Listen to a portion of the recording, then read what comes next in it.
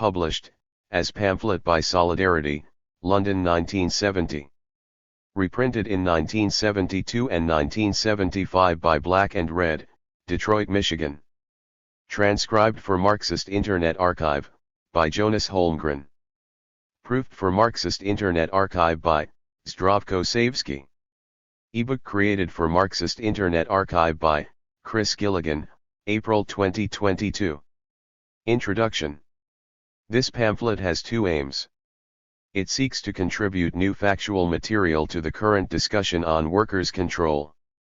And it attempts a new kind of analysis of the fate of the Russian Revolution. The two objectives, as will be shown, are interrelated.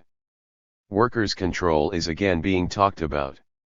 Nationalization, whether of the Western or Eastern variety, and the rule of the party of the working class, whether of the Eastern or Western variety, have manifestly failed. They have not satisfied the hopes and expectations of ordinary people, or given them any real say in determining the conditions under which they live. This has created new interest in the subject of workers' control and in ideas which, in a different context, were common currency at the beginning of the century. Today people as different as young liberals and labor lefts, tired trade union officials and Trotskyists of one kind or another, not to mention anarcho-syndicalists and libertarian Marxists, all talk about workers' control. This suggests one of two things. Either these people have common objectives, which seems unlikely, or the words serve to mask as much as they convey. We hope to dispel some of the confusion by recalling how, at a critical stage of history, the advocates of different conceptions of workers' control confronted one another, and by showing who won, why they won, and what the consequences were to be. This return to the historical roots of the controversy is not motivated by an addiction to archivism or by a partiality for the esoteric. The revolutionary movement in Britain, unlike that in several European countries, has never been much concerned with theory, preferring on the whole an empirical, suck it and see kind of approach. This may at times have helped it avoid becoming bogged down in the swamps of metaphysical speculation, but the overhead costs, in terms of clarity and consistency, have been heavy. Without a clear understanding of objectives and of the forces, including ideological forces, impeding advance, in short without a sense of history, the revolutionary struggle tends to become all movement and no direction. Without clear perspectives, revolutionaries tend to fall into traps, or be diverted into blind alleys, which, with a little knowledge of their own past, they could easily have avoided. The confusion about workers' control, at least in Britain, is partly terminological. In the British movement, and to a lesser extent in the English language, a clear-cut distinction is seldom made between control and management, functions which may occasionally overlap but are usually quite distinct. In French, Spanish, or Russian political literature, two separate terms, control and gestion, control and garantia, kontrolaya and upravilnaya, refer respectively to partial or total domination of the producers over the productive process. A moment's reflection will make it obvious why one must make this distinction. Two possible situations come to mind. In one, the working class, the collective producer, takes all the fundamental decisions. It does so directly, through organisms of its own choice with which it identifies itself completely or which it feels it can totally dominate, factory committees, workers' councils, etc. These bodies, composed of elected and revocable delegates, probably feed rate on a regional and national basis. They decide, allowing the maximum possible autonomy for local units, what to produce, how to produce it, at what cost to produce it, at whose cost to produce it. The other possible situation is one in which these fundamental decisions are taken elsewhere, from the outside, i.e. by the state, by the party, or by some other organism without deep and direct roots in the productive process itself. The separation of the producers from the means of production, the basis of all class society, is maintained. The oppressive effects of this type of arrangement soon manifest themselves. This happens whatever the revolutionary good intentions of the agency in question, and whatever provisions it may, or may not, make for policy decisions to be submitted from time to time for ratification or amendment. There are words to describe these two states of affairs. To manage is to initiate the decisions oneself, as a sovereign person or collectivity, in full knowledge of all the relevant facts. To control is to supervise, inspect, or check decisions initiated by others. Control implies a limitation of sovereignty or, at best, a state of duality of power, wherein some people determine the objectives while others see that the appropriate means are used to achieve them. Historically, controversies about workers' control have tended to break out precisely in such conditions of economic dual power. Like all forms of dual power, economic dual power is essentially unstable. It will evolve into a consolidation of bureaucratic power, with the working class exerting less and less of the control. Or it will evolve into workers' management, with the working class taking over all managerial functions. Since 1961, when Solidarity started advocating workers' management of production, others have begun to call for workers' direct control, workers' full control, etc. So many tacit admissions of the inadequacy, or at least ambiguity, of previous formulations. It would be a short-sighted view to see in all this a question of linguistic purism, a terminological or doctrinal quibble. We have to pay a ransom to both the past and the present. We have not appeared on the political scene from nowhere. We are part of a revolutionary libertarian tradition for whom these concepts had deep significance. And we are not living in a political vacuum. We are living in a specific historical context, in which a constant struggle is taking place. In this struggle the conflicting interests of different social strata, bourgeoisie, bureaucracy, and proletariat, are expressed in different types of demands, more or less clearly formulated. Different ideas about control and management figure prominently in these controversies. Unlike Humpty Dumpty, we cannot make words mean exactly what we choose. The revolutionary movement itself, moreover, is one of the forces on this social arena. Whether we like it or not, and whether it fully appreciates it or not, most of the revolutionary movement is impregnated with the ethos, traditions, and organizational conceptions of Bolshevism.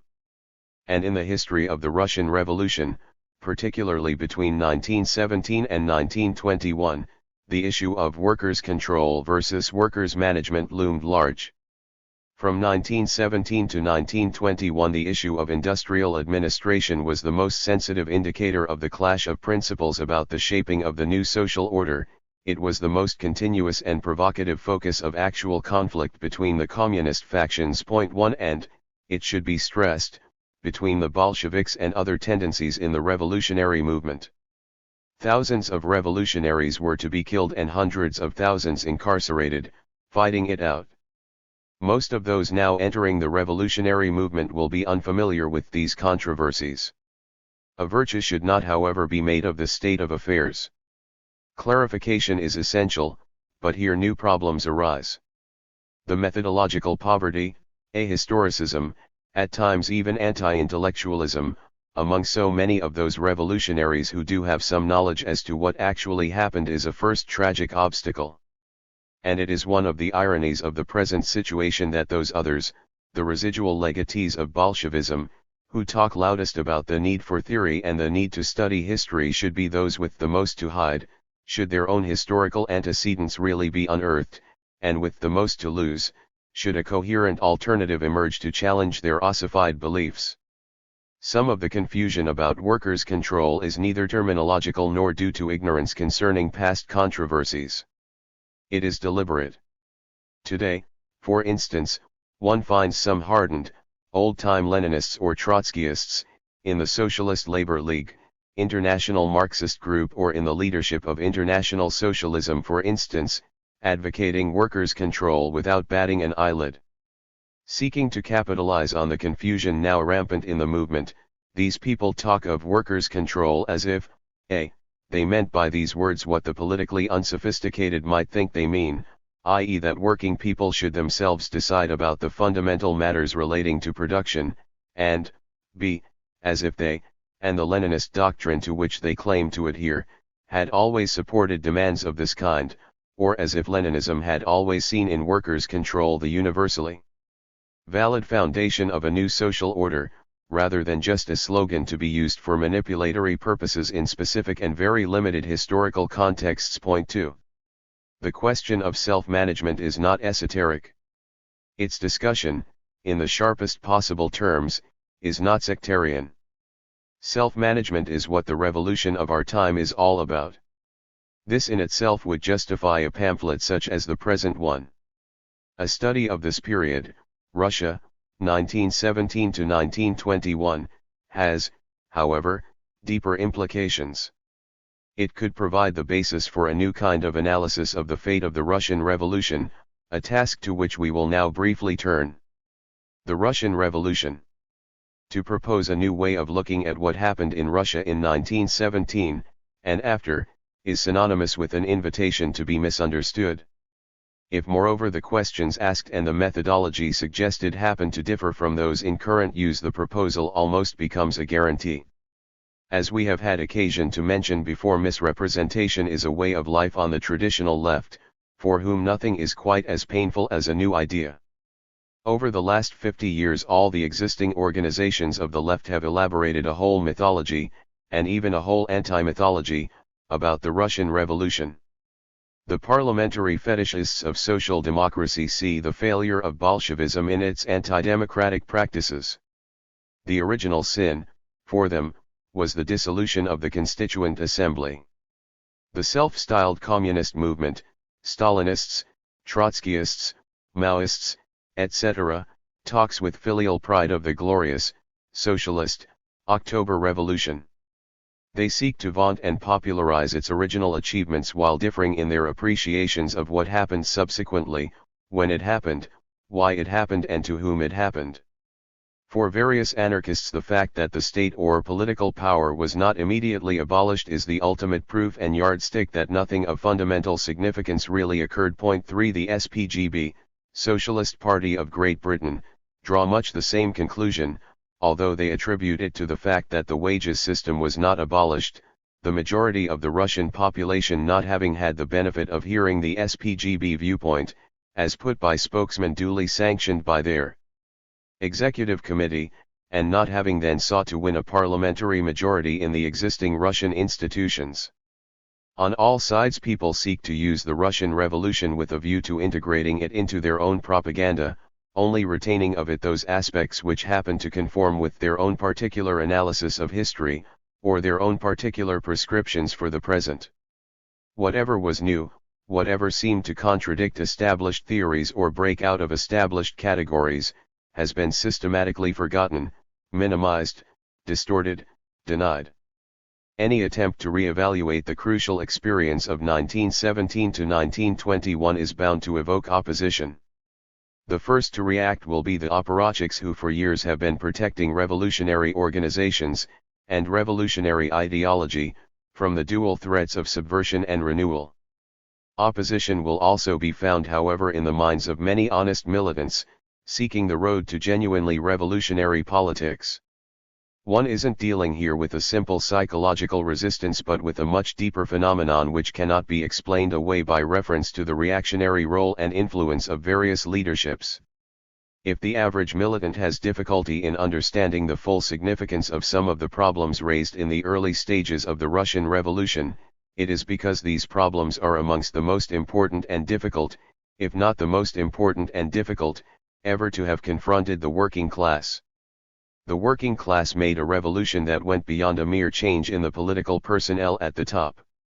It was able to expropriate the former owners of the means of production, thereby profoundly altering the existing property relations. But to what extent was it able to go beyond even this? To what extent was it able, or prepared, to revolutionize the relations of production? Was it willing to destroy the authority structure which the relations of production embody and perpetuate in all class societies?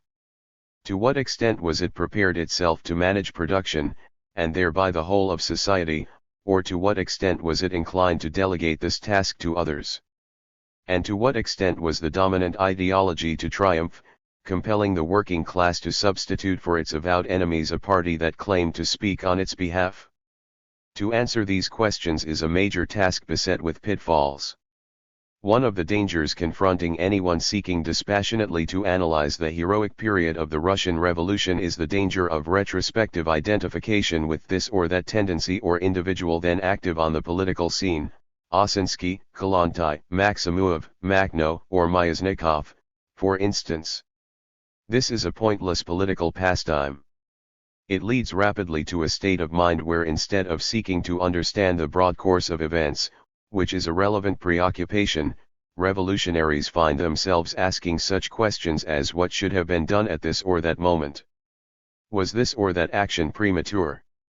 Who was right at this or that Congress? Etc. We hope to have avoided the snare.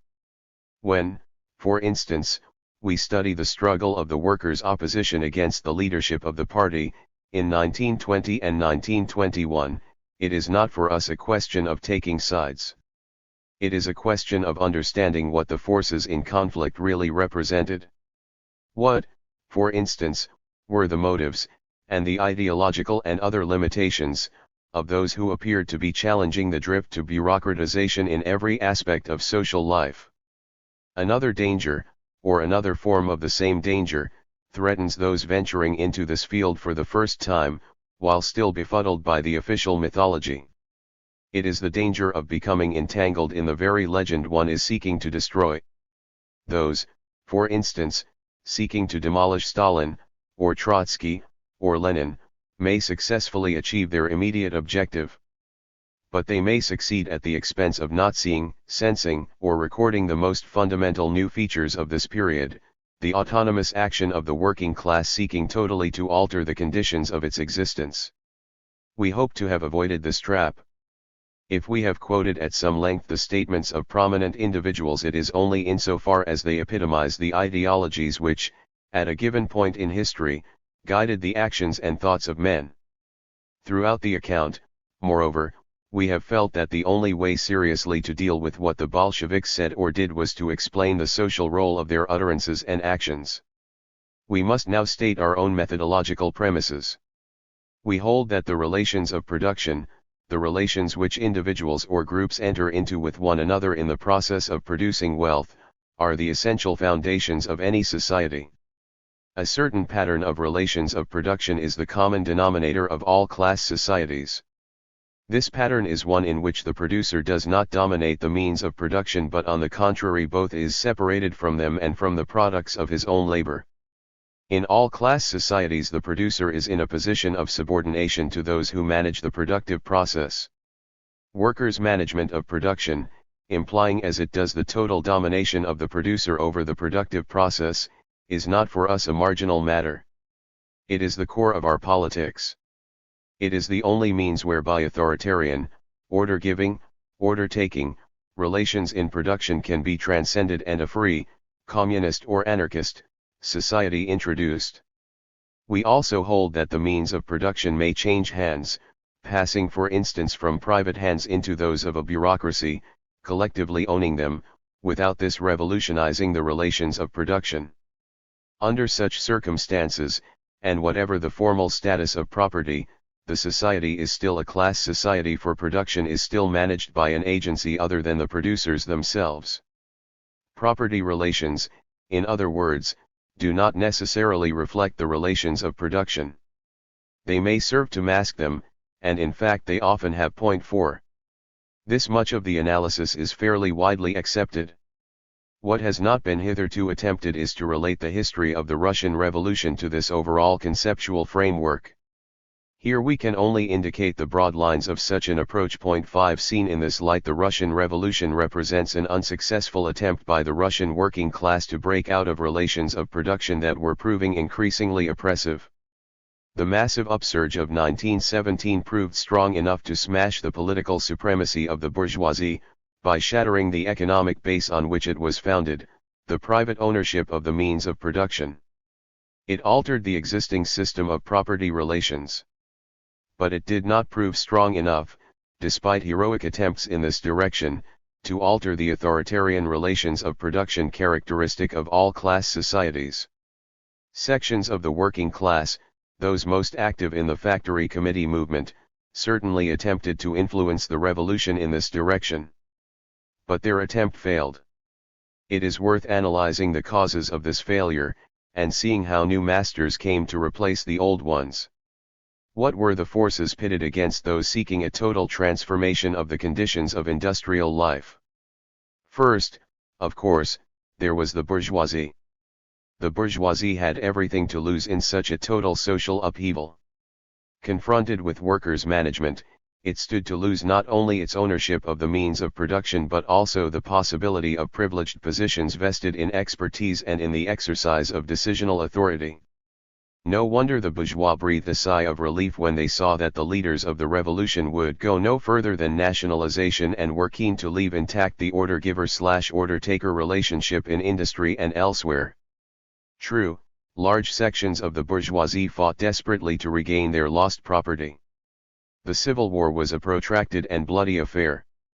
But thousands of those who, through custom and culture, were more or less closely attached to the expropriated bourgeoisie were very soon offered the opportunity to re-enter the revolutionary stronghold, by the back door as it were, and to resume their role as managers of the labor process in the workers' state.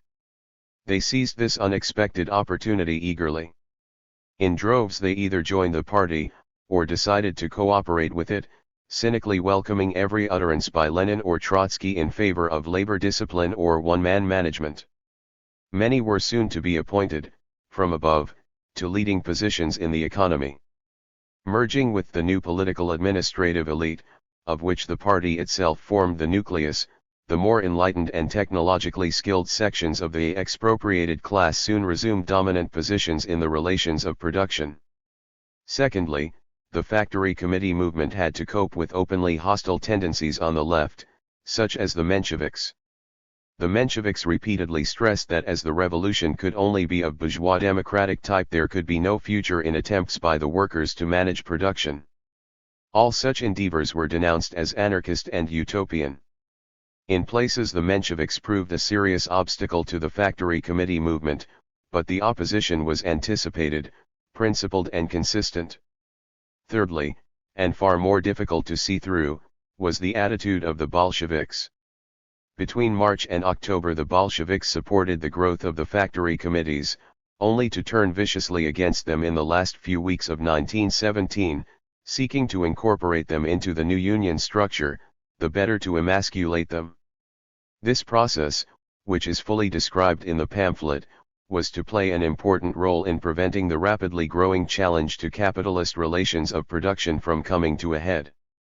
Instead, the Bolsheviks canalized the energies released between March and October into a successful onslaught against the political power of the bourgeoisie, and against the property relations on which that power was based. At this level the revolution was successful. But the Bolsheviks were also successful in restoring law and order in industry, a law and order that reconsolidated the authoritarian relations in production, which for a brief period had been seriously shaken. Why did the party act in this manner? To answer this question would require a much fuller analysis of the Bolshevik party and of its relation to the Russian working class than we can here attempt. Again, one would have to steer clear both of mythology, the great Bolshevik party, the weapon forged by Lenin, the spearhead of the revolution, etc., and of anti-mythology, the party as the embodiment of totalitarianism, militarism, bureaucracy, etc., seeking constantly to understand rather than to rant or rave. At the superficial level, both the party's ideology and its practice were firmly rooted in the specific historical circumstances of Tsarist Russia, in the first decade of this century. Illegality and persecution partly explain, although they do not justify, the party's organizational structure and its conception of its relationship to the class. 6 What is more difficult to understand is the naivete of the Bolshevik leaders, who don't seem to have appreciated the effects that this type of organization and this type of relationship to the class would inevitably have on the subsequent history of the party. Writing of the early history of the party, no lesser an exponent of Bolshevik orthodoxy than Trotsky was to state, the habits peculiar to a political machine were already forming in the underground. The young revolutionary bureaucrat was already emerging as a type. The conditions of conspiracy, true enough, offered rather meager scope for such formalities of democracy as elections, accountability, and control. Yet undoubtedly the committee men narrowed these limitations considerably more than necessity demanded.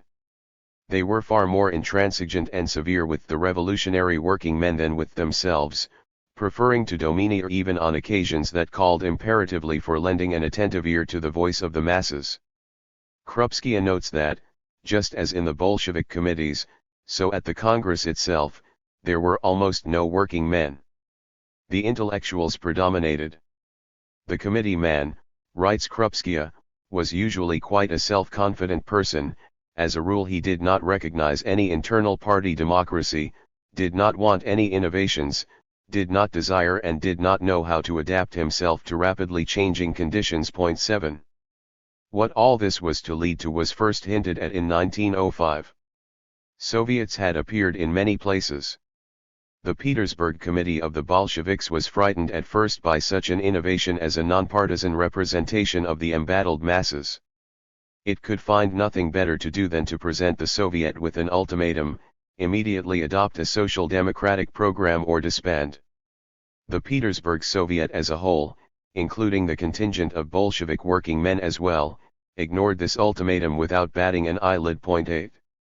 Brouet, one of the more sophisticated apologists of Bolshevism, was to write that those in the Bolshevik party who were the most favorable to the Soviets only saw in them, in the best of cases, auxiliaries for the party. Only belatedly did the party discover the role it could play in the Soviets, and the interest that the Soviets presented for increasing the party's influence with a view to leading the masses. 9. The problem is put here in a nutshell. The Bolshevik cadres saw their role as the leadership of the revolution. Any movement not initiated by them or independent of their control could only evoke their suspicion. It has often been said that the Bolsheviks were surprised by the creation of the Soviets. This euphemism should not mislead us. The reaction of the Bolsheviks was of far deeper significance than mere surprise. It reflected a whole concept of revolutionary struggle, a whole concept of the relationship between workers and revolutionaries. The action of the Russian masses themselves, as far back as 1905, was already to condemn these attitudes as outdated. This separation between the Bolsheviks and the masses was to be revealed repeatedly during 1917. It was first witnessed during the February Revolution, again at the time of the April Theses, and later still at the time of the July Days. 11. It has repeatedly been admitted that the party made mistakes both in 1905 and in 1917. But this explanation explains nothing. What one should be asking is what made these mistakes possible. And one can answer only if one understands the type of work undertaken by the party cadres, from the creation of the party right up to the time of the revolution. The party leaders, from those on the Central Committee down to those in charge of local groups, had been placed, through the combined effects of the conditions of the struggle against Tsarism and of their own organizational conceptions, in a situation which allowed them only tenuous links with the real workers' movement. A worker agitator, wrote Lenin, who shows any talent and is at all promising should not work in the factory. We must see to it that he lives on party support, and goes over to an underground status. 12. No wonder the few Bolshevik cadres of working class origin soon lost real contacts with the class. The Bolshevik party was torn by a contradiction which helps explain its attitude before and after 1917. Its strength lay in the advanced workers who supported it. There is no doubt that this support was at times widespread and genuine. But these workers could not control the party. The leadership was firmly in the hands of professional revolutionaries. In a sense this was inevitable. A clandestine press and the dissemination of propaganda could only be kept going regularly by militants constantly on the move and at times compelled to seek refuge overseas. A worker could only become a Bolshevik cadre on condition he ceased work and placed himself at the disposal of the party, which would then send him on special missions, to this or that town. The apparatus of the party was in the hands of revolutionary specialists. The contradiction was that the real living forces that provided the strength of the party could not control it. As an institution, the party totally eluded control by the Russian working class. The problems encountered by the Russian Revolution after 1917 did not bring about this contradiction, they only served to exacerbate it. The attitude of the party in 1917 and after are products of its history. This is what rendered so futile most of the attempts made within the party by various oppositions between 1918 and 1921. They failed to perceive that a given ideological premise, the preordained hegemony of the party, led necessarily to certain conclusions in practice. But even this is probably not taking the analysis far enough. At an even deeper level, the very conception of this kind of organization and this kind of relationship to the mass movement reflect the unrecognized influence of bourgeois ideology, even on the minds of those who were relentlessly seeking to overthrow bourgeois society. The concept that society must necessarily be divided into leaders and led, the notion that there are some born to rule while others cannot really develop beyond a certain stage have from time immemorial been the tacit assumptions of every ruling class in history. For even the Bolsheviks to accept them shows how correct Marx was when he proclaimed that the ruling ideas of each epoch are the ideas of its ruling class. Confronted with an efficient, tightly knit organization of this kind, built on ideas of this kind, it is scarcely surprising that the emerging factory committees were unable to carry the revolution to completion. The final difficulty confronting the committees was inherent in the committee movement itself. Although certain individuals showed extraordinary lucidity, and although the committee movement represents the highest manifestation of the class struggle achieved in 1917, the movement as a whole was unable to understand what was happening to it and to offer any serious resistance. It did not succeed in generalizing its experience, and the record it left is, unfortunately, very fragmentary. Unable to proclaim its own objectives, workers' self-management, in clear and positive terms, it was inevitable that others would step into the vacuum. With the bourgeoisie in full disintegration, and the working class as yet insufficiently strong or conscious to impose its own solutions to the problems tearing society apart, the triumphs of Bolshevism and of the bureaucracy were both inevitable. An analysis of the Russian Revolution shows that in allowing a specific group, separate from the workers themselves, to take over the function of managing production, the working class loses all possibility of even controlling the means of producing wealth. The separation of productive labor from the means of production results in an exploiting society. Moreover, when institutions such as the Soviets could no longer be influenced by ordinary workers, the regime could no longer be called a Soviet regime. By no stretch of the imagination could it still be taken to reflect the interests of the working class. The basic question, who manages production after the overthrow of the bourgeoisie, should therefore now become the center of any serious discussion about socialism. Today the old equation, liquidation of the bourgeoisie equals workers' state, popularized by countless Leninists, Stalinists, and Trotskyists, is just not good enough. In 1917 the Russian workers created organs, factory committees and Soviets, that might have ensured the management of society by the workers themselves. But the Soviets passed into the hands of Bolshevik functionaries. A state apparatus, separate from the masses, was rapidly reconstituted. The Russian workers did not succeed in creating new institutions through which they would have managed both industry and social life. This task was therefore taken over by someone else, by a group whose specific task it became. The bureaucracy organized the work process in a country of whose political institutions it was also master. All this necessitates a serious re-evaluation of several basic concepts. Workers' power cannot be identified or equated with the power of the party, as it repeatedly was by the Bolsheviks. In the words of Rosa Luxemburg, workers' power must be implemented by the class, not by a minority, managing things in the name of the class. It must emanate from the active involvement of the masses, remain under their direct influence, be submitted to control by the entire population, result from the increasing political awareness of the people. As for the concept of taking power, it cannot mean a semi-military putsch, carried out by a minority, as it obviously does for so many who still seem to be living in the Petrograd of 1917. Nor can it only mean the defense, however necessary, of what the working class has won against attempts by the bourgeoisie to win it back. What taking power really implies is that the vast majority of the working class at last realizes its ability to manage both production and society, and organizes to this end. This text is in no sense an economic history of Russia between 1917 and 1921. It is, at best, a selective industrial chronology. In most instances the facts speak for themselves. In a few places, we have taken the opportunity of describing our own views, particularly when we felt that all the protagonists in the great historical debates were wrong, or trapped in a system of ideas that prevented them from appreciating the real significance of what was happening. Events such as the stages of the Civil War are only mentioned in order to place various controversies in context, and to nail once and for all the allegation that many of the measures described were taken as a result of the Civil War.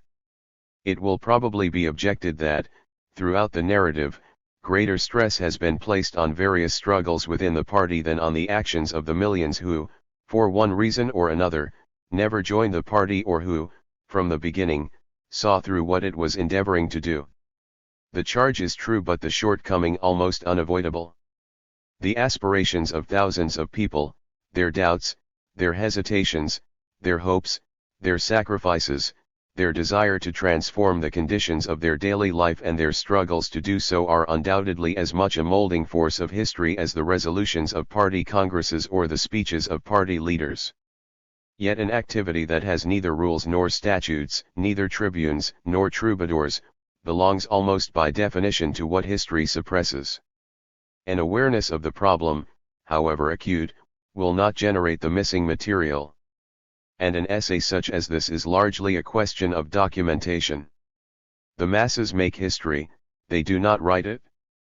And those who do write it are nearly always more concerned with ancestor worship and retrospective justification than with a balanced presentation of the facts. Other charges will also be made. The quotations from Lenin and Trotsky will not be denied, but it will be stated that they are selective and that other things, too, were said. Again, we plead guilty. But we would stress that there are hagiographers enough in the trade whose objectivity, like Deutschers for instance, is but a cloak for sophisticated apologetics. There is moreover another reason for unearthing this material.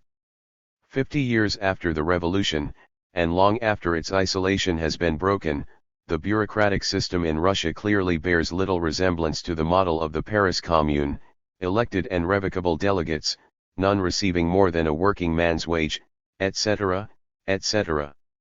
In fact, Russia's social structure has scarcely any anticipation in the whole corpus of Marxist theory.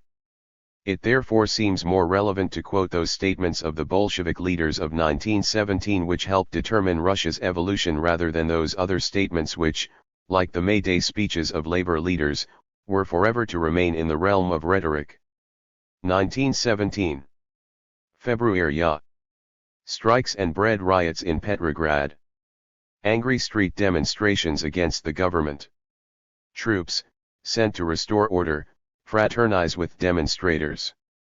Soviets reappear in several cities, for the first time since 1905. February 27. Abdication of Nicholas II. Formation of provisional government, Prince Lvov as Prime Minister. March. Factory and shop committees won, workers' councils and councils of elders appear in every major industrial center of European Russia. From the onset, their demands are not limited to wages or hours but challenge many managerial prerogatives. In several instances factory committees were set up because the previous owners or managers had disappeared during the February turmoil. Most of those who later drifted back were allowed to resume their positions, but had to accept the factory committees. The proletariat, wrote Pankratova, be without legislative sanction, started simultaneously to create all its organizations, Soviets of workers' deputies, trade unions, and factory committees. To a tremendous working class pressure was developing all over Russia. March 10. First formal capitulation by a significant body of employers. Agreement signed between Executive Committee of the Petrograd Soviet and Petrograd Manufacturers Association, granting the 8-hour day in some enterprises and recognizing some of the committees. Most other employers refused to follow suit. For instance, on March 14 the Committee for Commerce and Industry declared that the question of the 8-hour day cannot be resolved by reciprocal agreement between workers and employers, because it is a matter of state importance. The first major fight of the factory committees took place on this issue. The 8-hour day was soon imposed in Petrograd, either with the reluctant consent of the employers or unilaterally by the workers. The recognition of the factory committees proved much more difficult to impose, both employers and state recognizing the threat to them inherent in this form of organization. April 2, Exploratory Conference of Factory Committees of Petrograd War Industries. Convened on the initiative of the workers of the Artillery Department. This conference was to proclaim what were, at that time, the most advanced terms of reference for any factory committee. Paragraphs 5 to 7 of the proclamation stipulated: from the factory committee should emanate all instructions concerning internal factory organization, i.e. instructions concerning such matters as hours of work, wages, hiring and firing, holidays, etc. The factory manager to be kept notified. The whole administrative personnel, management at all levels and technicians, is taken on with the consent of the factory committee, which has to notify the workers of its decisions at mass meetings of the whole factory or through shop committees. The factory committee controls managerial activity in the administrative, economic, and technical fields. Representatives of the factory committee must be provided, for information, with all official documents of the management, production budgets, and details of all items entering or leaving the factory. 3. April 7. Publication of April Theses, shortly after Lenin had returned to Petrograd from abroad. Only reference to workers' control is in Thesis 8, our immediate task shall not be the introduction of socialism but to bring social production and distribution of products, under the control of the Soviet of Workers' Deputies. April 23. The new government had to make some verbal concessions. It passed a law partially recognizing the committees but carefully restricting their influence. All the key issues were left to the mutual agreement of the parties concerned. In other words, there was no statutory obligation on the employers to deal directly with the committees. The workers, however, showed little concern about the provisions of the law. They commented, in their own fashion, on the law of April 23. They determined their own terms of reference, in each factory, steadily expanding their prerogatives, and decided on what their representatives might do, according to the relation of forces in each particular instance. Point 4. Lenin writes, such measures as the nationalization of the land and of the banks and syndicates of capitalists, or at least the immediate establishment of the control of the Soviets of Workers' Deputies over them, measures which do not in any way imply the introduction of socialism, must be absolutely insisted on and whenever possible introduced by revolutionary means. Such measures were entirely feasible economically, and without them it would be impossible to heal the wounds of the war and prevent the impending collapse. Point 5. To Lenin's basic ideas of workers' control as a curb on the capitalists and a means of preventing collapse, a third was soon to be added which recurs in much of Lenin's writing of this period. It is the concept of workers' control as a prelude to nationalization. For instance, we must at once prepare the Soviets of Workers' Deputies, the Soviet of Deputies of Bank Employees, etc., to proceed to the adoption of feasible and practicable measures for the merging of all the banks into one single national bank, to be followed by the establishment of the control of the Soviets of Workers' Deputies over the banks and syndicates, and then by their nationalization. Point 6. May. More and more employers were having to cope with factory committees. The bourgeois press launched a massive campaign against the 8-hour day and the committees, trying to smear the workers in the eyes of the soldiers as lazy, greedy, good-for-nothings, leading the country to ruin through their excessive demands. The workers' press patiently explains the real causes of industrial stagnation and the real conditions of working-class life. At the invitation of various factory committees, army delegates were sent to verify conditions at the rear. Then they publicly testified as to the truth of what the workers were saying. May 17. In Pravda, Lenin explicitly endorses the slogan of workers' control, declaring that the workers must demand the immediate realization of control, in fact, and without fail, by the workers themselves. 7. May 20. Lenin produces draft for a new party program. The party fights for a more democratic workers' and peasants' republic, in which the police and standing army will be completely abolished and replaced by the universally armed people, by a universal militia. All official persons will not only be elected but also subject to recall at any time upon the demand of a majority of the electors. All official persons, without exception, will be paid at a rate not exceeding the average wage of a competent worker. At the same time, Lenin calls for the unconditional participation by emphasis of the workers in the control of the affairs of the trusts, which could be brought about by a decree requiring but a single day to draft. 8. The concept that workers' participation should be introduced by legislative means, i.e. from above, clearly has an illustrious ancestry. May 29. Kharkov Conference of Factory Committees. In certain respects the provinces were in advance of Petrograd and Moscow.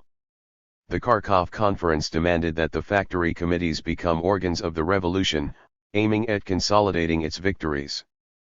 The factory committees must take over production, protect it, develop it.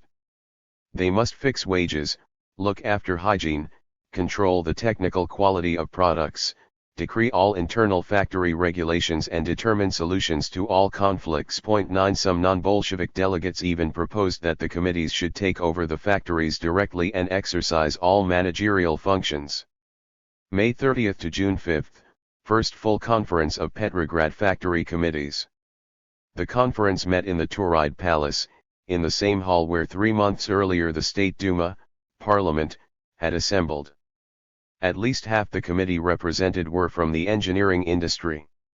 The long and flowery speeches of the bourgeois parliamentarians had given way to the sincere, simple, and usually concise contributions of deputies who had just left their tools or their machines, to express for the first time in public their humiliations, their class needs and their needs as human beings. 10. Bolshevik delegates were in a majority. Although most of their contributions centered on the need to introduce workers' control as a means of restoring order and maintaining production, other viewpoints were also voiced.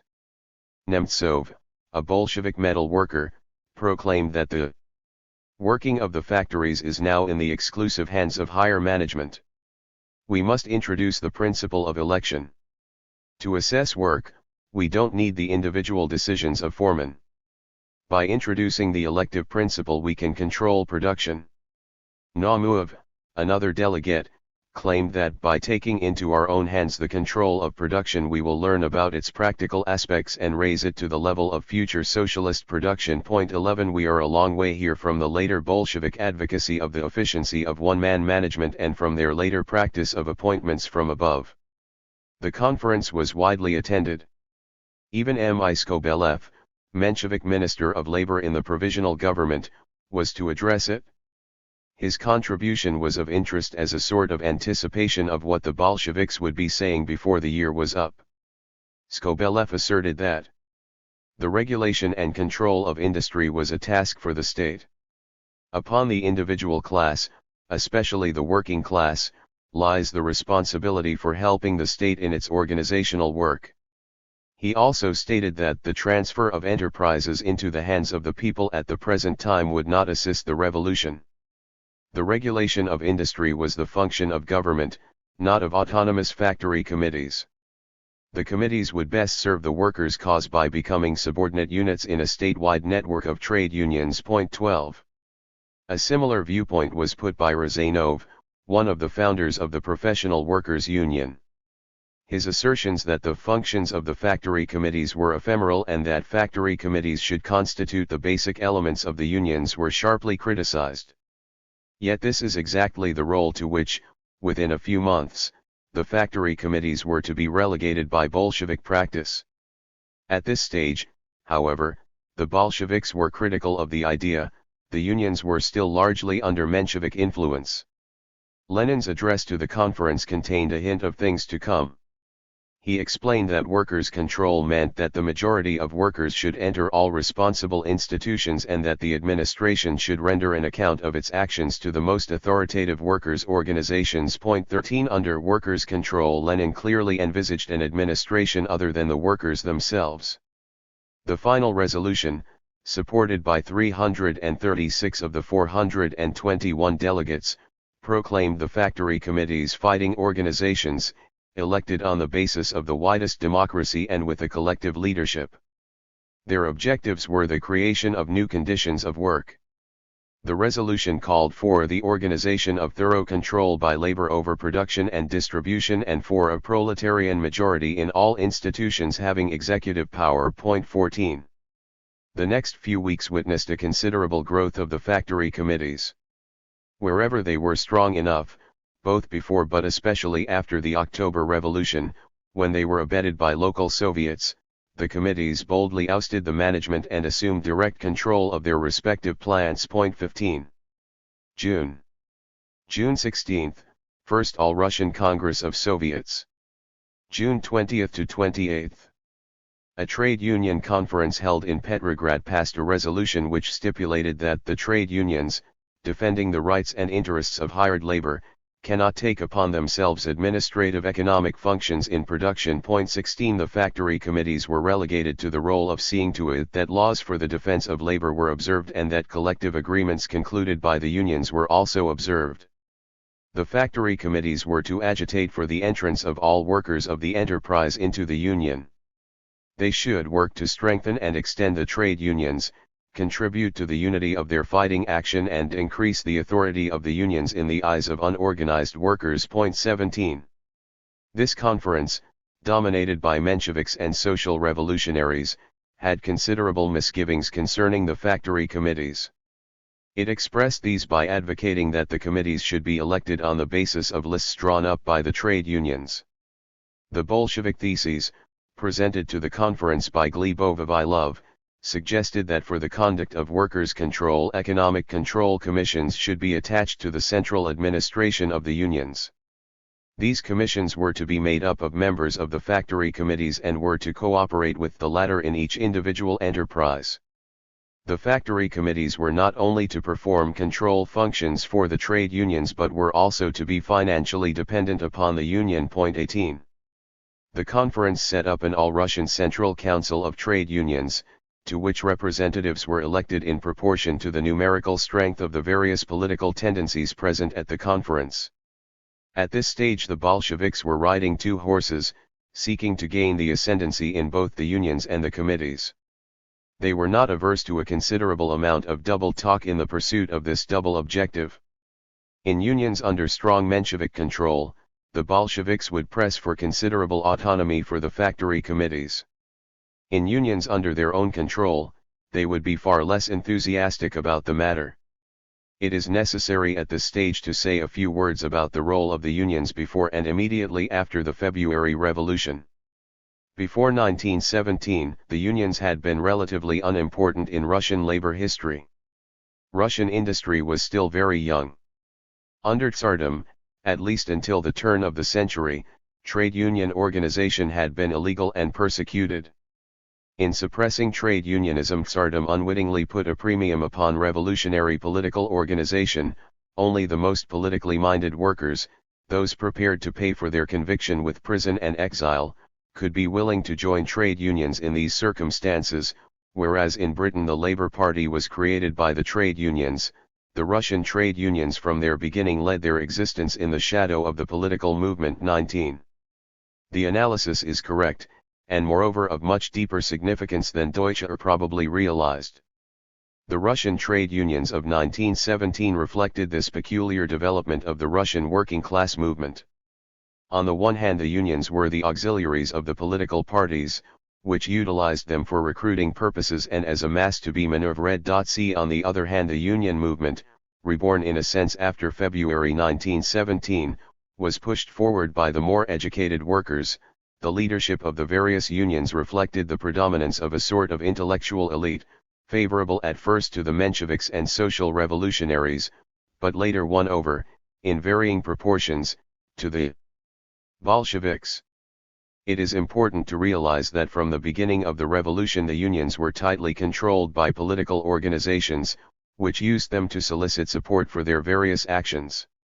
This explains the ease with which the party was able, at a later date, to manipulate the unions. It also helps one understand the fact that the unions, and their problems, were often to prove the battleground on which political differences between the party leaders were again and again to be fought out. Taken in conjunction with the fact that the party's whole previous development, including its tightly centralized structure and hierarchical organizational conceptions, had tended to separate it from the working class, one can understand how heavily the cards were stacked against any autonomous expression or even voicing of working class aspirations. In a sense these found a freer expression in the Soviets than in either the party or the trade unions. Be that as it may, trade union membership increased rapidly after February, workers taking advantage of their newly won freedom. During the first months of 1917 union membership rose from a few scores of thousands to 1.5 million, but the practical role of the trade unions did not correspond to their numerical strength. In 1917 strikes never assumed the scale and power they had in 1905, the economic ruin of Russia, the galloping inflation, the scarcity of consumers' goods, and so on, made normal bread and butter struggle look unreal. In addition, the threat of mobilization hung over would-be strikers. The working class was in no mood to strive for limited economic advantage and partial reforms. The entire social order of Russia was at stake. 20 June-July.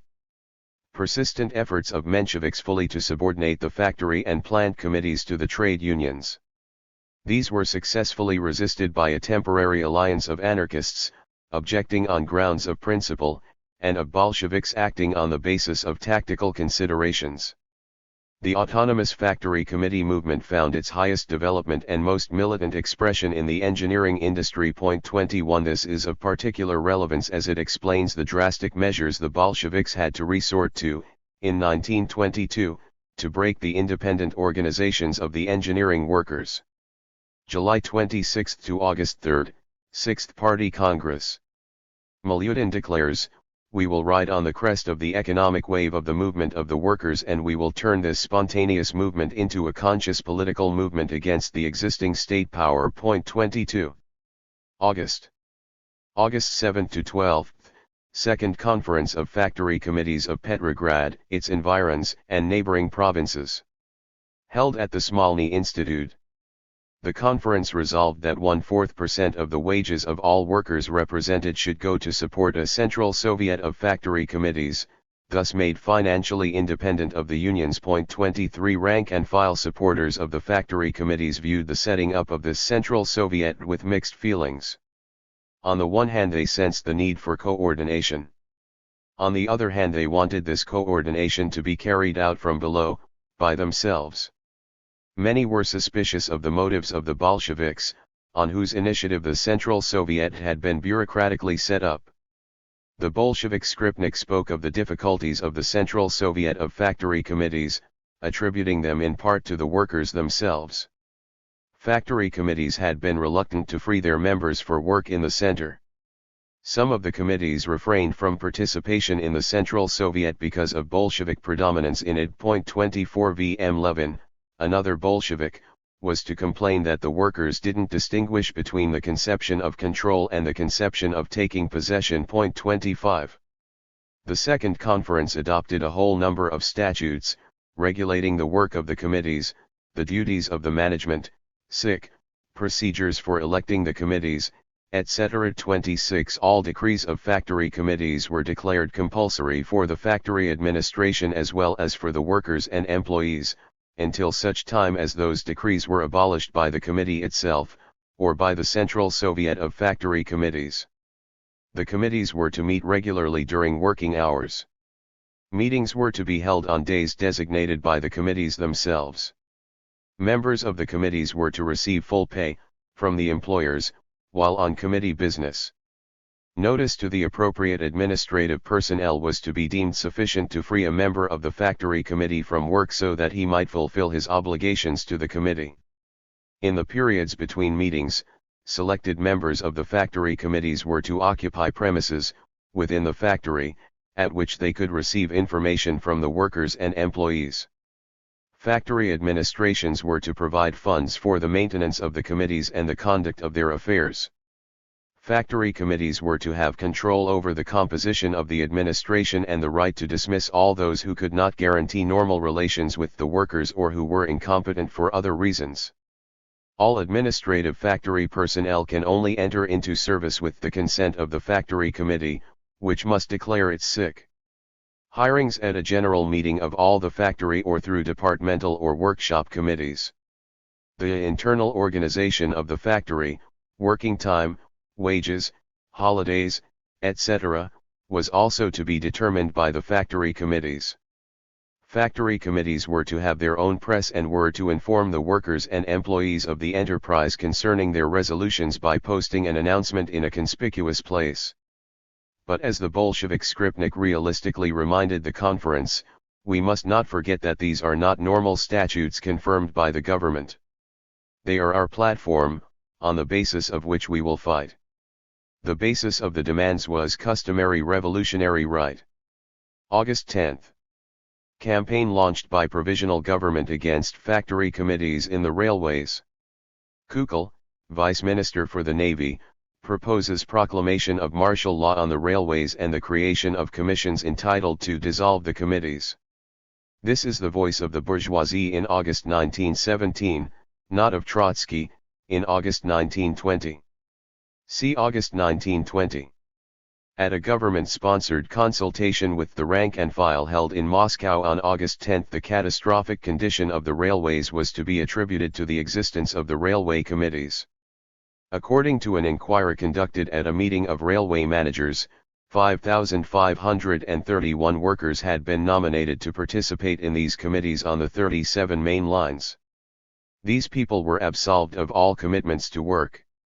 On the basis of an average minimum of 2,000 rubles, this little business was costing the government 11 million rubles. And this only concerned 37 of the 60 main lines, 27. At about the same time Struve, a well-known bourgeois ideologist and economist, was writing that just as in the military field the elimination of officers by soldiers leads to the destruction of the army, because it implies a legalization of revolt incompatible with the very existence of the army, so in the economic field, the substitution of managerial power by workers' management implies the destruction of normal economic order and life in the enterprises. 28. A little later in the month a conference of employers was held in Petrograd. It set up a union of employers' associations. The main function of the new organization was described by its president Bimanov as the elimination of interference by the factory committees in what are managerial functions. August 11. First issue of Golos Truda, published in Russia under banner of the Union of Anarcho-Syndicalist Propaganda. August 25. Golos Truda, in a famous article headed Questions of the Hour, wrote: "We say to the Russian workers, peasants, soldiers, revolutionists, above all, continue the revolution. Continue to organize yourselves solidly and to unite your new organizations, your communes, your unions, your committees, your Soviets. Continue, with firmness and perseverance, always and everywhere to participate more and more extensively and more effectively in the economic life of the country. Continue to take into your hands, that is into the hands of your organizations, all the raw materials and all the instruments indispensable to your labor. Continue the revolution. Do not hesitate to face the solution of the burning questions of the present. Create everywhere the necessary organizations to achieve these solutions. Peasants, take the land and put it at the disposal of your committees. Workers, proceed to put in the hands of and at the disposal of your own social organizations, everywhere on the spot, the mines and the subsoil, the enterprises and the establishments of all sorts, the works and factories, the workshops and the machines." A little later, issue number 15 of the same paper urged its readers to begin immediately to organize the social and economic life of the country on new bases. Then a sort of dictatorship of labor will begin to be achieved, easily and in a natural manner. And the people would learn, little by little, to do it. During this period there were a number of important strikes: tannery and textile workers in Moscow, engineering workers in Petrograd, petrol workers in Baku, miners in the Donbas. There was a common feature to these struggles: the employers were prepared to make concessions through increased wages but categorically refused to recognize any rights to the factory committees. The workers in struggle were prepared to fight to the bitter end, not so much on the question of wage increases as on the question of the recognition of their factory organizations. 29. One of the main demands was the transfer to the committees of the rights of hiring and firing. The inadequacies of the law of April 23 were by now widely realized. Demands for the Soviets to take the power were beginning to evoke an echo. During its struggle for a factory constitution, the working class had become aware of the need itself to manage production. 30. August 28. In response to an increasing campaign in the bourgeois journals against the factory committees and working class anarchism, the Menshevik Minister of Labor Skobelev issued his famous Circular No. 421 forbidding meetings of the factory committees during working hours, because of the need to devote every energy and every second to intensive work. The circular authorized management to deduct from wages time lost by workers in attending committee meetings.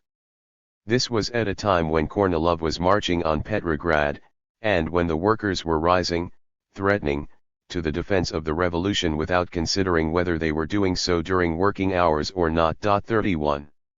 September. Bolshevik Party wins majorities in both Petrograd and Moscow Soviets.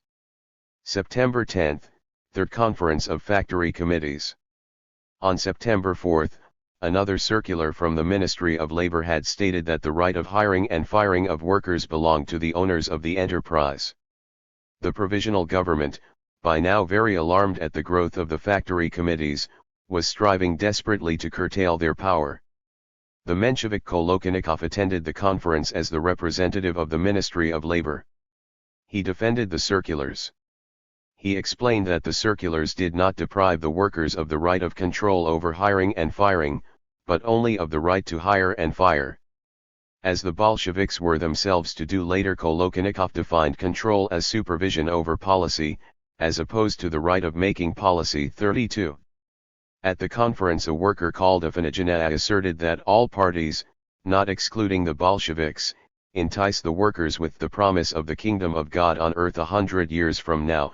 We don't need improvement in 100 years' time, but now, immediately. 33. The conference, which only lasted 2 sessions, decreed that it would seek the immediate abolition of the circulars. September 14. Meeting of the government-sponsored Democratic Conference. Emphasizing that the tasks of the factory committees were essentially different from those of the trade unions, the Bolsheviks requested 25 seats for the factory committees. The same number had been allocated by the government to the unions. September 26. Lenin writes, the Soviet government must immediately introduce throughout the state workers' control over production and distribution. Failing such control, famine and catastrophe of unprecedented dimensions threaten the country from week to week. 34. For several weeks the employers had been resorting to lockouts on an increasing scale in an attempt to break the power of the committees. Between March and August 1917, 586 enterprises employing over 100,000 workers had been closed down, 35 sometimes because of the lack of fuel or raw materials, but often as a deliberate attempt by the employers to evade the increasing power of the committees. One of the functions of workers' control was seen as putting an end to such practices.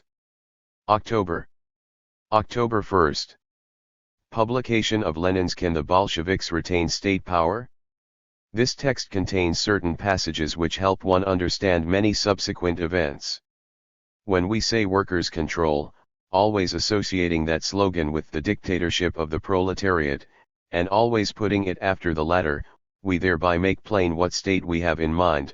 If it is a proletarian state we are referring to, i.e. the dictatorship of the proletariat, then workers' control can become a national, all-embracing, omnipresent, extremely precise, and extremely scrupulous accounting emphasis in original of the production and distribution of goods. In the same pamphlet Lenin defines the type of socialist apparatus, or framework, within which the function of accountancy, workers' control, will be exercised. Without big banks socialism would be impossible of realization. The big banks are a stable apparatus we need for the realization of socialism and which we shall take from capitalism ready-made. Our problem here is only to lop away that which capitalistically disfigures this otherwise excellent apparatus and to make it still bigger, still more democratic, still more comprehensive. A single huge state bank, with branches in every rural district and in every factory, that will already be 9/10 of a socialist apparatus. According to Lenin, this type of apparatus would allow general state bookkeeping, general state accounting of the production and distribution of goods, and would be something in the nature, so to speak, of the skeleton of a socialist society. 36. No one disputes the importance of keeping reliable records, but Lenin's identification of workers' control in a workers' state with the function of accountancy, i.e. checking the implementation of decisions taken by others, is extremely revealing. Nowhere in Lenin's writings is workers' control ever equated with fundamental decision-taking, i.e. with the initiation of decisions, relating to production, how much to produce, how to produce it, at what cost, at whose cost, etc. Other writings by Lenin in this period reiterate that one of the functions of workers' control is to prevent sabotage by the higher bureaucrats and functionaries. As for the higher employees, we shall have to treat them as we treat the capitalists, roughly. They, like the capitalists, will offer resistance. We may succeed with the help of workers' control in rendering such resistance impossible. 37. Lenin's notions of workers' control, as a means of preventing lockouts, and his repeated demands for the opening of the books, as a means of preventing economic sabotage, referred both to the immediate situation, and to the months which were to follow the revolution. He envisaged a period during which, in a workers' state, the bourgeoisie would still retain the formal ownership and effective management of most of the productive apparatus. The new state, in Lenin's estimation, would not be able immediately to take over the running of industry. There would be a transitional period during which the capitalists would be coerced into cooperation. Workers' control was seen as the instrument of this coercion. October 10, 4th Conference of Factory Committees of Petrograd and its environs. The main business on the agenda was the convocation of the first All-Russian Conference of Factory Committees. October 13. Golostruda calls for total workers' control, embracing all plant operations, real and not fictitious control, control over work rules, hiring and firing, hours and wages and the procedures of manufacture. Soviets and factory committees were appearing everywhere at a phenomenal rate. Their growth can be explained by the extremely radical nature of the tasks confronting the working class. Soviets and committees were far more closely associated with the realities of everyday life than were the unions. They therefore proved far more effective mouthpieces of fundamental popular aspirations. During this period intensive propaganda was conducted for libertarian ideas. Not a single newspaper was closed, not a single leaflet, pamphlet, or book confiscated, not a single rally or mass meeting forbidden. True, the government at that period was not averse to dealing severely with both anarchists and Bolsheviks. Kerensky threatened many times to burn them out with red-hot irons. But the government was powerless, because the revolution was in full swing. 38. As already pointed out, the Bolsheviks at this stage still supported the factory committees. They saw them as the battering ram that would deal blows to capitalism, organs of class struggle created by the working class on its own ground. 39. They also saw in the slogan of workers' control a means of undermining Menshevik influence in the unions. But the Bolsheviks were being carried along by a movement which was in many respects embarrassing to them, but which, as a main driving force of the revolution, they could not fail to endorse. 40. During the middle of 1917 Bolshevik support for the factory committees was such that the Mensheviks were to accuse them of abandoning Marxism in favor of anarchism. Actually, Lenin and his followers remained firm upholders of the Marxist conception of the centralized state. Their immediate objective, however, was not yet to set up the centralized proletarian dictatorship, but to decentralize as much as possible the bourgeois state and the bourgeois economy. This was a necessary condition for the success of the revolution. In the economic field, therefore, the Factory Committee, the organ on the spot, rather than the trade union, was the most potent and deadly instrument of upheaval. Thus the trade unions were relegated to the background. 41. This is perhaps the most explicit statement of why the Bolsheviks at this stage supported workers' control and its organizational vehicle, the factory committees. Today only the ignorant or those willing to be deceived can still kid themselves into believing that proletarian power, at the point of production, was ever a fundamental tenet or objective of Bolshevism. October 17 to 22, First All-Russian Conference of Factory Committees. Convened by Novy Put, New Path, a paper strongly colored with a new kind of anarcho-syndicalism, though no anarcho-syndicalists were on its staff. 42. According to later Bolshevik sources, of the 137 delegates attending the conference, there were 86 Bolsheviks, 22 social revolutionaries, 11 anarcho-syndicalists, 8 Mensheviks, 6 maximalists and 4 non-party. 43. The Bolsheviks were on the verge of seizing power, and their attitude to the factory committees was already beginning to change. Schmidt, future Commissar for Labor in Lenin's government, described what had happened in many areas. At the moment when the factory committees were formed, the trade unions actually did not yet exist. The factory committees filled the vacuum. 44.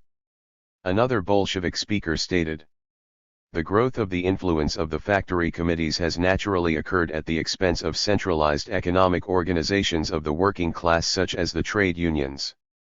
This of course is a highly abnormal development which has in practice led to very undesirable results." 45. A different viewpoint was stressed by a delegate from Odessa. He declared that the control commissions must not be mere checking commissions but must be the cells of the future, which even now are preparing for the transfer of production into the hands of the workers. 46. An anarchist speaker argued, "The trade unions wish to devour the factory committees.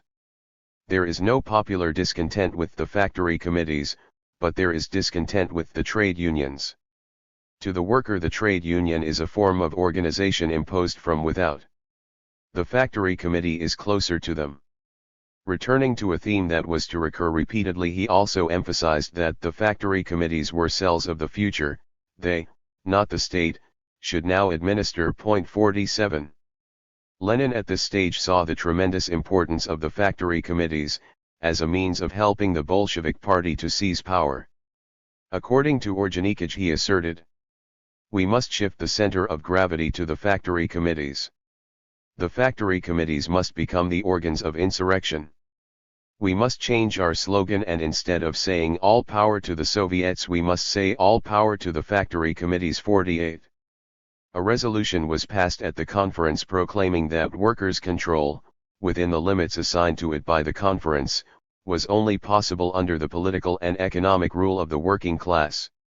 It warned against isolated and disorganized activities and pointed out that the seizure of factories by the workers and their operation for personal profit was incompatible with the aims of the proletariat. 49. October 25, overthrow of Kerensky's provisional government. October 25 to 7, Second All-Russian Congress of Soviets.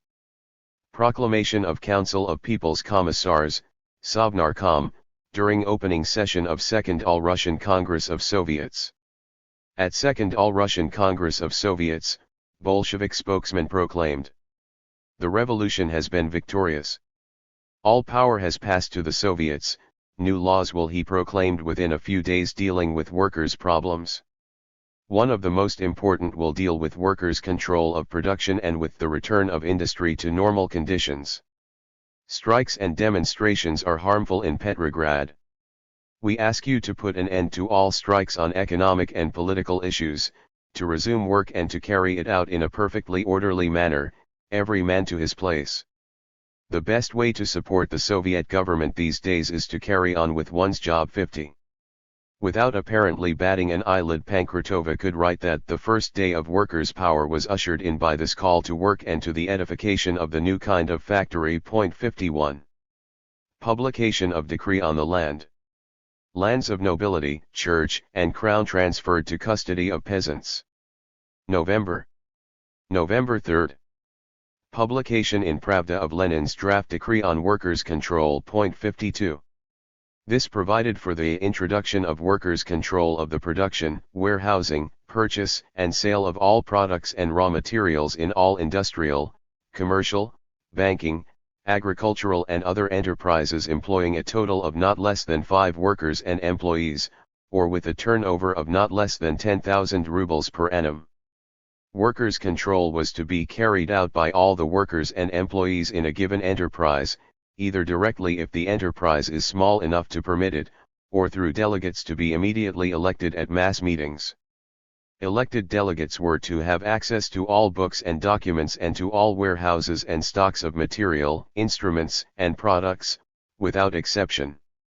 These excellent, and often quoted, provisions in fact only listed and legalized what had already been achieved and implemented in many places by the working class in the course of the struggles of the previous months. They were to be followed by 3 further provisions, of ominous import. It is amazing that these are not better known. In practice they were soon to nullify the positive features of the previous provisions.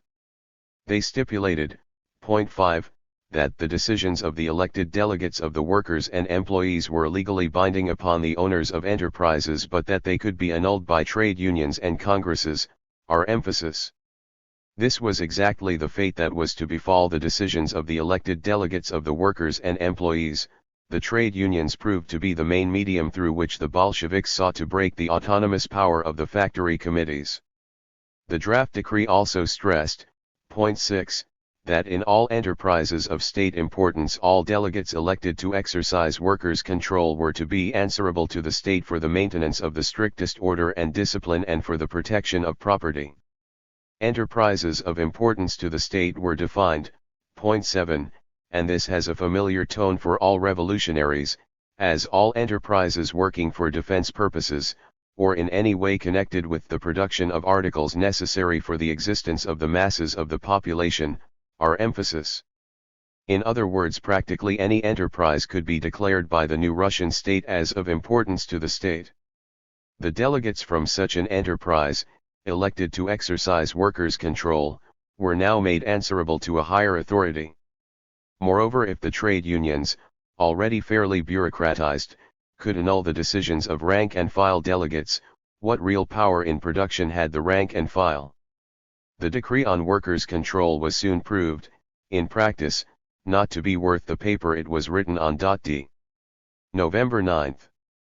Decree dissolving Soviet in the People's Commissariat of Posts and Telegraphs. 53. The concept of workers' control had spread even to the civil service. A Soviet of employees had taken control of the People's Commissariat of Posts and Telegraphs, and another had established itself in the Admiralty. On November 9 an appeal was issued by the People's Commissar for the Ministry, of Posts and Telegraphs, which concluded, I declare that no so-called initiatory groups or committees for the administration of the Department of Posts and Telegraphs can usurp the functions belonging to the central power and to me as People's Commissar. 54. November 14. Lenin expected his draft statutes on workers' control to be ratified, with only minor modifications, by the All-Russian Central Executive Committee of the Soviets, V.Ts.I.K, and by the Council of People's Commissars, Sovnarkom. In fact, his proposals were to give rise to heated discussion and to be criticized from both right and left. Lazovsky, a Bolshevik trade unionist, was to write. To us, it seemed that the basic control units should only act within limits rigorously determined by higher organs of control. But the comrades who were for the decentralization of workers' control were pressing for the independence and autonomy of these lower organs, because they felt that the masses themselves would incarnate the principle of control. 55. Lazovsky believed that the lower organs of control must confine their activities within the limits set by the instructions of the proposed All-Russian Council of Workers' Control. We must say it quite clearly and categorically, so that workers in various enterprises don't go away with the idea that the factories belong to them. Despite heated protests from the rank and file, and after nearly 2 weeks of controversy, a compromise was adopted in which the trade unions, now the unexpected champions of order, discipline, and centralized direction of production 56, had clearly won the upper hand. The new text was adopted by the All-Russian Central Executive Committee of the Soviets, V.Ts.I.K, on November 14, by 24 votes to 10, ratified by the Council of People's Commissars on November 15 and released the following day. Milutin, who presented the revised decree to the V.Ts.I.K, explained somewhat apologetically that life overtook us and that it had become urgently necessary to unite into one solid state apparatus, the workers' control, which was being operated on the spot. Legislation on workers' control, which should logically have fitted into the framework of an economic plan, had to precede legislation on the plan itself. Point 57. There could be no clearer recognition of the tremendous pressures from below and of the difficulties the Bolsheviks were experiencing in their attempts to canalize them. In the revised decree, Lenin's 8 original points had now increased to 14.58. The new decree started with the ingenious statement that, in the interests of a planned regulation of the national economy, the new government recognized the authority of workers' control throughout the economy. But there had to be a firm hierarchy of control organs. Factory committees would be allowed to remain the control organ of each individual enterprise. But each committee was to be responsible to a regional council of workers' control, subordinated in turn to an all-Russian council of workers' control. Point 59. The composition of these higher organs was decided by the party. The trade unions were massively represented in the middle and higher strata of this new pyramid of institutionalized workers' control. For instance, the All-Russian Council of Workers' Control was to consist of 21 representatives, 5 from the All-Russian Central Executive Committee of the Soviets, 5 from the executive of the All-Russian Council of Trade Unions, 5 from the Association of Engineers and Technicians, 2 from the Association of Agronomists, 2 from the Petrograd Trade Union Council, 1 from each All-Russian Trade Union Federation numbering fewer than 100,000 members, 2 for federations of over this number, and 5 from the All-Russian Council of Factory Committees. The factory committees, often under anarcho-syndicalist influence, had been well and truly cut down to size. Long gone were the days when Lenin had asserted the source of power is not a law previously discussed and passed by parliament, but the direct initiative of the masses from below, in their localities, Outreitseizure, to use a popular expression. Point 60. The very mention, however, in the decree of an all-Russian council of factory committees meant that side by side with the official structure of organs of workers' control, another structure was still present, almost inevitably antagonistic, the pyramid of organs representing the factory committees. It also shows that the factory committee movement was still seeking to coordinate its activities on a nationwide basis. Even this minor representation for the factory committees had been a tactical concession on Lenin's part, and events were soon to show that the leaders of the Russian government had no intention of accepting for long this potential threat to the hegemony of the party and of its supporters within the unions. The party got to work. Those who had paid most lip service to workers' control and purported to expand it were in fact engaged in a skillful attempt to make it orderly and innocuous by turning it into a large-scale, centralized, public institution. Point 61. Bolshevik propaganda, in later years, was constantly to reiterate the theme that the factory committees were not a suitable instrument for organizing production on a national scale. Deutsche, for instance, claims that, almost from their creation, the anarchic characteristics of the committees made themselves felt. Every factory committee aspired to have the last and final say on all matters affecting the factory, its output, its stocks of raw material, its conditions of work, etc., and paid little or no attention to the needs of industry as a whole. Point 62. Yet in the very next sentence Deutsche points out that a few weeks after the upheaval, the October Revolution, the factory committees attempted to form their own national organization, which was to secure their virtual economic dictatorship. The Bolsheviks now called upon the trade unions to render a special service to the nascent Soviet state and to discipline the factory committees. The unions came out firmly against the attempt of the factory committees to form a national organization of their own. They prevented the convocation of a planned all-Russian Congress of factory committees and demanded total subordination on the part of the committees. The essential precondition for the committees to have started tackling regional and national tasks was their federation on a regional and national basis. It is the height of hypocrisy for latter-day Bolsheviks to blame the committees of 1917–18 for showing only parochial preoccupations when the party itself was to do all in its power to prevent the committees from federating from below, in an autonomous manner. The Bolshevik-sponsored Central Soviet of Factory Committees was wound up, after the overthrow of the provisional government, as quickly as it had been set up. The Revolutionary Center of Factory Committees, a body of anarchist inspiration which had been going for several months, never succeeded in supplanting it, so many were the obstacles put in its path. Some comments are called for in relation to these developments. The disorganization created by the war and by the resistance of the employing class, manifested as sabotage or desertion of their enterprises, clearly made it imperative to minimize and if possible eliminate unnecessary struggles, between factory committees, such as struggles for scanty fuel or raw materials. There was clearly a need to coordinate the activity of the committees on a vast scale, a need of which many who had been most active in the committee movement were well aware.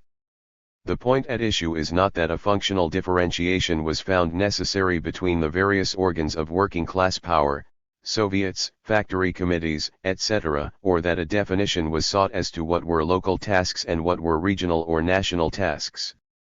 The modalities of such a differentiation could have been, and probably would have been, determined by the proposed Congress of Factory Committees. The important thing is that a hierarchical pattern of differentiation was externally elaborated and imposed, by an agency other than the producers themselves. A Bolshevik spokesman described the situation, as seen through the eyes of those now in power, instead of a rapid normalization of production and distribution, instead of measures which would have led towards a socialist organization of society, we found a practice which recalled the anarchist dreams of autonomous productive communes. 63. Pankratova puts the matter even more bluntly. During the transitional period one had to accept the negative aspects of workers' control, which was just a method of struggle between capital and labor. But once power had passed into the hands of the proletariat, i.e. into the hands of the party, the practice of the factory committees of acting as if they owned the factories became anti-proletarian. 64. These subtleties were however above the heads of most workers. They took Bolshevik propaganda about workers' control at face value. They didn't see it as something transitional or as just a stage towards other methods of normalization of economic life. 65. For them it was not just a means of combating the economic sabotage of the ruling class or a correct tactical slogan, decided in committee as appropriate to a given stage of the developing revolution. For the masses, workers' control was the expression of their deepest aspirations. Who would be boss in the factory? Instinctively they sensed that who managed production would manage all aspects of social life. The subtle difference between control and management, of which most Bolsheviks were deeply aware, eluded the masses. The misunderstanding was to have bloody repercussions. The November 1917 decree on workers' control appeared to give official sanction to the drive of the working class towards total domination of the conditions of its life. A metal workers' paper wrote that the working class by its nature, should occupy the central place both in production and especially in its organization. All production in the future will represent a reflection of the proletarian will and mind. 66. Whereas before October workers' control had usually taken a passive, observational form, workers' committees now took on an increasingly important role in the overall management of various enterprises. For several months following the revolution, the Russian working class enjoyed a degree of freedom and a sense of power probably unique in its history. 67. There is unfortunately little detailed information available concerning this most interesting period. The data available usually comes from sources, either bourgeois or bureaucratic, fundamentally hostile to the very idea of workers' management and solely concerned in proving its inefficiency and impracticability. An interesting account of what happened at the Nobel oil refinery has been published. 68. This illustrates the fundamental tendency of the working class towards self-management and the hostility it encountered in party circles. Other examples will doubtless come to light. November 28. Meeting of the newly decreed All-Russian Council of Workers' Control. The previous disagreements reappeared. 69. Lerin, representative of the Bolshevik fraction in the unions, declared that the trade unions represent the interests of the class as a whole, whereas the factory committees only represent particular interests. The factory committees should be subordinated to the trade unions. Zhivotov, spokesman of the factory committee movement, declared, "In the factory committees we elaborate instructions which come from below, with a view to seeing how they can be applied to industry as a whole. These are the instructions of the workshop, of life itself. They are the only instructions that can have real meaning. They show what the factory committees are capable of, and should therefore come to the forefront in discussions of workers' control." The factory committees felt that control was the task of the committee in each establishment. The committees of each town should then meet, and later establish coordination on a regional basis. The setting up of the All-Russian Council of Workers' Control by the Bolsheviks was clearly an attempt to bypass the committee movement. The attempt proved partly successful. The factory committees continued their agitation.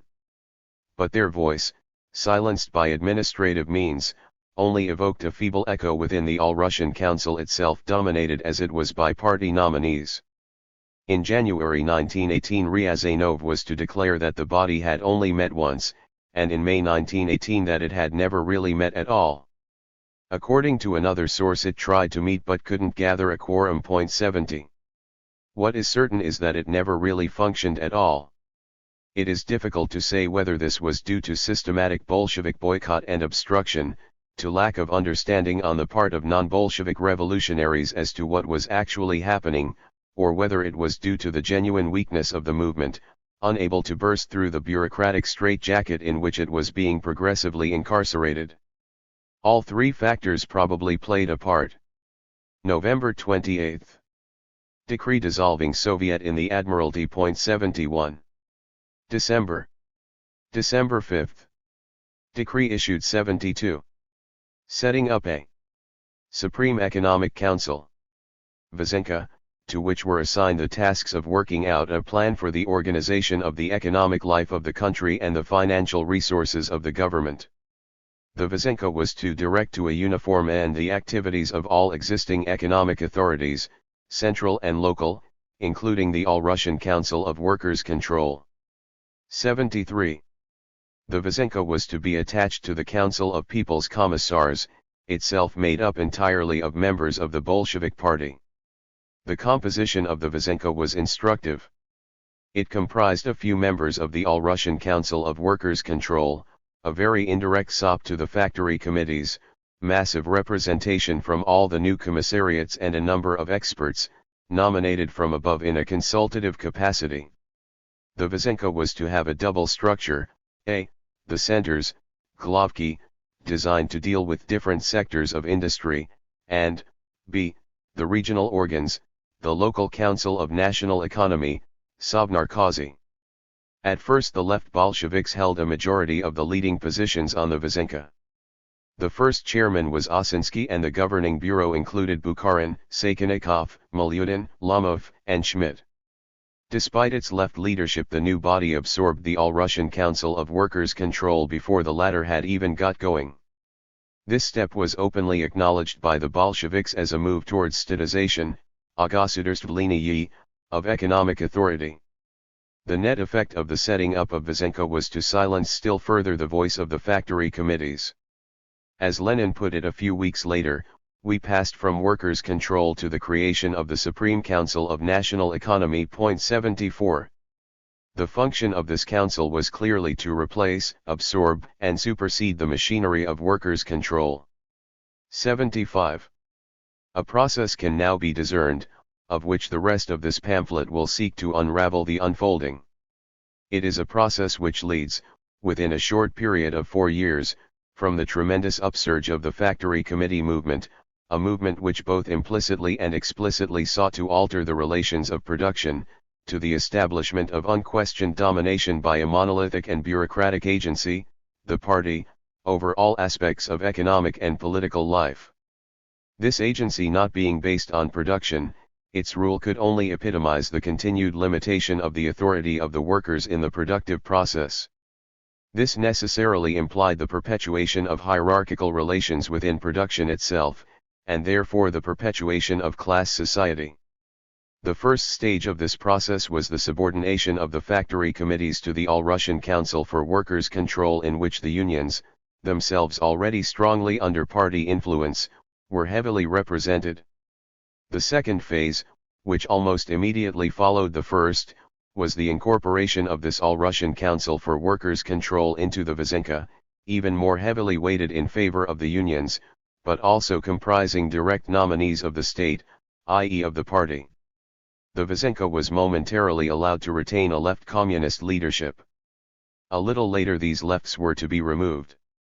A sustained campaign was then launched to curb the power of the unions which, albeit in a very indirect and distorted way, could still be influenced by the working class. It was particularly important to curb such power as the unions still held in relation to production, and to replace it by the authority of direct party nominees. These managers and administrators, nearly all appointed from above, gradually came to form the basis of the new bureaucracy. Each of these steps was to be resisted, but each fight was to be lost. Each time the adversary appeared in the garb of the new proletarian power. And each defeat was to make it more difficult for the working class itself directly to manage production, i.e. fundamentally to alter the relations of production. Until these relations of production had been altered, the revolution could not really be considered to have achieved its socialist objective, whatever the pronouncements of its leaders. This is the real lesson of the Russian Revolution. The problem can be envisaged in yet another way. The setting up of the Vysenka represents a partial fusion, in a position of economic authority, of trade union officials, party stalwarts, and experts nominated by the workers' state. But these are not three social categories representing the workers. They were three social categories which were already assuming managerial functions, i.e. were already dominating the workers in production. Because of their own antecedent history, each of these groups was, for different reasons, already somewhat remote from the working class. Their fusion was to enhance this separation. The result is that from 1918 on, the new state, although officially described as a workers' state or a Soviet republic, and although by and large supported by the mass of the working class during the Civil War, was not in fact an institution managed by the working class. If one can read between the lines, and not be blinded by terms such as workers' state and socialist perspective, which only reflect the false consciousness so prevalent at the time, the following account by Pankratova as to what was at stake in the formation of the Vysenka is most informative. "We needed," she said, "a more efficient form of organization than the factory committees and a more flexible tool than workers' control. We had to link the management of the new factories to the principle of a single economic plan, and we had to do it in relation to the socialist perspectives of the young workers' state. The factory committees lacked practice and technical know-how. The enormous economic tasks of the transition period towards socialism necessitated the creation of a single organism to normalize the national economy on a statewide basis. The proletariat understood this. This was wishful thinking, if ever there was, MB. Freeing the factory committees of their mandates, which no longer corresponded to the new economic needs, the workers delegated authority to the newly created organs, the Council of National Economy." She concludes with a telling sentence: "The Petrograd factory committees, which in May 1917 had proclaimed the need for workers' control, unanimously buried the idea at the time of the Sixth Conference. 76. Subsequent events were to show that although these were the aims and perspectives of the party leadership, they were far from being accepted by the party rank and file, let alone by the masses, on whose behalf the party was already assuming the right to speak. December, early. Publication of Lenin's State and Revolution, which had been written a few months earlier. In this major theoretical work there is little discussion of workers' control and certainly no identification of socialism with workers' management of production. Lenin speaks in rather abstract terms of immediate change such that all fulfill the functions of control and supervision, that all become bureaucrats for a time, and that no one therefore can become a bureaucrat. This was part of the libertarian rhetoric of the Bolshevism of 1917. But Lenin, as usual, had his feet firmly on the ground. He spelled out what this would mean in practice. The development of capitalism created the economic prerequisites which made it quite possible, immediately, overnight after the overthrow of the capitalists and the bureaucrats, to supersede them in the control of production and distribution, in the work of keeping account of labor and its products by the armed workers, by the whole of the armed population. The accountancy and control necessary for this have been so utterly simplified by capitalism that they have become the extraordinarily simple operations of checking, recording and issuing receipts, which anyone who can read and write and who knows the first 4 rules of arithmetic can perform. 77.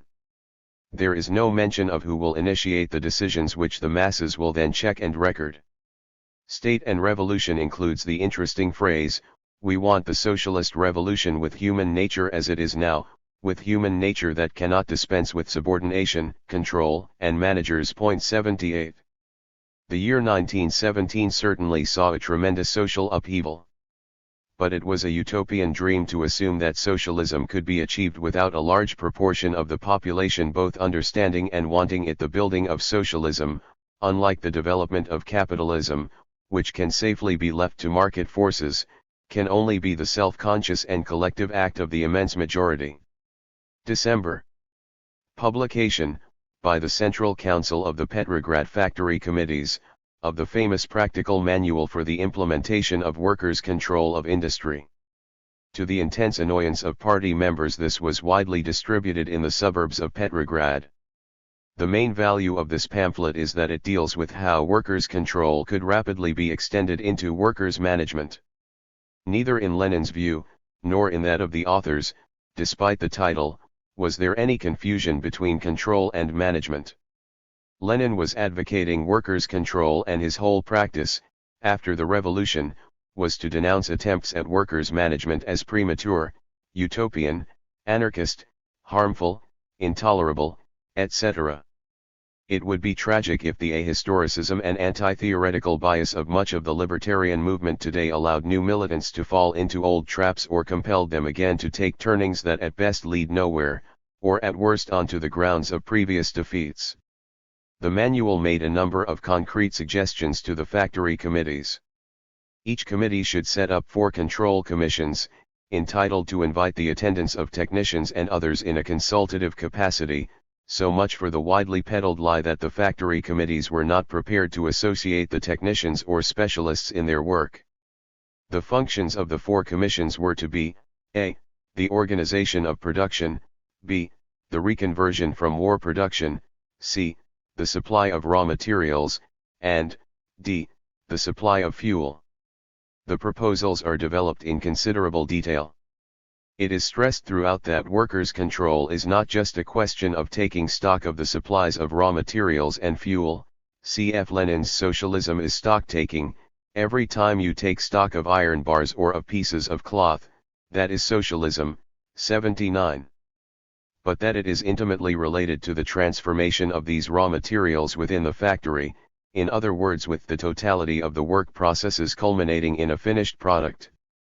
The Production Commission should be entrusted with the task of establishing the necessary links between the different sections of the factory, of supervising the state of the machinery, of advising on and overcoming various deficiencies in the arrangement of the factory or plant, of determining the coefficients of exploitation in each section, of deciding on the optimum number of shops, and of workers in each shop, of investigating the depreciation of machines and of buildings, of determining job allocations, from the post of administrator down, and of taking charge of the financial relations of the factory. The authors of the manual announce that they intend to group the factory committees into regional federations and these in turn into an all-Russian federation. And to be sure there was no misunderstanding, they stressed that workers' control of industry, as a part of workers' control of the totality of economic life, must not be seen in the narrow sense of a reform of institutions but in the widest possible sense, that of moving into fields previously dominated by others. Control should merge into management. In practice, the implementation of workers' control took on a variety of forms, in different parts of Russia. These were partly determined by local conditions but primarily by the degree of resistance shown by different sections of the employing class. In some places the employers were expropriated forthwith, from below. In other instances they were merely submitted to a supervisory type of control, exercised by the factory committees. There was no predetermined model to follow. The various practices and experiments were at first the subject of heated discussions. These were not a waste of time, as was later to be alleged. They should be seen as essential by all who accepted that the advance towards socialism can only come about through the self-emancipation of the working class. The discussions unfortunately were soon to be drawn to a close. December 13. Izvestiya publishes the general instructions on workers' control in conformity with the decree of November 14. These became known as the counter-manual and represent the finished expression of the Leninist point of view. G. The first 4 sections deal with the organization of workers' control in the factories and with the election of control commissions. The next 5 sections decree the duties and rights of these commissions, stressing which functions they should undertake and which should remain the prerogative of the owner-managers. Section 5 stresses that insofar as the commissions play any real role in the management of enterprises, this role should be confined to supervising the carrying out of directives issued by those central government agencies specifically entrusted with the regulation of economic activity on a national scale. Section 7 states that the right to issue orders relating to the management, running and functioning of enterprises remains in the hands of the owner. The control commissions must not participate in the management of enterprises and have no responsibilities in relation to their functioning. This responsibility also remains vested in the hands of the owner. Section 8 specifies that the commissions should not concern themselves with matters relating to finance, all such matters being the prerogative of the central governmental institutions. Section 9 specifically forbids the commissions from expropriating and managing enterprises. They are however entitled to raise the question of taking over enterprises with the government, through the medium of the higher organs of workers' control. Section 14 finally puts down on paper what had been in the minds of the Bolshevik leaders for several weeks. Even at a local level the factory committees were to be made to merge with the union apparatus. The control commissions in each factory were to constitute the executive organs of the control of distribution section of the local trade union federation. The activities of the control commissions should be made to conform with the decisions of the latter. The fact that these general instructions were issued within a fortnight of the setting up of the Vysenka clearly shows the systematic lines along which Lenin and his collaborators were thinking. They may have been right or they may have been wrong. This depends on one's ideas of the kind of society they were trying to bring about. But it is ridiculous to claim, as so many do today, that in 1917 the Bolsheviks really stood for the full, total, and direct control by working people of the factories, mines, building sites or other enterprises in which they worked, i.e. that they stood for workers' self-management. December 20. The official trade union journal Professional New York Vestnik, Trade Union Herald, published a resolution concerning the trade unions and the political parties. Without turning into independent organs of political struggle, into independent political parties or appendages to them, the trade unions cannot remain indifferent to the problems advanced by the political struggle of the proletariat. After these banal generalities the resolution came down to earth. Joining their destiny organizationally with some political party, the trade unions, as fighting class organizations of the proletariat, must support the political slogans and tactics of that proletarian party, which at the given moment approaches more closely than others the solution of the historical tasks, etc., etc. The same issue of the paper carried an article by the Bolshevik Lazovsky protesting against the Bolshevik policy of suppressing by violence workers' strikes against the new government. The tasks of the trade unions and of the Soviet power is the isolation of the bourgeois elements who lead strikes and sabotage, but this isolation should not be achieved merely by mechanical means, by arrests, by shipping to the front or by deprivation of bread cards. Preliminary censorship, the destruction of newspapers, the annihilation of freedom of agitation for the socialist and democratic parties is for us absolutely inadmissible. The closing of the newspapers, violence against strikers, etc., irritated open wounds. There has been too much of this type of action recently in the memory of the Russian toiling masses, and this can lead to an analogy deadly to the Soviet power. That a leading party member should have to speak in this manner is a telling indictment of how widespread these practices must have been.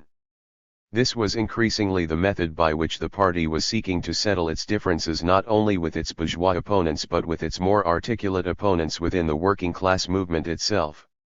Withdrawal of bread cards deprived those subject to it of the legal right to rations, i.e. of the right to eat. Individuals deprived of their cards would be forced to obtain food on the black market or by other illegal means. Their crimes against the state would then be used as legal means of neutralizing them. It was in this atmosphere concerning party, unions, and non-party masses, euphemistically described as bourgeois elements, that the big debate of January 1918 was to take place. December 23. Decree setting up a network of regional councils of national economy, Sovnarkozy, under the supervision of the Vysenka. Each regional Sovnarkoz was to be a replica in miniature of Vysenka at the center. It was to be divided into 14 sections for different branches of production and was to contain representatives of local institutions and organizations. Each Sovnarkoz could set up smaller units incorporating the corresponding organs of workers' control where the latter had come into being. What had been created was a central economic department with local offices. 80. Transcriber's remarks. A. On February 14, 1918, Russia abandoned the old Julian calendar and adopted the Gregorian one in use in Western Europe. February 1 became February 14. Old-style dates have been observed up to this point. New-style dates thereafter. B. Anna Mikhailovna Pankratova joined the Bolshevik Party in 1919 as an Odessa University student. She wrote a number of books on the history of the Russian labor movement and later became a professor at Moscow University and at the Academy of Social Sciences. In 1952 she was elected to the Central Committee of the party and the following year became editor-in-chief of the party journal, Voprosy I Istoriai, Questions of History. She died in 1957. Published before the era of systematic historical distortion, her pamphlet on the factory committees contains interesting material. Her scope and vision are however seriously limited because of her endorsement of two fundamental Bolshevik assumptions, a. that the role of the factory committees ends either with the ebb of the revolutionary tide or with the victory of the revolution, and b. that the demands and aspirations arising from the depths of the working class are given formulation, and provided with ideological content and organizational cement through the party. The struggle for workers' control took place under the leadership of the party, which had allowed the proletariat to take political and economic power. See, we are not here denouncing the fact that the unions were being influenced by political parties. Nor are we advocating anything as simplistic as keeping politics out of the unions. We are simply describing the real state of affairs in Russia in 1917, with a view to assessing its significance in the subsequent development of the Russian Revolution. D. It is quite dishonest for those who should know better, see article by T. Cliff in Labor Worker of November 1967, to trumpet these decrees on workers' control as something they never were, and were never intended to become. E. Unlike so many anarchists of today, most anarchists at the time were also well aware of the difference. Valline, OPCIT, p. 77, says, the anarchists rejected the vague, nebulous slogan of control of production. They advocated expropriation, progressive but immediate, of private industry by the organizations of collective production. F. It is not a question of counterpoising, as various anarchists do, the movement of the masses to dictatorship by the state, but of understanding the specific form of the new authority relations which arose at that particular point of history. G. Both the manual and the counter-manual should be translated into English. An idea of their contents can be obtained from Lemon, OPCIT, although the article degenerates in places into sophisticated Leninist apologetics. 1918. January 6. Dissolution of Constituent Assembly.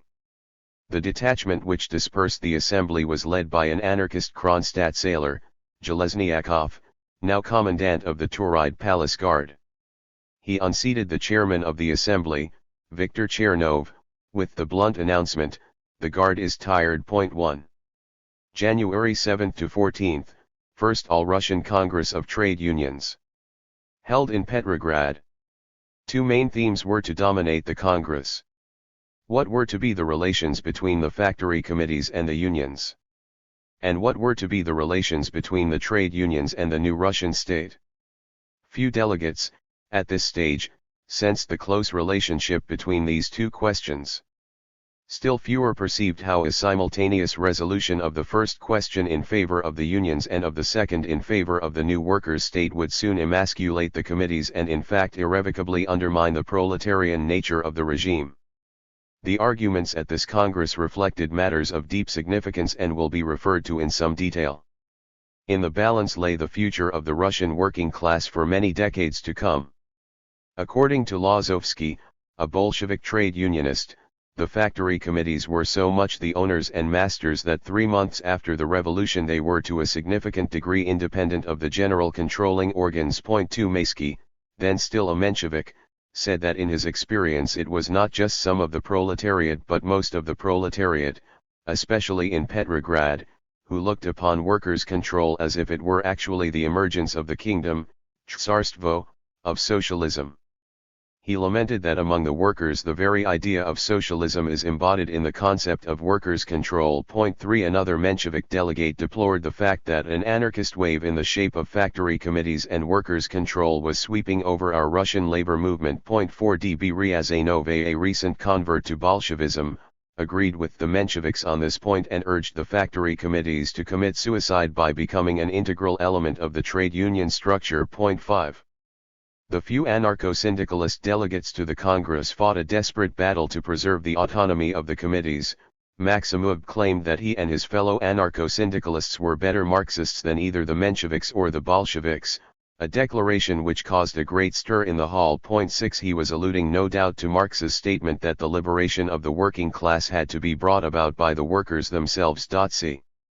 Maximov urged the delegates to remember that the factory committees, organizations introduced directly by life itself in the course of the revolution, were the closest of all to the working class, much closer than the trade unions. 7 The function of the committees was no longer to protect and improve the conditions of the workers. They had to seek a predominant position in industry and in the economy.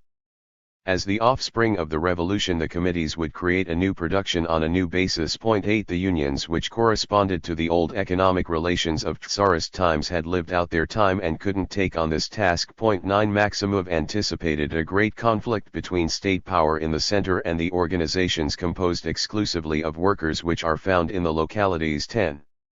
The aim of the proletariat was to coordinate all activity, all local interest, to create a center, but not a center of decrees and ordinances, but a center of regulation, of guidance, and only through such a center to organize the industrial life of the country. 11. Speaking on behalf of the factory committees, a rank-and-file worker, Belousov, made a scathing attack on the party leaders. They continually criticized the committees for not acting according to rules and regulations, but then failed to produce any coherent plan of their own. They just talked. All this will freeze local work. Are we to stand still locally, wait and do nothing? Only then will we make no mistakes.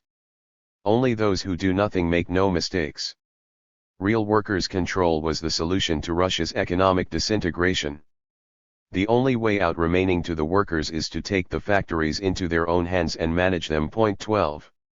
Excitement in the Congress reached a climax when Bolsheviks characterized the trade unions as living corpses and urged the working class to organize in the localities and create a free, new Russia, without a god, without a tsar, and without a boss in the trade union. When Ryazanov protested Shitov's vilification of the unions, Maximov rose to his comrade's defense, dismissing Ryazanov's objections as those of a white-handed intellectual who had never worked, never sweated, never felt life. Another anarcho-syndicalist delegate, Laptev by name, reminded the gathering that the revolution had been made not only by the intellectuals, but by the masses, therefore it was imperative for Russia to listen to the voice of the working masses, the voice from below. Point 13. The anarcho-syndicalist resolution calling for real workers' control, not state workers' control, and urging that the organization of production, transport, and distribution be immediately transferred to the hands of the toiling people themselves and not to the state or some civil service machine made up of one kind or other of class enemy was defeated. The main strength of the anarcho-syndicalists was among the miners of the Debaltsev district in the Don Basin, among the port workers and cement workers of Ekaterinodar and Novorossiysk, and among the Moscow railway workers. At the Congress they had 25 delegates, on the basis of one delegate per 3,000 to 3,500 members. Point 14. The new government would have none of all this talk about extending the power of the committees. It clearly recognized in the unions a more stable and less anarchic force, i.e. a force more amenable to control from above, in which it could provisionally vest administrative functions in industry. The Bolsheviks therefore urged the trade union organizations, as class organizations of the proletariat constructed according to the industrial principle, to take upon themselves the main task of organizing production and of restoring the weakened productive forces of the country. Point 15. At a later stage the Bolsheviks were to fight tooth and nail to divest the unions of these very functions and place them firmly in the hands of party nominees. In fact, the party demands of January 1918 were again and again to be thrown back in the face of the Bolshevik leaders during the next 3 years. This will be dealt with further on. The Congress, with its overwhelming Bolshevik majority, voted to transform the factory committees into union organs. Point 16. The Menshevik and Social Revolutionary delegates voted with the Bolsheviks for a resolution proclaiming that the centralization of workers' control was the task of the trade unions. Point 17. Workers' control was defined as the instrument by which the universal economic plan must be put into effect locally. Point 18. It implied the definite idea of standardization in the sphere of production. 19. It was too bad if the workers read more into the term than this. Just because the workers misunderstand and falsely interpret workers' control is no reason to repudiate it. Point 20. What the party meant by workers' control was spelt out in some detail. It meant, inter alia, that it was not within the competence of the lower organs of workers' control to be entrusted with financial control function. This should rest with the highest organs of control, with the general apparatus of management, with the Supreme Council of National Economy. In the sphere of finance everything must be left to the higher organs of workers' control. Point 21. For workers' control to be of maximum use to the proletariat it was absolutely necessary to refrain from atomizing it. Workers of individual enterprises should not be left the right to make final decisions on questions touching upon the existence of the enterprise. 22. A lot of re-education was needed and this was to be entrusted to the economic control commissions of the unions. They were to inculcate into the ranks of the workers the Bolshevik conception of workers' control. The trade unions must go over each decree of the factory committees in the sphere of control, explain through their delegates at the factories and shops that control over production does not mean the transfer of the enterprise into the hands of the workers of a given enterprise, that it does not equal the socialization of production and exchange. 23. Once the committees had been devoured the unions were to be the intermediate agency through which workers' control was gradually to be converted into state control. These were not abstract discussions. Underlying the controversies, what was at stake was the whole concept of socialism, workers' power or the power of the party acting on behalf of the working class. If workers succeeded in maintaining their ownership of the factories they had seized, if they ran these factories for themselves, if they considered the revolution to be at an end, if they considered socialism to have been established, then there would have been no need for the revolutionary leadership of the Bolsheviks. 24. The bitterness with which the issue of the factory committees was discussed highlights another point.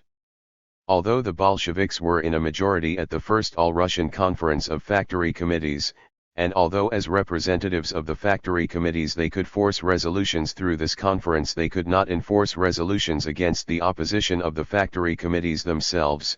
The factory committees accepted Bolshevik leadership only so long as divergences in goals were not brought to the test. 25. The First Trade Union Congress also witnessed a heated controversy on the question of the relation of the trade unions to the state.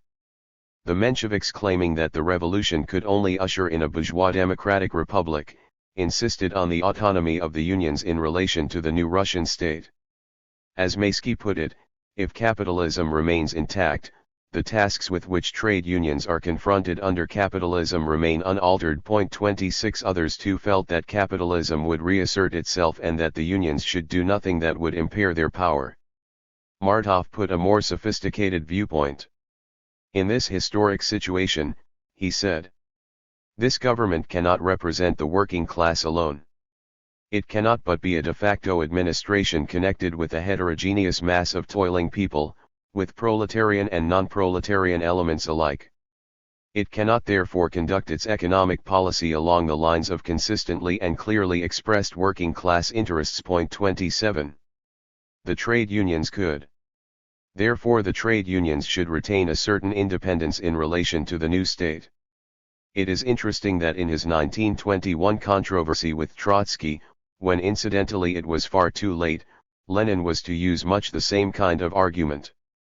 He was to stress the need for the workers to defend themselves against their own state, defined as not just a workers' state, but a workers' and peasants' state, and moreover one with bureaucratic deformations. The Bolshevik viewpoint, supported by Lenin and Trotsky and voiced by Zinoviev, was that the trade unions should be subordinated to the government, although not assimilated with it. Trade union neutrality was officially labeled a bourgeois idea, an anomaly in a workers' state. 28. The resolution adopted by the Congress clearly expressed these dominant ideas. The trade unions ought to shoulder the main burden of organizing production and of rehabilitating the country's shattered economic forces.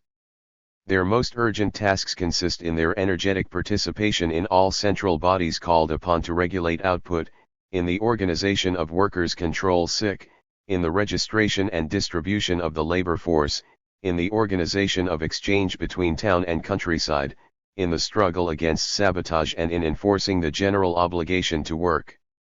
As they develop, the trade unions should, in the process of the present socialist revolution, become organs of socialist power, and as such they should work in coordination with and subordination to other bodies in order to carry into effect the new principles. The Congress is convinced that in consequence of the foreshadowed process, the trade unions will inevitably become transformed into organs of the socialist state. Participation in the trade unions will for all people employed in any industry be their duty vis-a-vis the state.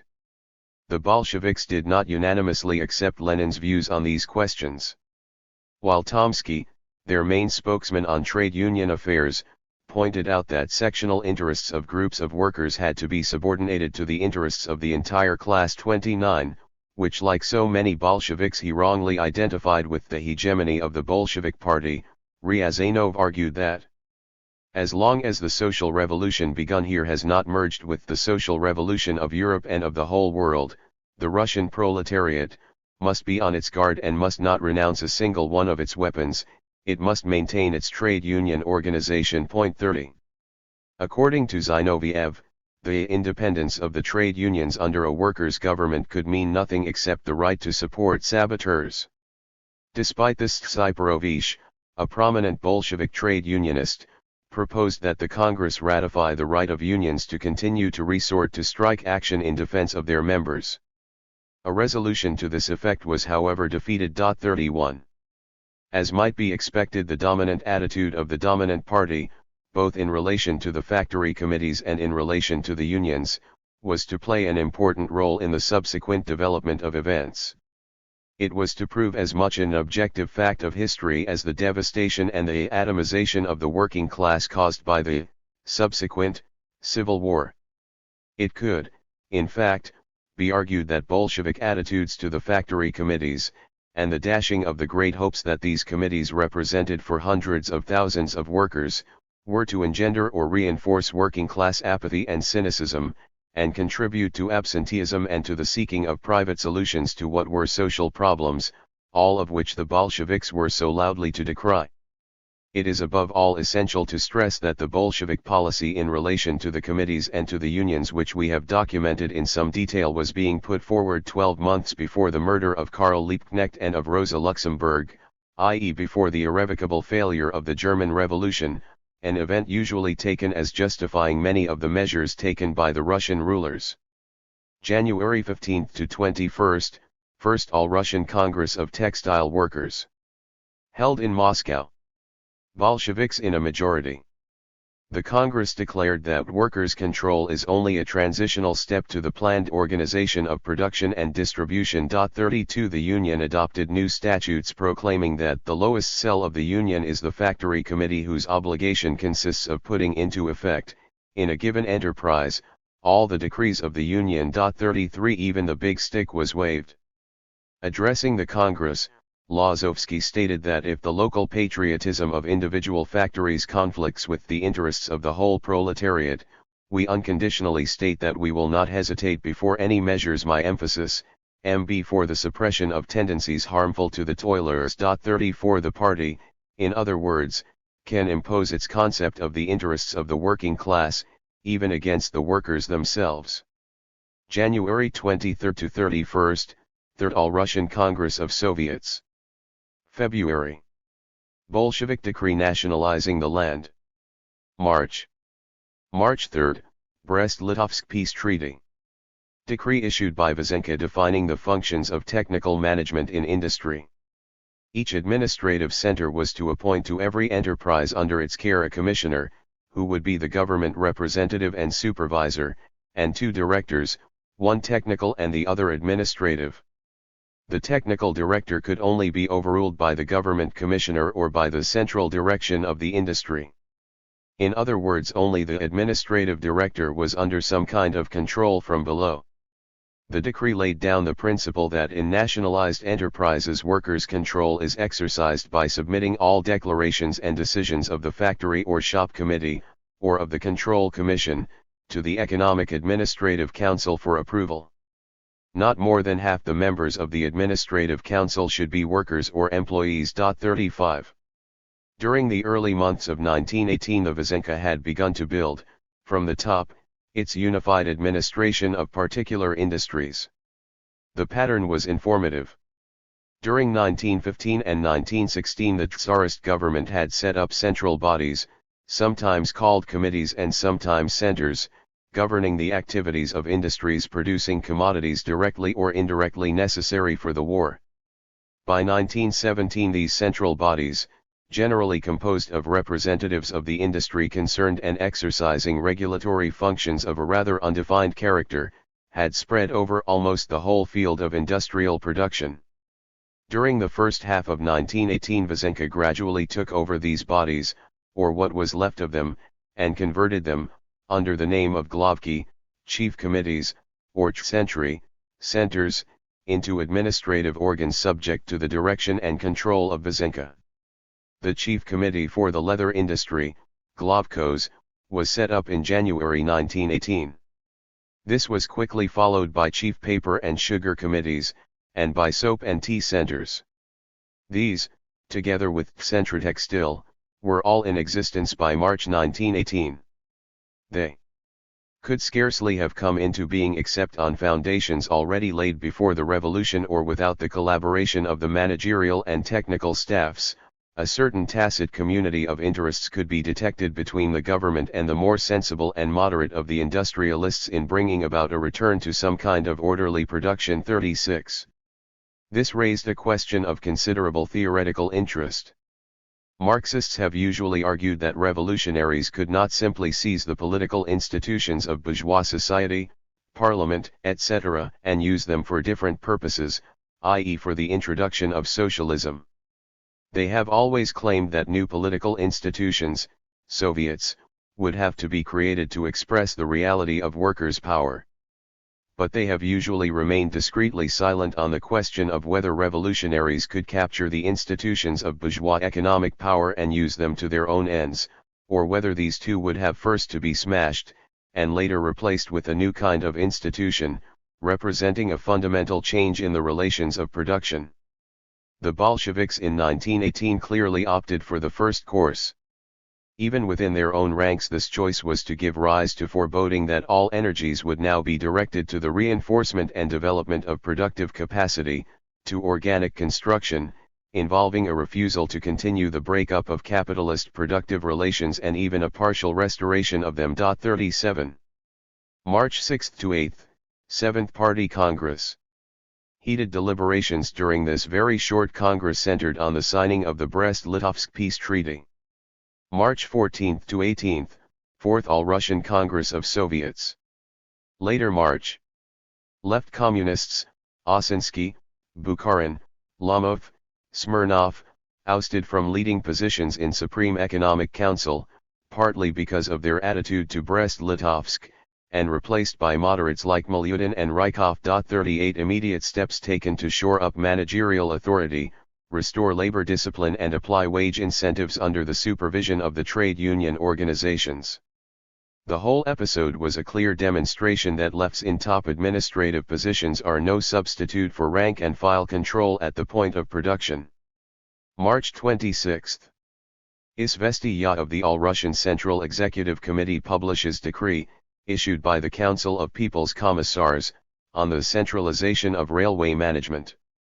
This decree, which ended workers' control on the railways, was an absolutely necessary prerequisite for the improvement of the conditions of the transport system. 39 It stressed the urgency of iron labor discipline and individual management on the railways and granted dictatorial powers to the Commissariat of Ways of Communication. Clause 6 proclaimed the need for selected individuals to act as administrative technical executives in every local, district or regional railway center. These individuals were to be responsible to the People's Commissars of Ways of Communication. They were to be the embodiment of the whole of the dictatorial power of the proletariat in the given railway center. 40. March 30. Trotsky, appointed Commissar of Military Affairs after Brest-Litovsk, had rapidly been reorganizing the Red Army. The death penalty for disobedience under fire had been restored. So, more gradually, had saluting, special forms of address, separate living quarters and other privileges for officers. Democratic forms of organization, including the election of officers, had been quickly dispensed with. The elective basis, Trotsky wrote, is politically pointless and technically inexpedient and has already been set aside by decree. 41. N.V. Krylenko, one of the co-commissars of military affairs appointed after the October Revolution, had resigned in disgust from the defense establishment as a result of these measures. 42. April 3. The Central Council of Trade Unions issued its first detailed pronouncement on the function of the trade unions in relation to labor discipline and incentives. The trade unions should apply all their efforts to raise the productivity of labor and consistently to create in factories and workshops the indispensable foundations of labor discipline.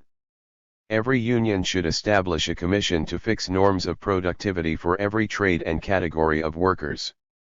The use of piece rates to raise the productivity of labor was conceded. It was claimed that bonuses for increased productivity above the established norm may within certain limits be a useful measure for raising productivity without exhausting the worker. Finally, if individual groups of workers refused to submit to union discipline, they could in the last resort be expelled from the union with all the consequences that flow therefrom. 43. April 11–12. Armed detachments of Cheka raid 26 anarchist centers in Moscow. Fighting breaks out between Cheka agents and Black Guardsmen in Donskoy Monastery. 40 anarchists killed or wounded, over 500 taken prisoner. April 20. The issue of workers' control was now being widely discussed within the party. Petrograd District Committee publishes first issue of Communist, a left communist theoretical journal edited by Bukharin, Radek, and Osinski, later to be joined by Smirnov. This issue contained the editor's theses on the present situation. The paper denounced a labor policy designed to implant discipline among the workers under the flag of self-discipline, the introduction of labor service for workers, piece rates, and the lengthening of the working day. It proclaimed that the introduction of labor discipline in connection with the restoration of capitalist management of industry cannot really increase the productivity of labor. It would diminish the class initiative, activity, and organization of the proletariat. It threatens to enslave the working class. It will arouse discontent among the backward elements as well as among the vanguard of the proletariat. In order to introduce the system in the face of the hatred prevailing at present among the proletariat against the capitalist saboteurs, the Communist Party would have to rely on the petty bourgeoisie, as against the workers. It would ruin itself as the party of the proletariat. The first issue of the new paper also contained a serious warning by Radek: if the Russian Revolution were overthrown by violence on the part of the bourgeois counter-revolution, it would rise again like a phoenix. If however it lost its socialist character and thereby disappointed the working masses, the blow would have 10 times more terrible consequences for the future of the Russian and the international revolution. 44. The same issue warned of bureaucratic centralization, the rule of various commissars, the loss of independence for local Soviets, and in practice the rejection of the type of state commune administered from below. 45. It was all very well, Bukharin pointed out, to say as Lenin had in State and Revolution that each cook should learn to manage the state.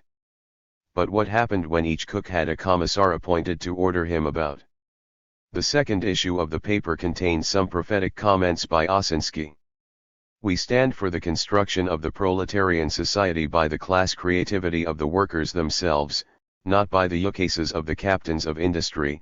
If the proletariat itself does not know how to create the necessary prerequisites for the socialist organization of labor, no one can do this for it and no one can compel it to do this. The stick, if raised against the workers, will find itself in the hands of a social force which is either under the influence of another social class or is in the hands of the Soviet power, but the Soviet power will then be forced to seek support against the proletariat from another class, e.g. the peasantry, and by this it will destroy itself as the dictatorship of the proletariat. Socialism and socialist organization will be set up by the proletariat itself, or they will not be set up at all, something else will be set up. State capitalism. 46. Lenin reacted very sharply. The usual vituperation followed. The views of the left communists were a disgrace, a complete renunciation of communism in practice, a desertion to the camp of the petty bourgeoisie. 47. The left were being provoked by the Isovs, Mensheviks and other Judases of capitalism. A campaign was whipped up in Petrograd which compelled communists to transfer publication to Moscow, where the paper reappeared first under the auspices of the Moscow Regional Organization of the party, later as the unofficial mouthpiece of a group of comrades. After the appearance of the first issue of the paper, a hastily convened Petrograd Party conference produced a majority for Lenin and demanded that the adherents of communists cease their separate organizational existence. 48. So much for alleged factional rights. In 1918, i.e. long before the 10th Congress officially prohibited factions, in 1921. During the following months the Leninists succeeded in extending their organizational control into areas which had originally backed the lefts. By the end of May the predominantly proletarian party organization in the Ural region, led by Preobrazhensky, and the Moscow Regional Bureau of the party had been won back by the supporters of the party leadership. The fourth and final issue of Communist, May 1918, had to be published as a private factional paper.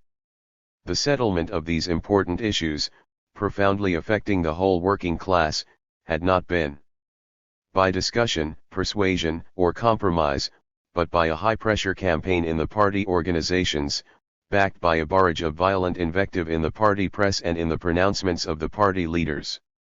Lenin's polemics set the tone and his organizational lieutenants brought the membership into line. 49.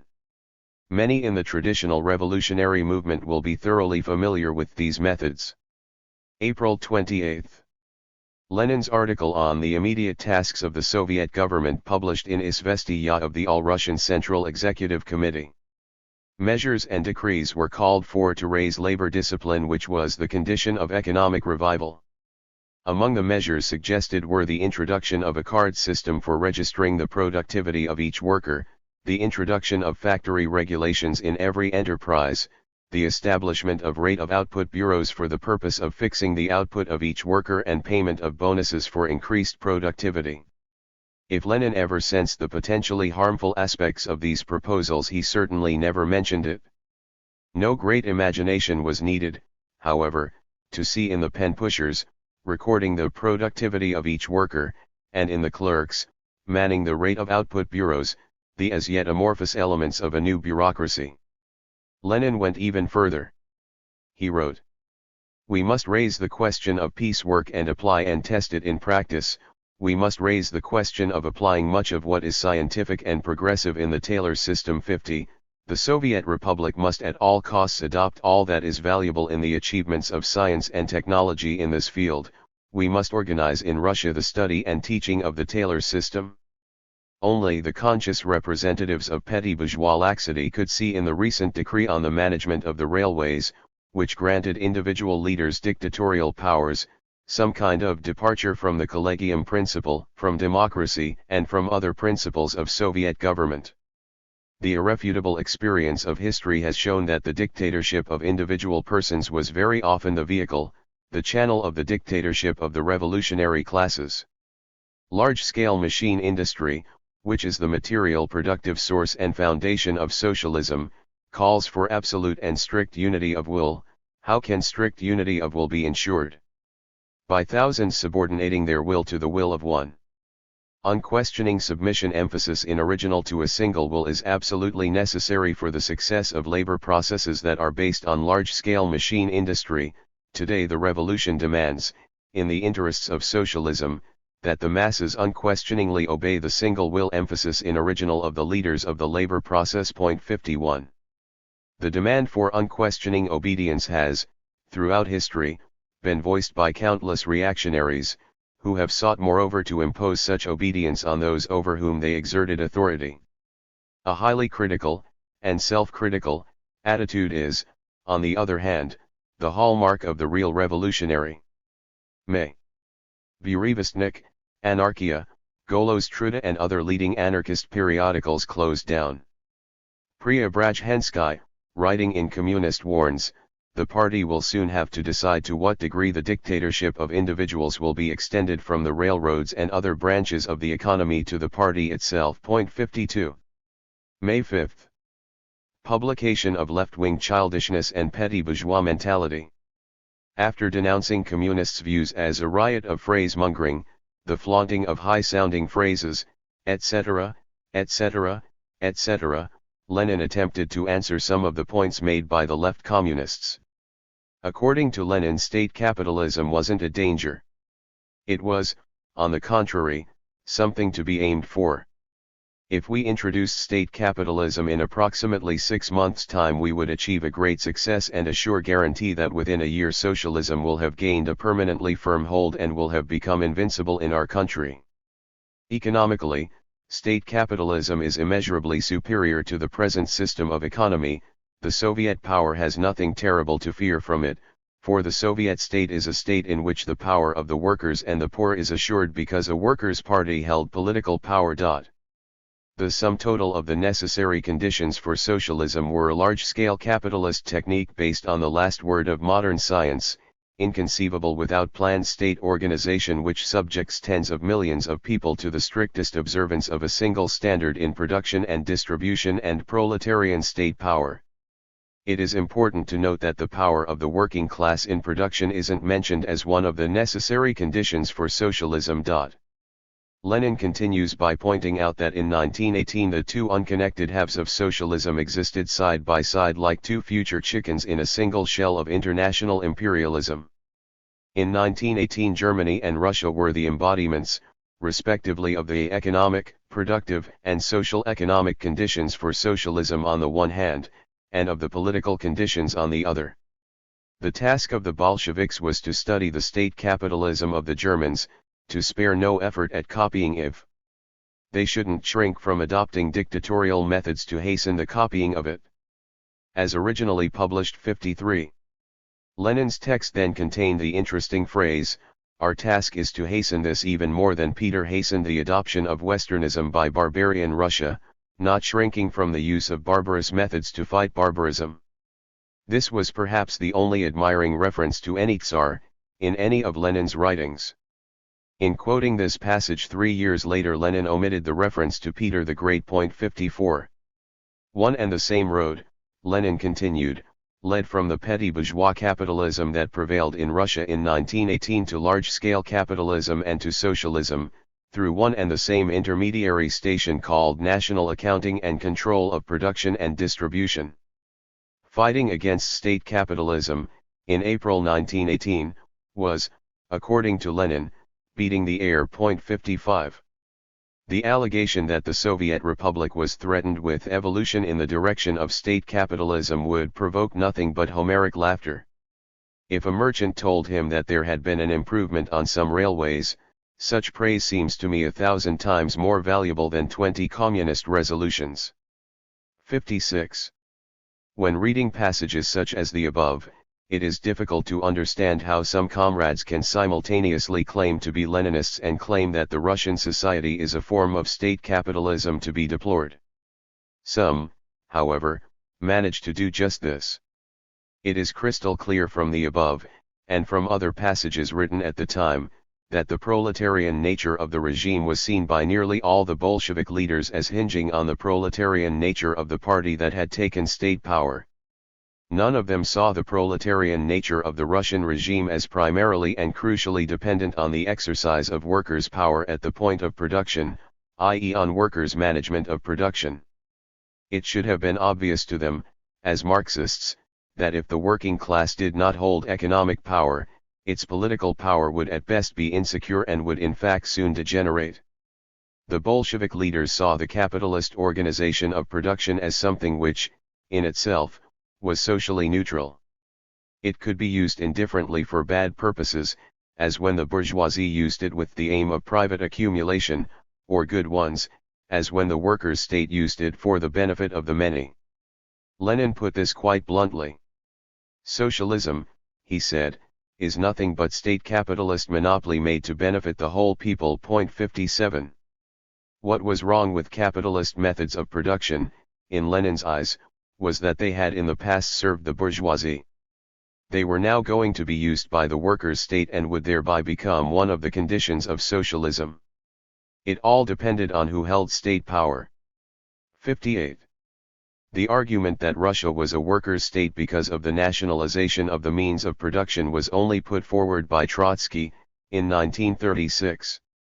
He was trying to reconcile his view that the Soviet Union had to be defended with his view that the Bolshevik Party was no longer a workers' party.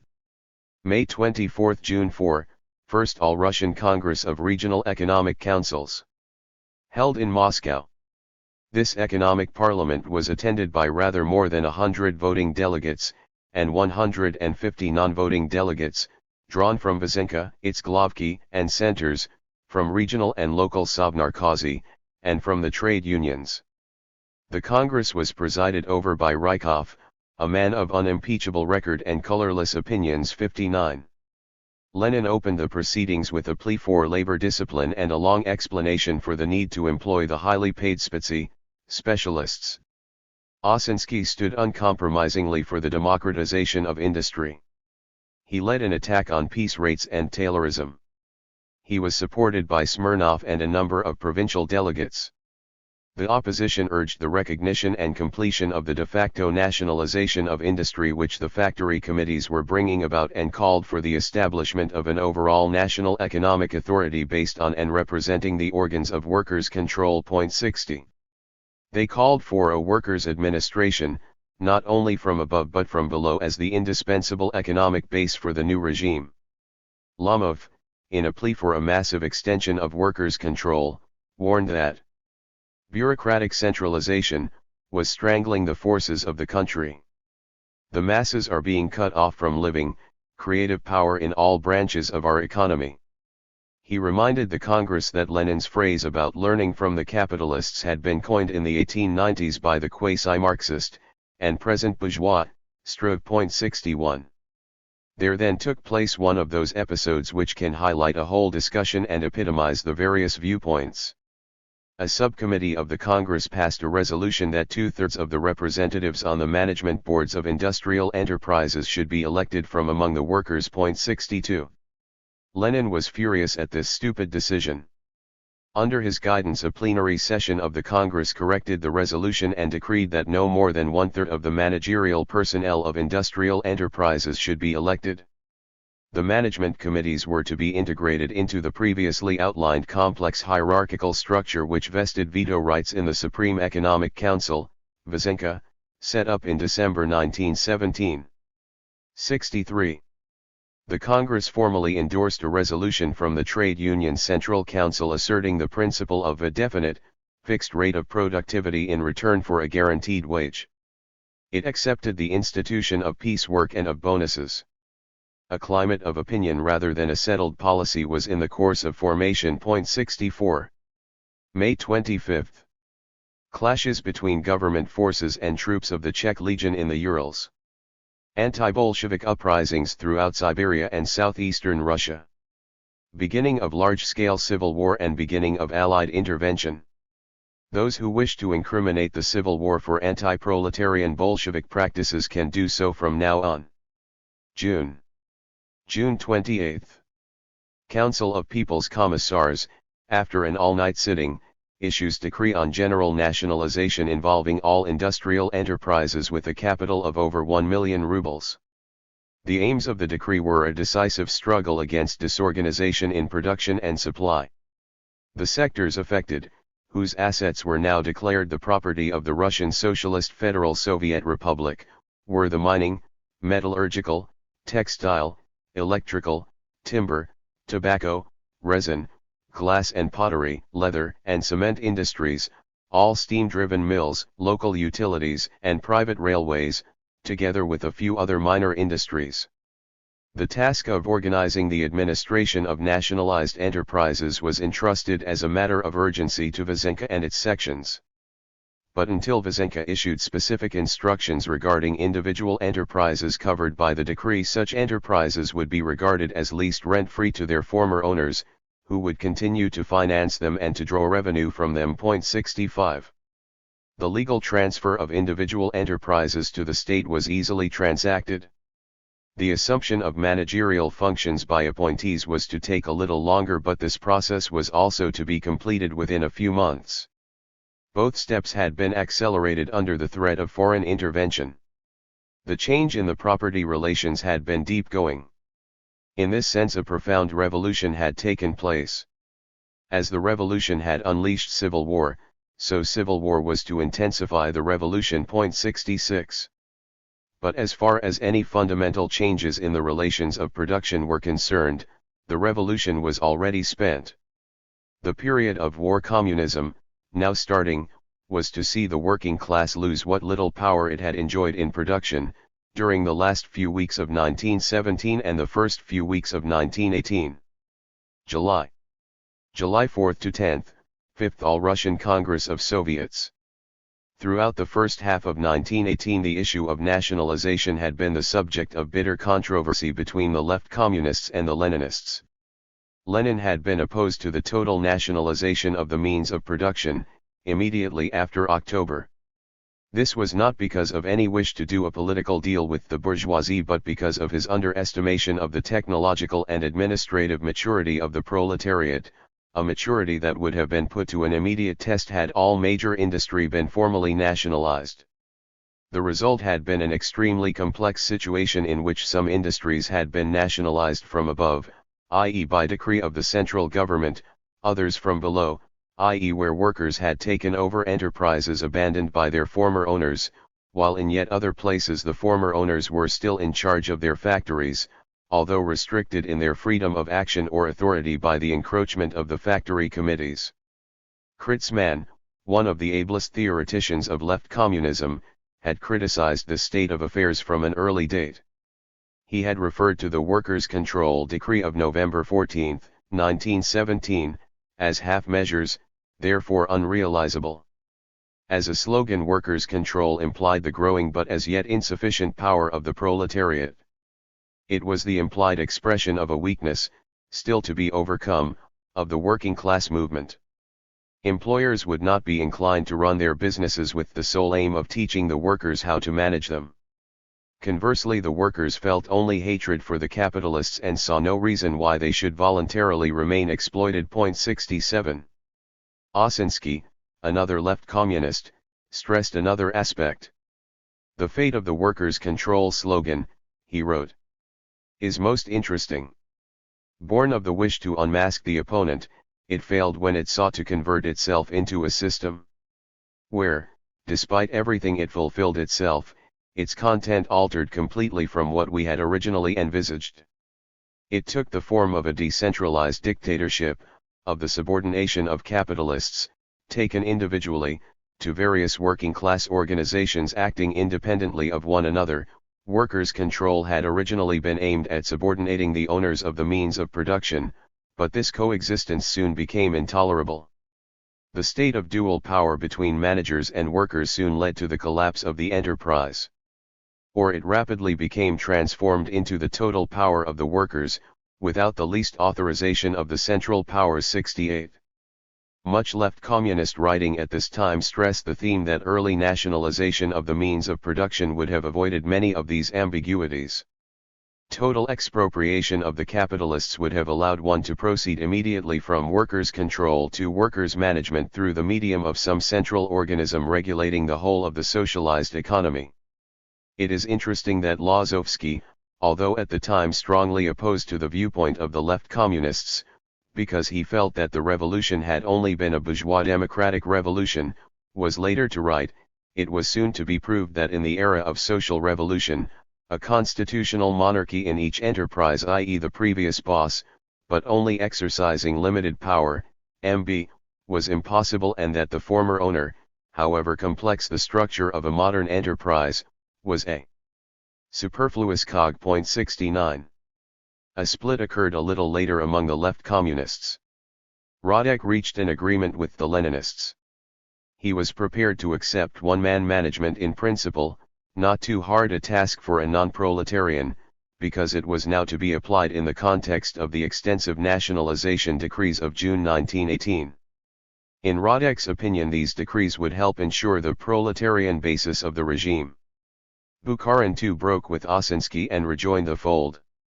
Osinski and his supporters, however, proceeded to form a new oppositional tendency, the Democratic Centralists, so called because of their opposition to the bureaucratic centralism of the party leadership. They continued to agitate for workers' management of production. Their ideas, and those of the original group of left communists, were to play an important role in the development, 2 years later, of the workers' opposition.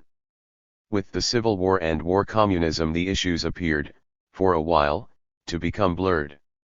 There was little production for anyone to control. The issues of 1918, however, were only postponed. They could not be forgotten thanks to the left communists' work of criticism. As soon as the military respite permitted, left-wing oppositionists were ready to raise again the fundamental question of the social nature of the Soviet regime. 70. August. High point of Volga offensive by the Whites. The Civil War immensely accelerated the process of economic centralization. As a knowledge of previous Bolshevik practice might have led one to expect, this was to prove an extremely bureaucratic form of centralization. The whole Russian economy was reorganized on a semi-military basis. The Civil War tended to transform all major industry into a supply organization for the Red Army. This made industrial policy a matter of military strategy. It is worth pointing out, at this stage, that we doubt if there is any intrinsic merit in decentralization, as some anarchists maintain.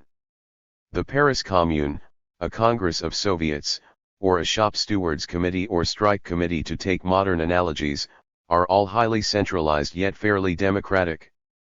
Feudalism on the other hand was both decentralized and highly bureaucratic. The key question is whether the centralized apparatus is controlled from below, by elected and revocable delegates, or whether it separates itself from those on whose behalf it is allegedly acting. This period witnessed a considerable fall in production, due to a complex variety of factors which have been well described elsewhere. 71.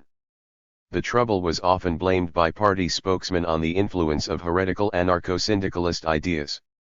Mistakes had certainly been made, but what had been the growing pains of a new movement were now being attributed to the inherent vices of any attempt by the workers to dominate production. Workers' control over industry carried out by the factory and plant committees, wrote one government spokesman, has shown what can be expected if the plans of the anarchists are realized. 72. Attempts at control from below were now being systematically suppressed. Proletarian partisans of the individual factory committees tried to resist, but their resistance was easily overcome. 73. Bitterness and despair developed among sections of the proletariat, and by no means backward sections. Such factors must also be taken into account, but seldom are, in discussing the fall of production, and the widespread resort to antisocial activities so characteristic of the years of war communism. August 25 to September 1, First All-Russian Conference of Anarcho-Syndicalists. Meets in Moscow. The Industrial Resolution accused the government of betraying the working class with its suppression of workers' control in favor of such capitalist devices as one-man management, labor discipline, and the employment of bourgeois engineers and technicians.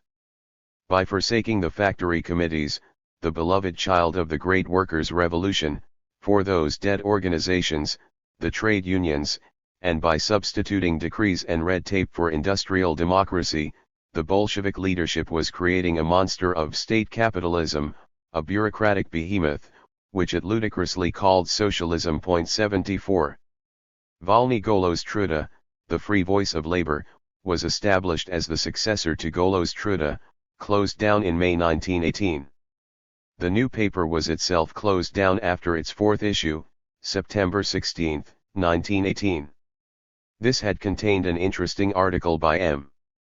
Sergvin, Maximov, called Paths of Revolution. The article made a remarkable departure from the usual condemnation of the Bolsheviks as betrayers of the working class. Lenin and his followers were not necessarily cold-blooded cynics who, with Machiavellian cunning, had mapped out the new class structure in advance to satisfy their personal lust for power. Quite possibly they were motivated by a genuine concern for human suffering, but the division of society into administrators and workers followed inexorably from the centralization of authority. It could not be otherwise. Once the functions of management and labor had become separated, the former assigned to a minority of experts and the latter to the untutored masses, all possibility of dignity or equality were destroyed. 75. In the same issue Maximov slammed the Manilov. 76. In the anarchist camp as romantic visionaries who pined for pastoral utopias, oblivious of the complex forces at work in the modern world. It was time to stop dreaming of the golden age. It was time to organize and act. For these principled yet realistic views Maximov and the anarcho-syndicalists were to be viciously attacked as anarcho-bureaucratic Judases by other tendencies in the anarchist movement. 77. During August, a government decree fixes the composition of the Vysenka to 30 members nominated by the All-Russian Central Council of Trade Unions, 20 nominated by the Regional Councils of National Economy, Sovnarkozy, and 10 nominated by the All-Russian Central Executive of the Soviets, V.Ts.I.K. Current Vysenka business was to be entrusted to a presidium of 9 other members, of whom the president and his deputy were nominated by the Council of People's Commissars, Sovnarkom, and the others by the V.Ts.I.K. The presidium was officially supposed to implement the policies decided at the monthly meetings of all 69 of the Vysenka's members. But it soon came to undertake more and more of the work. After the autumn of 1918, full meetings of the Vysenka were no longer held. It had become a department of state. 78. In other words, within a year of the capture of state power by the Bolsheviks, the relations of production, shaken for a while at the height of the mass movement, had reverted to the classical authoritarian pattern seen in all class societies. The workers as workers had been divested of any meaningful decisional authority in the matters that concerned them most. September 28. The Bolshevik trade union leader Tomsky declares at the First All-Russian Congress of Communist Railwaymen that it was the task of the Communists firstly to create well-knit trade unions in their own industries, secondly to take possession of these organizations by tenacious work, thirdly to stand at the head of these organizations, fourthly to expel all non-proletarian organizations, and fifthly to take the union under our own communist influence. 79. October. Government decree reiterates the ruling that no body other than Vysenka in its capacity as the central organ regulating and organizing the whole production of the Republic has the right to sequester industrial enterprises. 80. The need to publish such a decree suggests that local Soviets, or perhaps even local Sovnarkozy, were doing just that. November 6th to 9th, 6th All-Russian Congress of Soviets. November 25th to December 1st, 2nd All-Russian Conference of Anarcho-Syndicalists. Meets in Moscow. December. A new decree abolished the regional Sovnarkozy and recognized the provincial Sovnarkozy as executive organs of Vysenka. The local Sovnarkozy were to become economic sections of the executive committees of the corresponding local Soviets. The Glavki were to have their own subordinate organs at provincial headquarters. This clearly represented a further step towards the centralized control of every branch of industry all over the country by its Glavk or center in Moscow, under the supreme authority of Vysenka. 81. Late December, 2nd All-Russian Congress of Regional Economic Councils.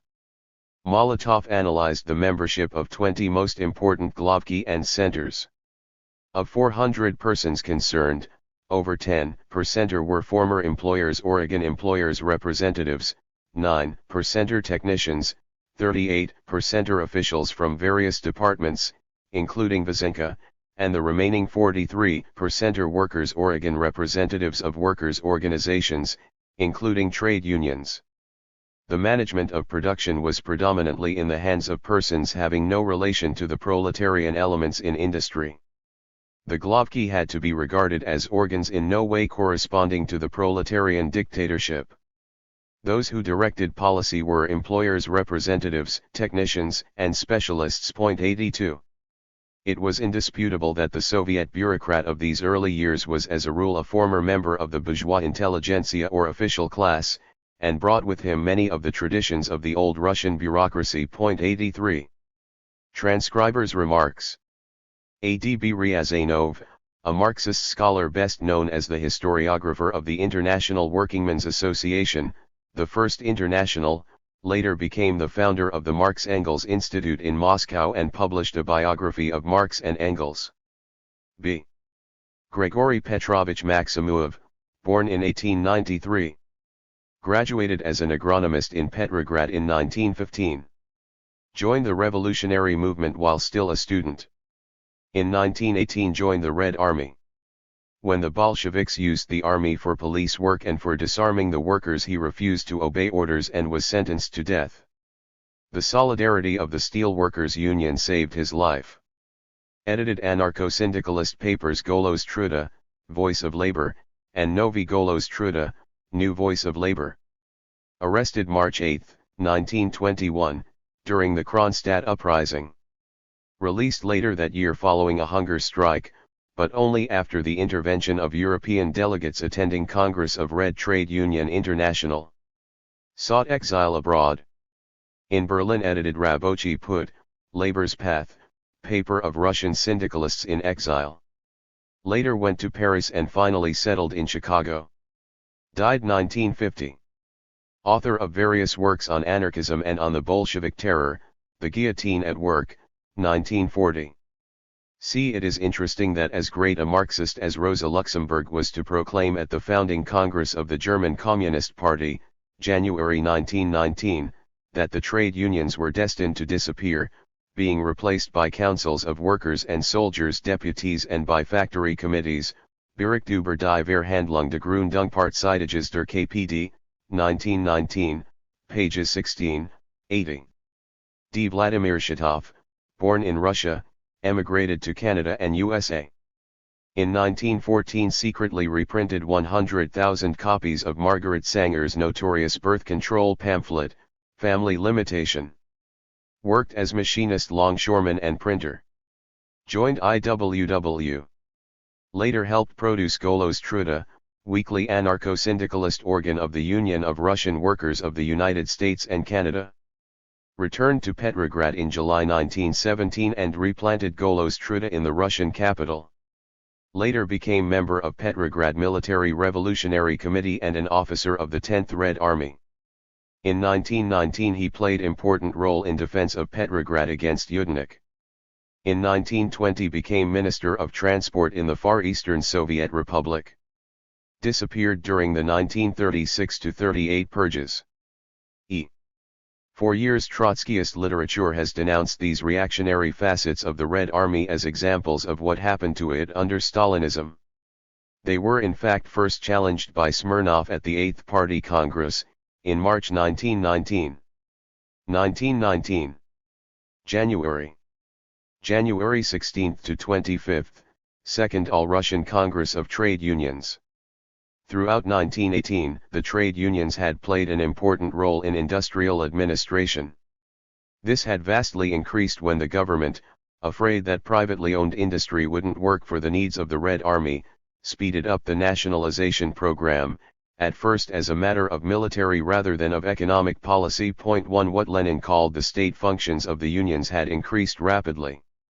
Party members in the trade union leadership, such as Tomsky, chairman of the All-Russian Central Council of Trade Unions, enjoyed considerable power.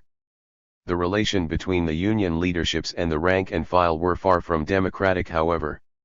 In practice, the more the trade unions assumed the administrative functions of a conventional managerial bureaucracy, the more bureaucratic they themselves became. 2 A Congress delegate, Churkin, claimed for instance that although in most regions there were institutions representing the trade union movement, these institutions were not elected or ratified in any way, where elections had been conducted and individuals elected who were not suitable to the needs of the Central Council or local powers, the elections had been annulled very freely and the individuals replaced by others more subservient to the administration. 3 Another delegate, Perkin, spoke out against new regulations which required that representatives sent by workers' organizations to the Commissariat of Labor be ratified by the Commissariat. If at a union meeting we elect a person as a commissar, i.e., if the working class is allowed in a given case to express its will, one would think that this individual would be allowed to represent our interests in the commissariat, would be our commissar. But, no. In spite of the fact that we have expressed our will, the will of the working class, it is still necessary for the commissar we have elected to be confirmed by the authorities. The proletariat is allowed the right to make a fool of itself. It is allowed to elect representatives, but the state power, through its right to ratify the elections or not, treats our representatives as it pleases. 4. The unions, and all other bodies for that matter, were increasingly coming under the control of the state, itself already in the exclusive hands of the party and its nominees. But although there had already been a very definite shift of power in the direction of the emerging bureaucracy, working class organization and consciousness were still strong enough to exact at least verbal concessions from party and union leaders. The autonomous factory committees had by now been completely smashed, but the workers were still fighting a rearguard action in the unions themselves. They were seeking to preserve a few residual shreds of their erstwhile power. The Second Trade Union Congress sanctioned the arrangements under which the unions had become at once military recruiting agents, supply services, punitive organs, and so on. 5 Tomsky for instance pointed out that at a time when the trade unions determined wages and conditions of work, strikes could no longer be tolerated. It was necessary to put dots on the i's. Lenin spoke about the inevitable stratification of the trade unions. The pill was coated with talk about the function of the unions being to educate the workers in the art of administration and about the eventual withering away of the state. Lazovsky, who had left the party, spoke as an independent internationalist against Bolshevik policy in the unions. A resolution was passed demanding that official status be granted to the administrative prerogatives of the unions. It spoke of statization, Agasudarstvelenie, of the trade unions, as their function broadened and merged with the governmental machinery of industrial administration and control. 6 The Commissar for Labor, V.V. Schmidt, accepted that even the organs of the Commissariat of Labor should be built out of the trade union apparatus. 7 At this stage the membership of the union stood at 3,500,000.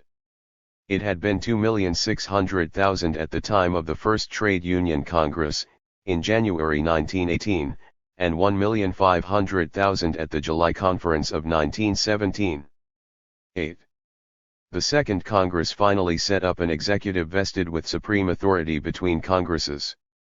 The decrees of this executive were declared compulsory for all the unions within its jurisdiction and for each member of those unions. The violation of the decrees and insubordination to them on the part of individual unions will lead to their expulsion from the family of proletarian unions. 9. This would of course place the union outside the only legal framework in which the Bolshevik regime would permit unions to exist at all. March 2nd to 7th, First Congress of Comintern, Third International. March 18th to 23rd, 8th Party Congress. The Ukraine and Volga regions had now been reoccupied by the Red Army. A short period of relative stability followed. Later in the year, the advances of Denikin and Yudenik were to threaten Moscow and Petrograd respectively. A wave of left criticism surged up at the 8th Congress against the ultra-centralist trends. A new party program was discussed and accepted. Point 5 of the economic section stated that the organizational apparatus of socialized industry must be based primarily on the trade unions, participating already in accordance with the laws of the Soviet Republic and established practice in all local and central organs of industrial administration.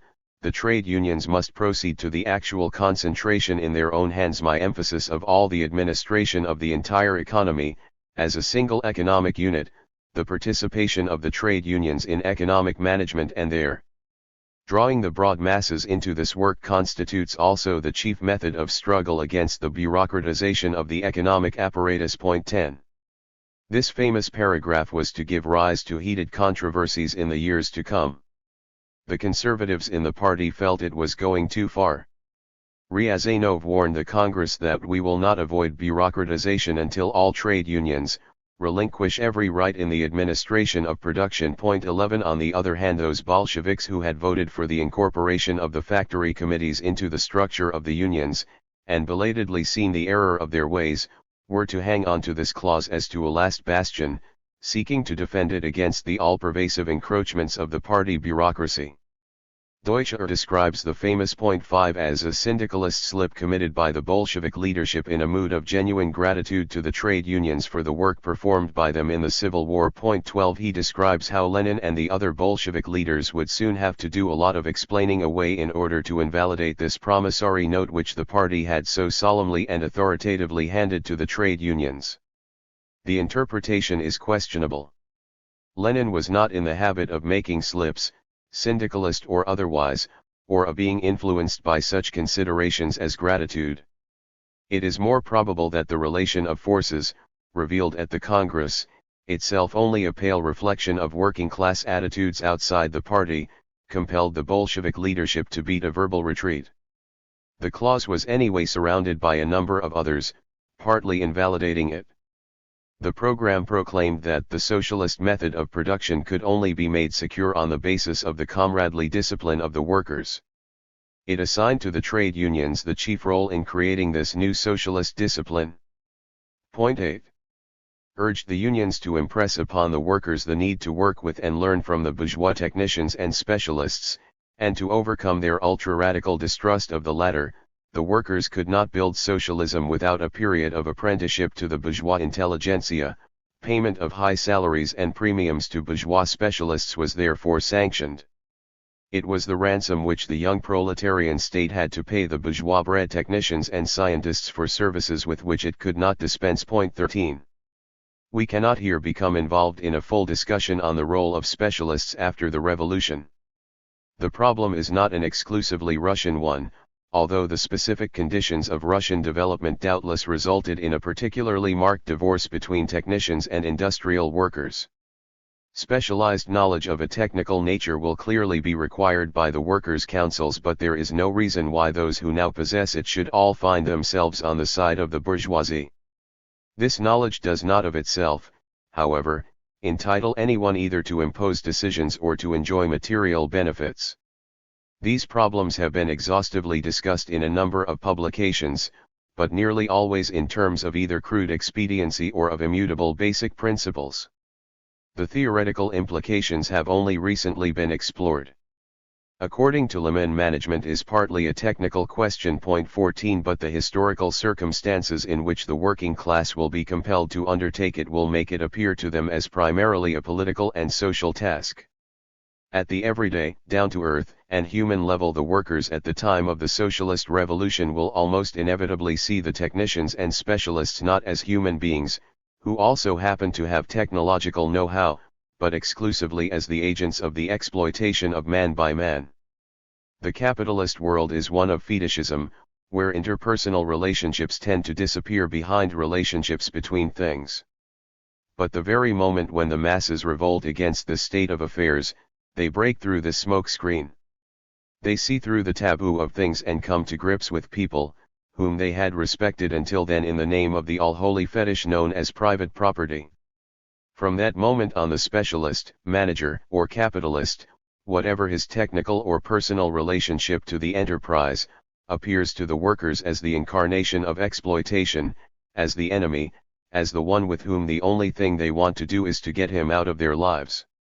To ask the workers, at this stage, to have a more balanced attitude, to recognize in the old boss the new technical director, the indispensable specialist, is tantamount to asking the workers, at the very moment when they are becoming aware of their historical role and of their social power, at the very moment when at last confident in themselves they are asserting their autonomy, to confess their incompetence, their weakness, their insufficiency, and this in the area where they are most sensitive, the field encompassing their daily lives from childhood on, the field of production. The bureaucratization of the party itself provoked pointed comments at the Congress. Osinski declared, "It is necessary to enroll workers into the Central Committee on a broad scale, it is necessary to introduce there a sufficient quantity of workers in order to proletarianize the Central Committee." 15. Lenin was to come to the same conclusion in 1923, at the time of the so-called Lenin Levy. Osinski proposed that the Central Committee be expanded from 15 to 21 members.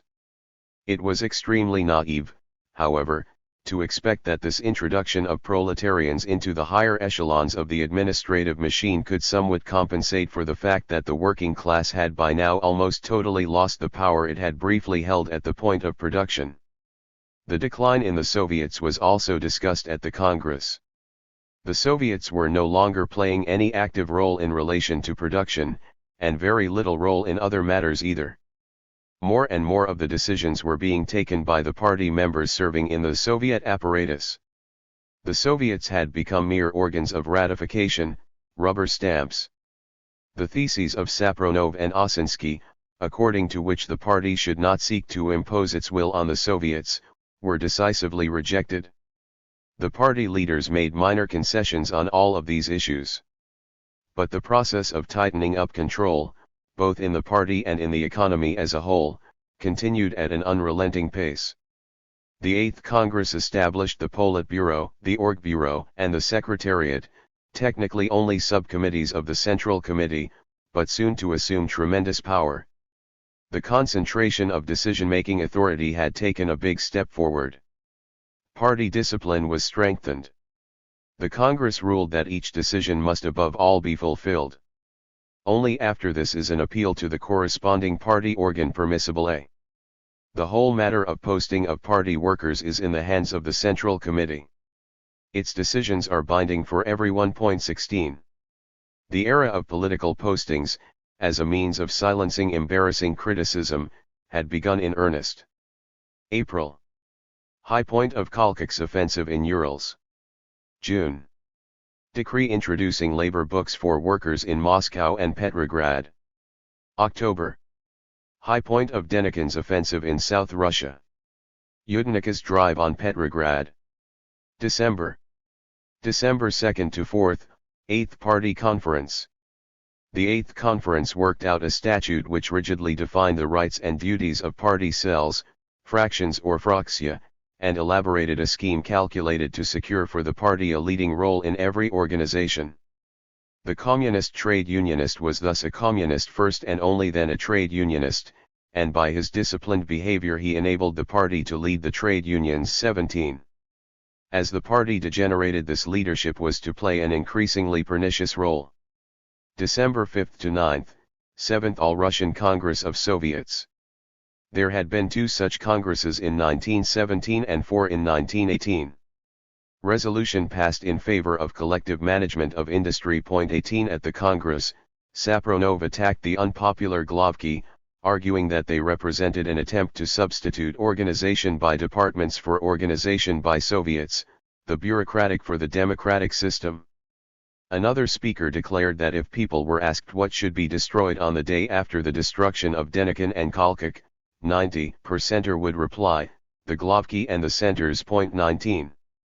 December 16.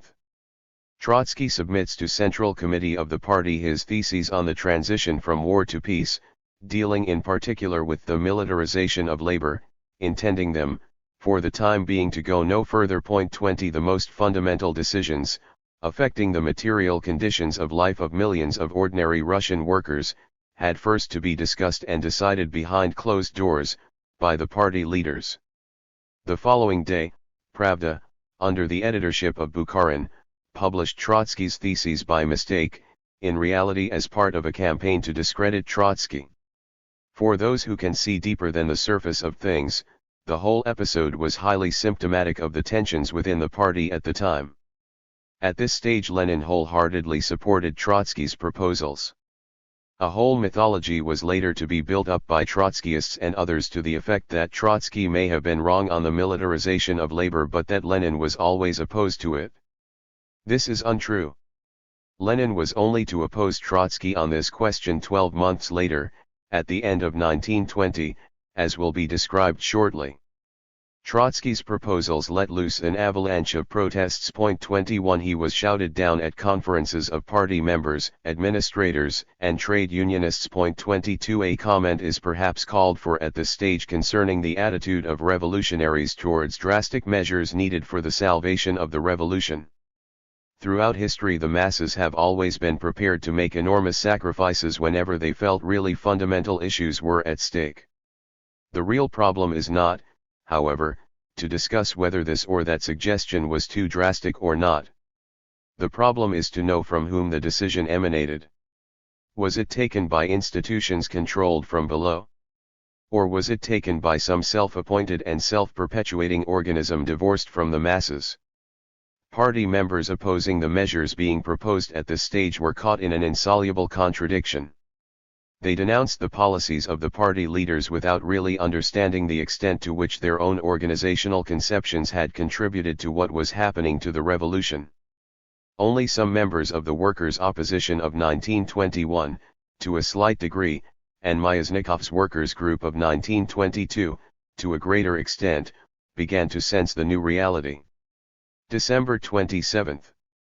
With Lenin's approval the government sets up the Commission on Labor Duty, with Trotsky, still Commissar for War, as its president. Transcriber's remarks. A pathetic echo, nearly 50 years later, is to be found in the Perspectives for I.S., submitted in September 1968 by the Political Committee of International Socialism. Point 4 ran, branches must accept directives from the center, unless they fundamentally disagree with them, in which case they should try to accord with them, while demanding an open debate on the matter. 1920. January. Collapse of whites in Siberia. Blockade lifted by Great Britain, France, and Italy. Decree issued by Sovnarkom laid down general regulations for universal labor service to supply industry, agriculture, transport, and other branches of the national economy with labor power on the basis of a general economic plan. Anyone could be called up on a single occasion or periodically for various forms of work: agriculture, building, road making, food or fuel supplies, snow clearance, carting, and measures to deal with the consequences of public calamities. In an amazing aside, the document stated that there was even cause to regret the destruction of the old police apparatus which had known how to register citizens, not only in towns but also in the country. 1. January 12, meeting of All-Russian Central Council of Trade Unions. At the gathering of the Bolshevik fraction, Lenin and Trotsky together urge acceptance of the militarization of labor. Only 2 of 60 or more Bolshevik trade union leaders support them. Never before had Trotsky or Lenin met with so striking a rebuff. 2. January 10 to 21, Third Congress of Economic Councils. In a speech to the Congress, Lenin declares, "The collegial principle collective management represents something rudimentary, necessary for the first stage, when it is necessary to build anew. The transition to practical work is connected with individual authority. This is the system which more than any other assures the best utilization of human resources." 3. Despite this exhortation, opposition to Lenin and Trotsky's views was steadily gaining ground. The Congress adopted a resolution in favor of collective management of production. February. Regional party conferences in Moscow and Kharkov come out against one-man management. So did the Bolshevik faction of the All-Russian Central Council of Trade Unions, ARCHU, at its meetings in January and March. 4. Tomsky, a well-known trade union leader and a member of the ARCHU, presented theses on the tasks of the trade unions, which were accepted despite their implicit criticism of Lenin's and Trotsky's views. Tomsky's theses claimed that the fundamental principle guiding the work of various bodies leading and administering the economy remains the principle now in existence: collective management. This must be applied from the presidium of the Vysenka right down to the management of the factories. Collective management alone can guarantee the participation of the broad non-party masses, through the medium of the unions. The matter was still seen, however, as one of expediency rather than basic principle. The trade unions, Tomsky claimed, are the most competent and interested organizations in the matter of restoring the country's production and its correct functioning. 5. The adoption of Tomsky's theses by a substantial majority marked the high point of opposition, within the party, to Lenin's views. Resolutions, however, were unlikely to resolve the differences. Both sides realized this. A more serious threat to the party leadership came from the efforts of party dissidents in industry to establish an independent center, from which to control the party organizations in the trade unions. Friction had developed between the party and trade union authorities over assignments of party members to trade union work. The party fraction in the All-Russian Central Council of Trade Unions, dominated by lefts, was claiming direct authority over the party members in the various industrial unions. Shortly before the 9th Congress, the party fraction in the ARCHU passed a resolution which would confirm this claim, by making all party fractions in the unions directly subordinate to the party fraction in the ARCHU, rather than to the geographical organizations of the party. This literally would have created a party within the party, a semi-autonomous body embracing a substantial proportion of the party's membership. The mere existence of such an inner sub-party would be contrary to centralist principles, to say nothing of the prospect of its domination by leftist opponents of Lenin's leadership. It was inevitable that the Unionists' demand for autonomy within the party would be rejected, and when the resolution was submitted to the Orgbureau, this is precisely what happened. 6. The whole episode had interesting repercussions. Confronted with a conflict between democracy and centralism, the democratic centralists proved that on this issue, as on so many others, centralist considerations were paramount. They proposed a resolution, passed by the Moscow organization of the party, to the effect that party discipline in every case takes precedence over trade union discipline. Point 7. On the other hand, the Southern Bureau of the Archduke passed a resolution on autonomy for party trade unionists similar to that drawn up by the parent organization, and got it passed by the 4th Ukrainian Party Conference. March 2. All-Russian Congress of Food Industry Workers. Under syndicalist influence, meets in Moscow. Censures Bolshevik regime for inaugurating unlimited and uncontrolled dominion over the proletariat and peasantry, frightful centralism carried to the point of absurdity, destroying in the country all that is alive, spontaneous, and free. The so-called dictatorship of the proletariat is in reality the dictatorship over the proletariat by the party and even by individual persons. Point 8. March 29 to April 4, 9th Party Congress. The Civil War had by now almost been won. The people were yearning to taste, at last, the fruits of their revolution. But the Congress foreshadowed the continuation and extension into peacetime of some of the methods of war: communism, conscription of manpower, compulsory direction of labor, strict rationing of consumer goods, payment of wages in kind, requisition of agricultural produce from the peasants, in the place of taxation. The most controversial issues discussed were the militarization of labor and one-man management of industry. The proposals put to the Congress may be taken as representing the views of Lenin and Trotsky concerning the period of industrial reconstruction. On the question of direction of labor, Trotsky's views were heavily influenced by his experiences as Commissar for War. Battalions awaiting demobilization had been used on a wide scale for forestry and other work. According to Deutscher, it was only a step from the employment of armed forces as labor battalions to the organization of civilian labor into military units. Point 9. The working class, Trotsky announced to the Congress, cannot be left wandering all over Russia. They must be thrown here and there, appointed, commanded, just like soldiers. Compulsion of labor will reach the highest degree of intensity during the transition from capitalism to socialism. Deserters from labor ought to be formed into punitive battalions or put into concentration camps.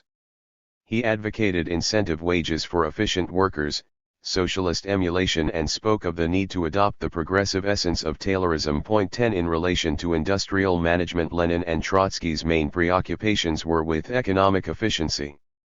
Like the bourgeoisie, both before and after them, they identified efficiency with individual management. They realized, however, that this would be a bitter pill for the workers to swallow. They had to tread carefully.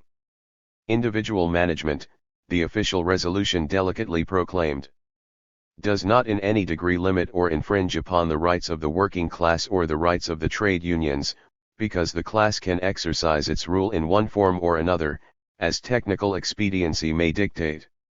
It is the ruling class at large, again identified with the party, MB, which in every case appoints persons for managerial and administrative jobs. 11. Their caution was justified. The workers had not forgotten how at the first Trade Union Congress, January 1918, a resolution had proclaimed that it was the task of workers' control to put an end to autocracy in the economic field, just as an end had been put to it in the political field. Point 12.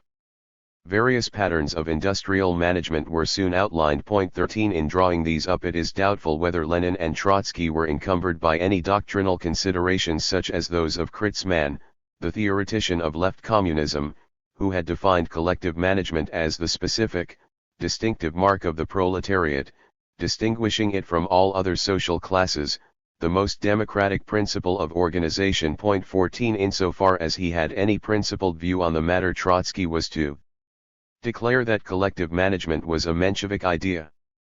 At the 9th Congress, Lenin and Trotsky were opposed most vehemently by the democratic centralists, Osinski, Sapronov, Preobrazhensky. Smirnov, obviously ahead of his time, inquired why, if one-man management was such a good idea, it wasn't being practiced in the Sovnarkom, Council of People's Commissars. Lutavinov, the metal workers' leader, who was to play an important role in the development of the workers' opposition later that year, asserted that the responsible head of each branch of industry can only be the production union. and of industry as a whole it can only be the All-Russian Central Council of Trade Unions, it cannot be otherwise. 15. Shlyapnikov called explicitly for a three-way separation of powers between party, Soviets, and the trade unions. 16. Speaking for the Democratic Centralists, Ossinsky endorsed Shlyapnikov's idea. He observed a clash of several cultures, the military Soviet culture, the civil Soviet culture and the trade union movement, which had created its own sphere of culture. It was improper to apply to all of the cultures certain particular methods, such as militarization, which were appropriate to only one of them. 17. This was a clear case of being caught in a trap of one's own making. On the question of one-man management, the Democratic Centralists also had a position which was beside the real point. A resolution, which they had voted through the earlier Moscow Provincial Party Conference, minimized the matter. The question of the collegial system, collective management and individual authority, is not a question of principle, but a practical one.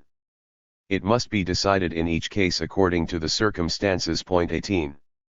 While correctly grasping that collective management had of itself no implicit virtues, they failed to recognize that the real problem was that of the relation between management, individual or collective, and those it managed. The real problem was from whom the one or the several managers would derive their authority.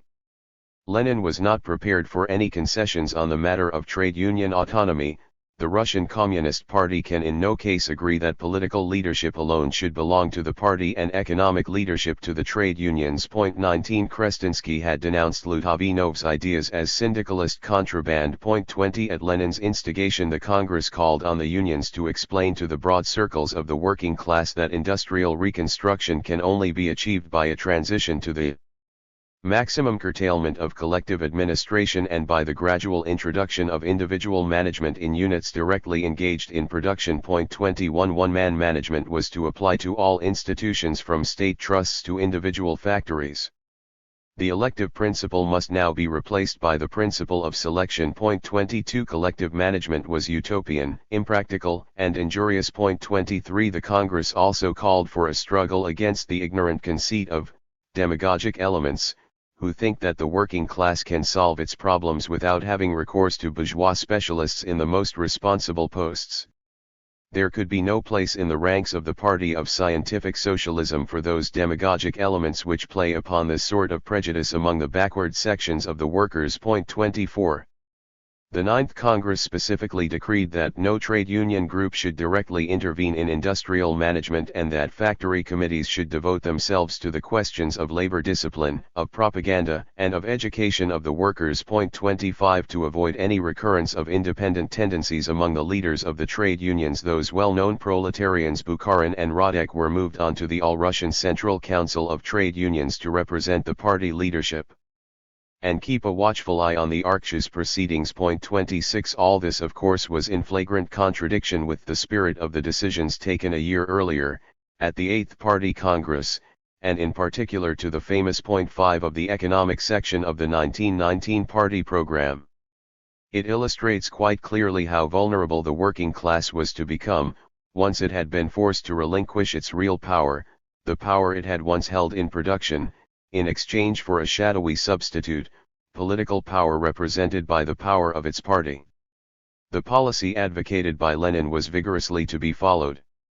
In late 1920, of 2,051 important enterprises for which data were available, 1,783 were already under one-man management. 27.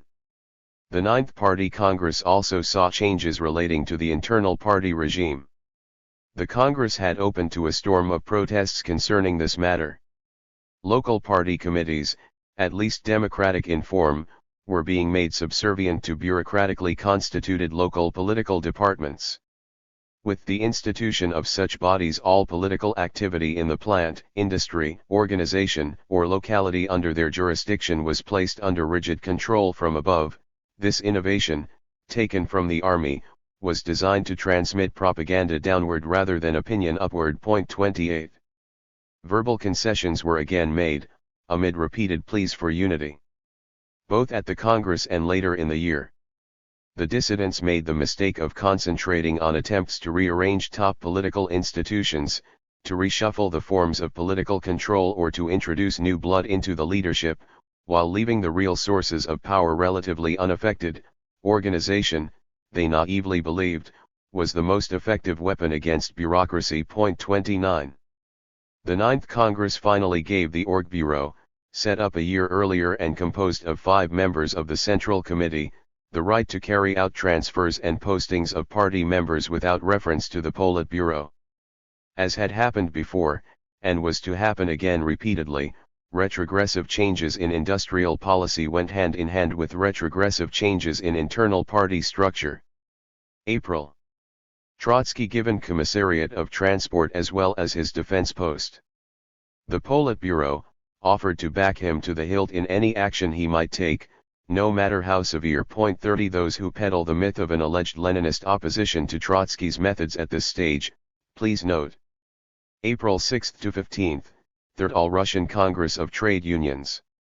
Trotsky declared that the militarization of labor is the indispensable basic method for the organization of our labor forces.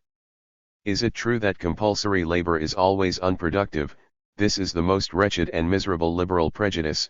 Chattel slavery too was productive. Compulsory slave labor was in its time a progressive phenomenon. Labor, obligatory for the whole country, compulsory for every worker, is the basis of socialism. Wages must not be viewed from the angle of securing the personal existence of the individual worker but should measure the conscientiousness and efficiency of the work of every laborer. 31 Trotsky stressed that coercion, regimentation, and militarization of labor were no mere emergency measures. The workers' state normally had the right to coerce any citizen to perform any work, at any time of its choosing. 32 With a vengeance, Trotsky's philosophy of labor came to underline Stalin's practical labor policy in the 30s. At this Congress Lenin publicly boasted that he had stood for one-man management from the beginning. He claimed that in 1918 he pointed out the necessity of recognizing the dictatorial authority of single individuals for the purpose of carrying out the Soviet idea. 33 And claimed that at that stage there were no disputes in connection with the question of one-man management. This last assertion is obviously untrue, even if one's terms of reference are restricted to the ranks of the party. The files of Communist are there to prove the point. June-July. By the middle of 1920 there had been little if any change in the harsh reality of Russian working-class life. Years of war, of civil war and of wars of intervention, coupled with devastation, sabotage, drought, famine, and the low initial level of the productive forces, made material improvement difficult. But even the vision had now become blurred. In the Soviet Russia of 1920 the industrial workers were subjected again to managerial authority, labor discipline, wage incentives, scientific management, to the familiar forms of capitalist industrial organization with the same bourgeois managers, qualified only by the states holding the title to the property. 34. A white professor who reached Omsk in the autumn of 1919 from Moscow reported that at the head of many of the centers and glavki sit former employers and responsible officials and managers of business. The unprepared visitor to the centers who is personally acquainted with the former commercial and industrial world would be surprised to see the former owners of big leather factories sitting in Klavkos, big manufacturers in the central textile organizations, etc. 35. Under the circumstances it is scarcely surprising that the spurious unity achieved at the Ninth Congress a few months earlier did not last. Throughout the summer and autumn differences of opinion on such issues as bureaucracy within the party, the relations of the trade unions to the state and even the class nature of the state itself were to take on a very sharp form. Opposition groups appeared at almost every level. In the latter part of the year, after the conclusion of the Russo-Polish War, repressed discontent broke into the open. In the autumn Lenin's authority was to be challenged more seriously than at any time since the left communist movement of early 1918. July. Publication of Trotsky's classic Terrorism and Communism, just before the Second Congress of the Communist International. This work gives Trotsky's views on the socialist organization of labor in their most finished, lucid and unambiguous form. The organization of labor is in its essence the organization of the new society, Every historical form of society is in its foundation a form of organization of labor. 36. The creation of a socialist society means the organization of the workers on new foundations, their adaptation to those foundations and their labor re-education, with the one unchanging end of the increase in the productivity of labor. 37. Wages, in the form of both money and goods, must be brought into the closest possible touch with the productivity of individual labor. Under capitalism, the system of piecework and of grading, the application of the Taylor system, etc., have as their object to increase the exploitation of the workers by the squeezing out of surplus value. Under socialist production, piecework, bonuses, etc., have as their problem to increase the volume of the social product. Those workers who do more for the general interest than others receive the right to a greater quantity of the social product than the lazy, the careless, and the disorganizers. 38. The very principle of compulsory labor is for the communist quite unquestionable, the only solution to economic difficulties that is correct from the point of view both of principle and of practice is to treat the population of the whole country as the reservoir of the necessary labor power, an almost inexhaustible reservoir, and to introduce strict order into the work of its registration, mobilization, and utilization. 39. The introduction of compulsory labor service is unthinkable without the application, to a greater or lesser degree, of the methods of militarization of labor. 40. The unions should discipline the workers and teach them to place the interests of production above their own needs and demands. The young workers' state requires trade unions not for a struggle for better conditions of labor, that is the task of the social and state organizations as a whole, but to organize the working class for the ends of production. 41. It would be a most crying error to confuse the question as to the supremacy of the proletariat with the question of boards of workers at the head of factories. The dictatorship of the proletariat is expressed in the abolition of private property in the means of production, in the supremacy over the whole Soviet mechanism of the collective will of the workers, a euphemism for the party, MB, and not at all in the form in which individual economic enterprises are administered. 42. I consider that if the Civil War had not plundered our economic organs of all that was strongest, most independent, most endowed with initiative, we should undoubtedly have entered the path of one-man management in the sphere of economic administration much sooner and much less painfully. 43. August. Due to the Civil War, and to other factors less often mentioned such as the attitude of the railway workers to the new regime, the Russian railways had virtually ceased to function. Trotsky, Commissar for Transport, was granted wide emergency powers to try out his theories of militarization of labor. He started by placing the railwaymen and the personnel of the repair workshops under martial law. When the railwaymen's trade union objected, he summarily ousted its leaders and, with the full support and endorsement of the party leadership, appointed others willing to do his bidding. He repeated the procedure in other unions of transport workers. 44. September. Early September. Setting up of Tsektran, Central Administrative Body of Railways. Very much Trotsky's brainchild, it was brought into being as a result of a compulsory fusion of the Commissariat of Transport, of the railway unions and of the party organs, political departments, in this field. The entire railroad and water transport systems were to fall within Tsektran's compass. Trotsky was appointed its head. He ruled the Tsektran along strictly military and bureaucratic lines. The Politburo backed him to the hilt, as it had promised. 45. The railways were got going again. But the cost to the image of the party was incalculable. Those who wonder why, at a later stage, Trotsky was unable to mobilize mass support for his struggle, within the apparatus, against the Stalinist bureaucracy should meditate on such facts. September 22 to 25, 9th Party Conference.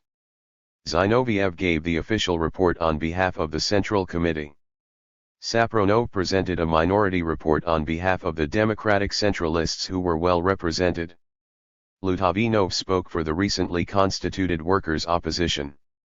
He called for the immediate institution of the widest measures of proletarian democracy, the total rejection of the system whereby appointments from above were made to nominally elected positions, and the purging of the party of careerist elements who were now joining in droves.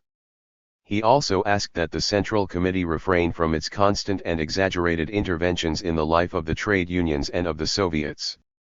The leadership had to retreat. Zinoviev evaded answering the main complaints. A resolution was passed stressing the need for full equality within the party and denouncing the domination of rank-and-file members by privileged bureaucrats.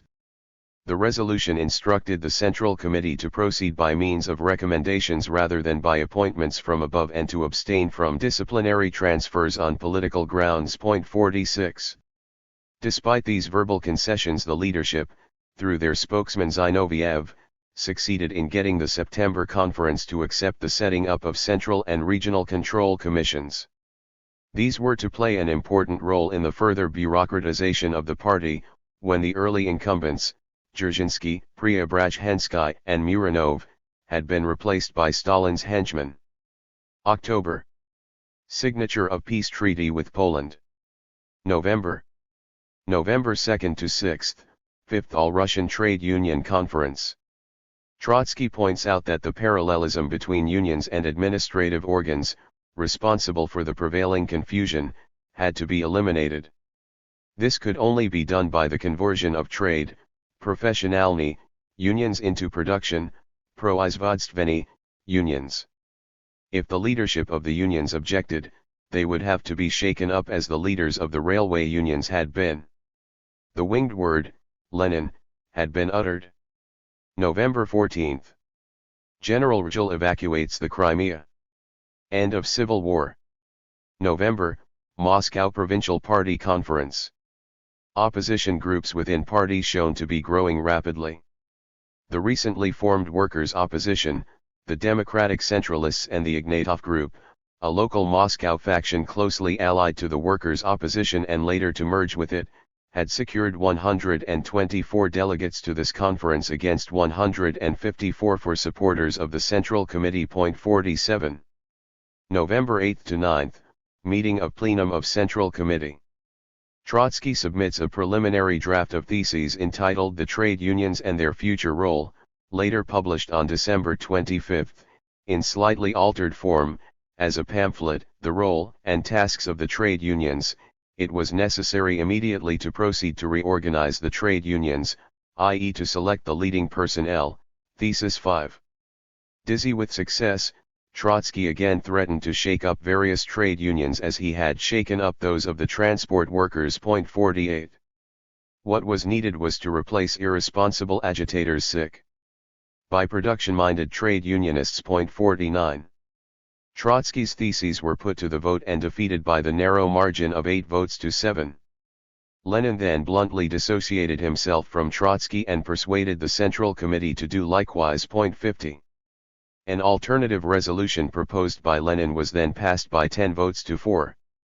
It called for reform of the Tsektran, advocated sound forms of the militarization of labor. 51 and proclaimed that the party ought to educate and support a new type of trade unionist, the energetic and imaginative economic organizer who will approach economic issues not from the angle of distribution and consumption but from that of expanding production. 52. The latter was clearly the dominant viewpoint. Trotsky's error had been that he had carried it out to its logical conclusion. But the party needed a sacrificial goat. The plenum was to forbid Trotsky to speak in public on the relationship between the trade unions and the state. 53. December 2nd. Trotsky, in a speech to the enlarged plenum of Tsektran, declared that a competent, hierarchically organized civil service had its merits. Russia suffered not from the excess but from the lack of an efficient bureaucracy. 54. The militarization of the trade unions and the militarization of transport required an internal, ideological militarization. 55. Stalin was later to describe Trotsky as the patriarch of the bureaucrats. 56. When the Central Committee again rebuffed him, Trotsky fretfully reminded Lenin and the other members of how often they had privately urged him to act ruthlessly and disregard considerations of democracy. It was disloyal of them, to pretend in public that they defended the democratic principle against him. 57. December 7. At a plenum of the Central Committee, Bukharin had produced a resolution on industrial democracy. The terms were to infuriate Lenin. They were a verbal twist, a tricky phrase, confusing, a squib. Industry is always necessary. Democracy is not always necessary. The term industrial democracy gives rise to a number of utterly false ideas. 58. It might be understood to repudiate dictatorship and individual management. 59. Without bonuses in kind and disciplinary courts, it was just empty talk. 60. The strongest opposition to Trotsky's schemes for the militarization of labor came from that section of the party with the deepest roots in the trade unions. Some of these party members had not only dominated the Trade Union Council up to this time, but were also the direct beneficiaries of the doctrine of autonomous trade union responsibility. 61. In other words, they were already, in part, trade union bureaucrats. It was partly from these elements that the workers' opposition was to develop. By now, however, the leading politico-economic apparatus was quite different from the one we saw emerging in 1918. In just over 2 years, the party apparatus had gained undisputed political control of the state, through the bureaucratized Soviets. It had also gained almost complete control of the economic apparatus, through trade union officials and appointed industrial managers. The various groups had acquired the competence and experience necessary to become a social category with a specific function, to manage Russia. Their fusion was inevitable. December 22 to 29, 8th All-Russian Congress of Soviets. Held in Moscow. It provided an opportunity for a public airing of the diverging viewpoints on the trade union question which had developed within the party and which could now no longer be contained within its ranks. The degree of opposition which had developed to official party policy can be gauged by the contents of Zinoviev's speech. We will establish more intimate contacts with the working masses. We will hold meetings in the barracks, in the camps and in the factories. The working masses will then understand that it is no joke when we proclaim that a new era is about to start, that as soon as we can breathe freely again we will transfer our political meetings into the factories. We are asked what we mean by workers' and peasants' democracy. I answer, nothing more and nothing less than what we meant by it in 1917. We must re-establish the principle of election in the workers' and peasants' democracy. If we have deprived ourselves of the most elementary democratic rights for workers and peasants, it is time we put an end to the state of affairs. 62. Zinoviev's concern for democracy did not carry much weight. Being factionally motivated, it was part of a campaign to discredit Trotsky. At that time, public orators in search of laughs could usually get them by carefully chosen quotations from Zinoviev on the subject of democratic rights. 63. December 30. Joint meeting of the party fraction to the 8th Congress of Soviets, of party members on the All-Russian Central Council of Trade Unions, and of party members in various other organizations, held in the Bolshoi Theater, Moscow, to discuss the trade union question. All the main protagonists were on hand to state their respective cases. The various viewpoints, as stated at the meeting, or outlined in articles written at the time or within the next few weeks, can be summarized as follows. 64. Trotsky and particularly Bukharin later amended their original proposals in order to constitute a bloc at the Congress. For Lenin, the trade unions were reservoirs of state power. They were to provide a broad social basis for the proletarian dictatorship exercised by the party, a base that was badly needed in view of the predominantly peasant nature of the country. The unions were to be the link or transmission belt between the party and the mass of non-party workers. The unions could not be autonomous. They could not play an independent role either in the initiation or in the implementation of policy. They had to be strongly influenced by party thinking and would undertake the political education of the masses along lines determined by the party. In this way they would become schools of communism for their 7 million members. The party was to be the teacher, the Russian Communist Party, in the person of its central and regional organizations, unconditionally guides as before the whole ideological side of the work of the trade unions. 65. Lenin stressed that the unions could not be instruments of the state. Trotsky's assumption that the unions need no longer defend the workers because the state was now a workers' state was wrong. Our state is such that the entire organized proletariat must defend itself. We must use these workers' organizations for the defense of the workers from their state and for the defense of our state by the workers. The words in italics are often omitted when this famous passage is quoted. According to Lenin, militarization was not to be regarded as a permanent feature of socialist labor policy. Persuasion had to be used as well as coercion. While it was normal for the state to appoint officials from above, a long way had been traveled since the statements recorded under the heading of May 20, 1917, it would be inexpedient for the trade unions to do the same. The unions could make recommendations for administrative economic jobs and should cooperate in planning. They should inspect, through specialized departments, the work of the economic administration. Wage rate fixing was to be transferred to the All-Russian Central Council of Trade Unions. In relation to wages, the extreme egalitarianism of the workers' opposition had to be fought. Wages policy was to be designed so as to discipline labor and increase its productivity. 66. Party members had chattered enough about principles in the Smolny.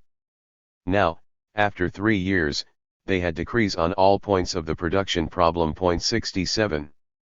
The decisions on the militarization of labor, etc., were incontrovertible, and there is no need whatsoever to withdraw my words of ridicule concerning references to democracy made by those who challenged these decisions. We shall extend democracy in the workers' organizations but not make a fetish of it. 68. Trotsky reiterated his belief that the transformation of the trade unions into production unions formed the greatest task of our epoch. The unions ought permanently to assess their membership from the angle of production and should always possess a full and precise characterization of the productive value of any worker. The leading bodies of the trade unions and of the economic administration should have between 1/3 and 1/2 of their members in common in order to put an end to the antagonism between them. Bourgeois technicians and administrators who had become full members of a union were to be entitled to hold managerial posts, without supervision by commissars.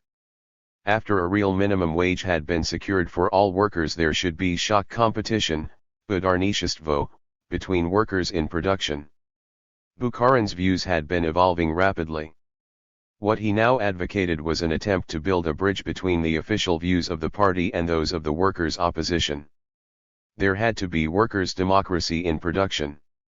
The governmentalizing of the unions had to go hand in hand with the unionizing of the state. The logical and historical termination of this process will not be the engulfment of the unions by the proletarian state, but the disappearance of both categories, of the unions as well as of the state, and the creation of a third, the communistically organized society. 69. Lenin was to seize upon Bukharin's platform as a full break with communism and a transition to a position of syndicalism. 70. It destroyed the need for the party. If the trade unions, 9/10 of whose members are non-party workers, appoint the managers of industry, what is the use of the party? 71.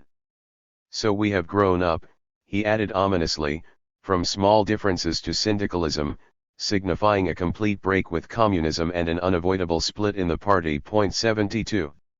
Other attacks by Lenin on Bukharin's views are to be found in his famous article censuring Trotsky. 73. The views of the workers' opposition were put to the Moscow meeting by Shlyapnikov, a metal worker, and were later to be developed more fully by Kollontai and others. Explicitly or implicitly, these views postulated the domination of the trade unions over the state. The workers' opposition referred of course to point 5 of the 1919 program and charged the leadership of the party with violating its pledges towards the trade unions. The leadership of the party and of government bodies had in the last 2 years systematically narrowed the scope of trade union work and reduced almost to nil the influence of the working class.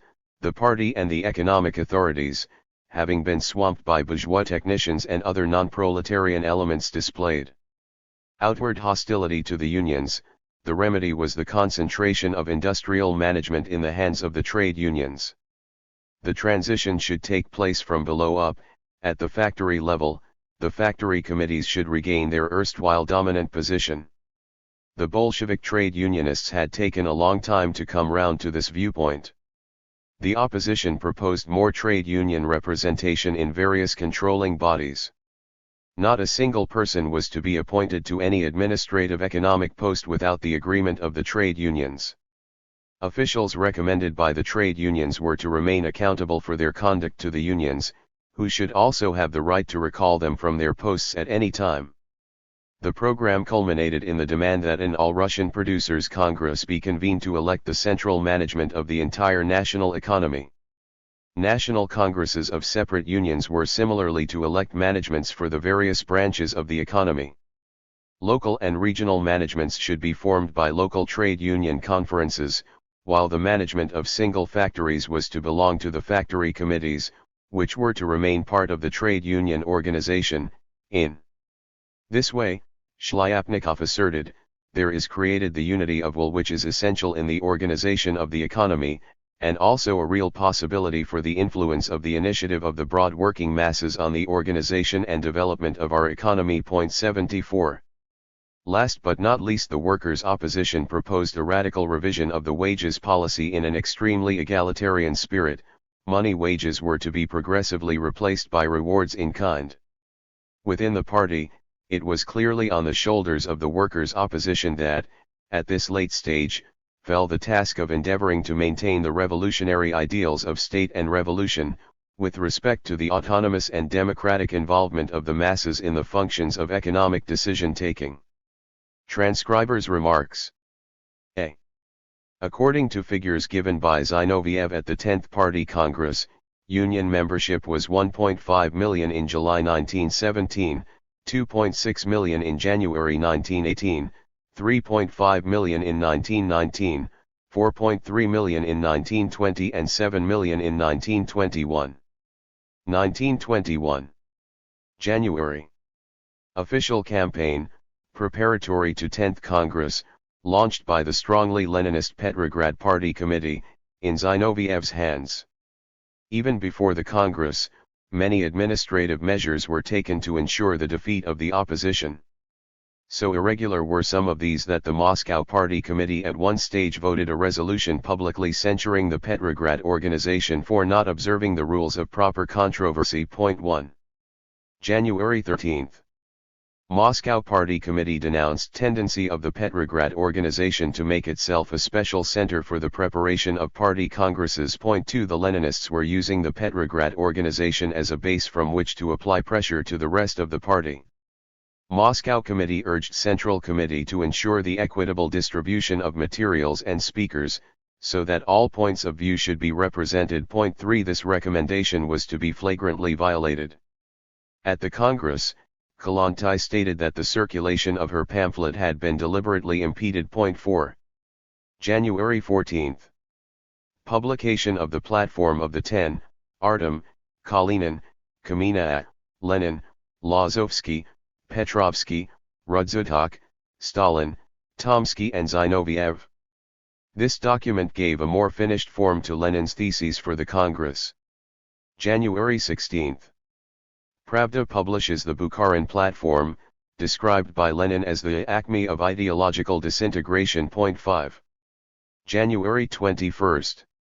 In an article in Pravda on the party crisis, Lenin writes, "Now we add to our platform the following: we must combat the ideological confusion of those unsound elements of the opposition who go to the lengths of repudiating all militarization of economy, of repudiating not only the method of appointing which has been the prevailing method up to now, but all appointments.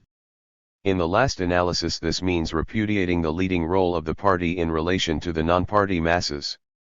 We must combat the syndicalist deviation which will kill the party if it is not completely cured of it." A little later Lenin was to write that the syndicalist deviation leads to the fall of the dictatorship of the proletariat. 6. In other words, working class power, the dictatorship of the proletariat, is impossible if there are militants in the party who think the working class should exert more power in production. The syndicalist deviation. A. January 24. Meeting of the Communist fraction during Second Congress of the Miners' Union. Kiselev, a miner, put the case for the workers' opposition, which got 62 votes, as against 137 for the Leninist platform and 8 for Trotsky's. 7. January 25. Pravda publishes the workers' opposition's theses on the trade unions. Alexandra Kollontai publishes the workers' opposition, which develops the same ideas at a more theoretical level. 8. For all the political storm unleashed by the workers' opposition, there is little reliable documentation about this tendency.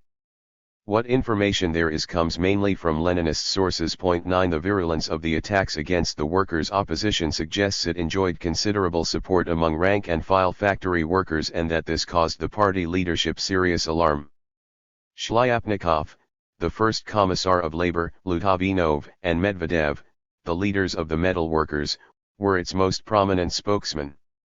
Geographically, it seems to have been concentrated in the southeastern parts of European Russia, the Donets Basin, the Don and Kuban regions, and the Samara province on the Volga.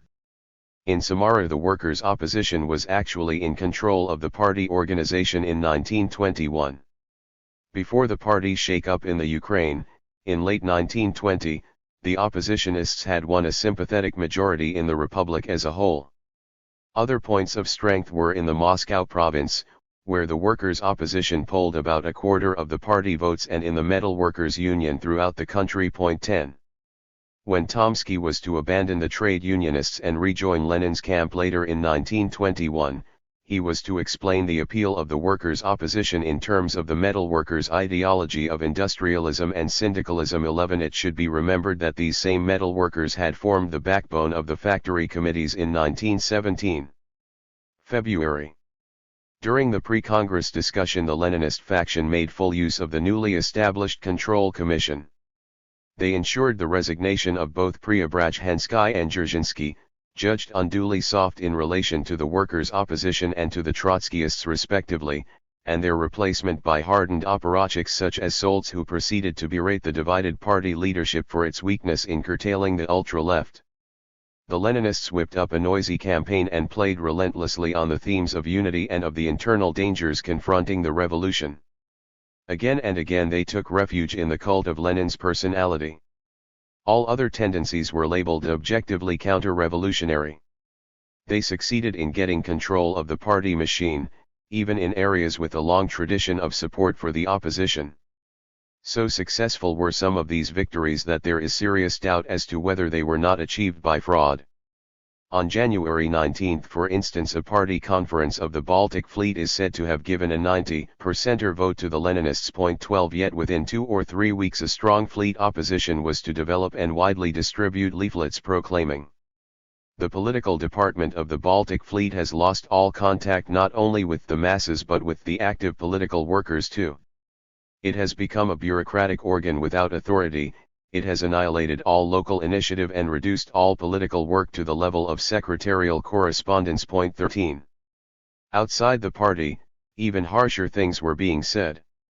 March 17, the Kronstadt Rebellion. This key event, which had a profound effect on the Congress which opened a few days later, has been analyzed in detail elsewhere. 14. March 8 to 16, 10th Party Congress. This was to prove one of the most dramatic assemblies in the whole history of Bolshevism.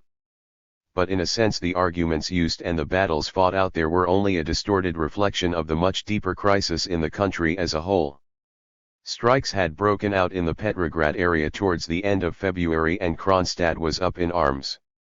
Both were but the visible portions of a much larger iceberg of submerged discontent and disaffection.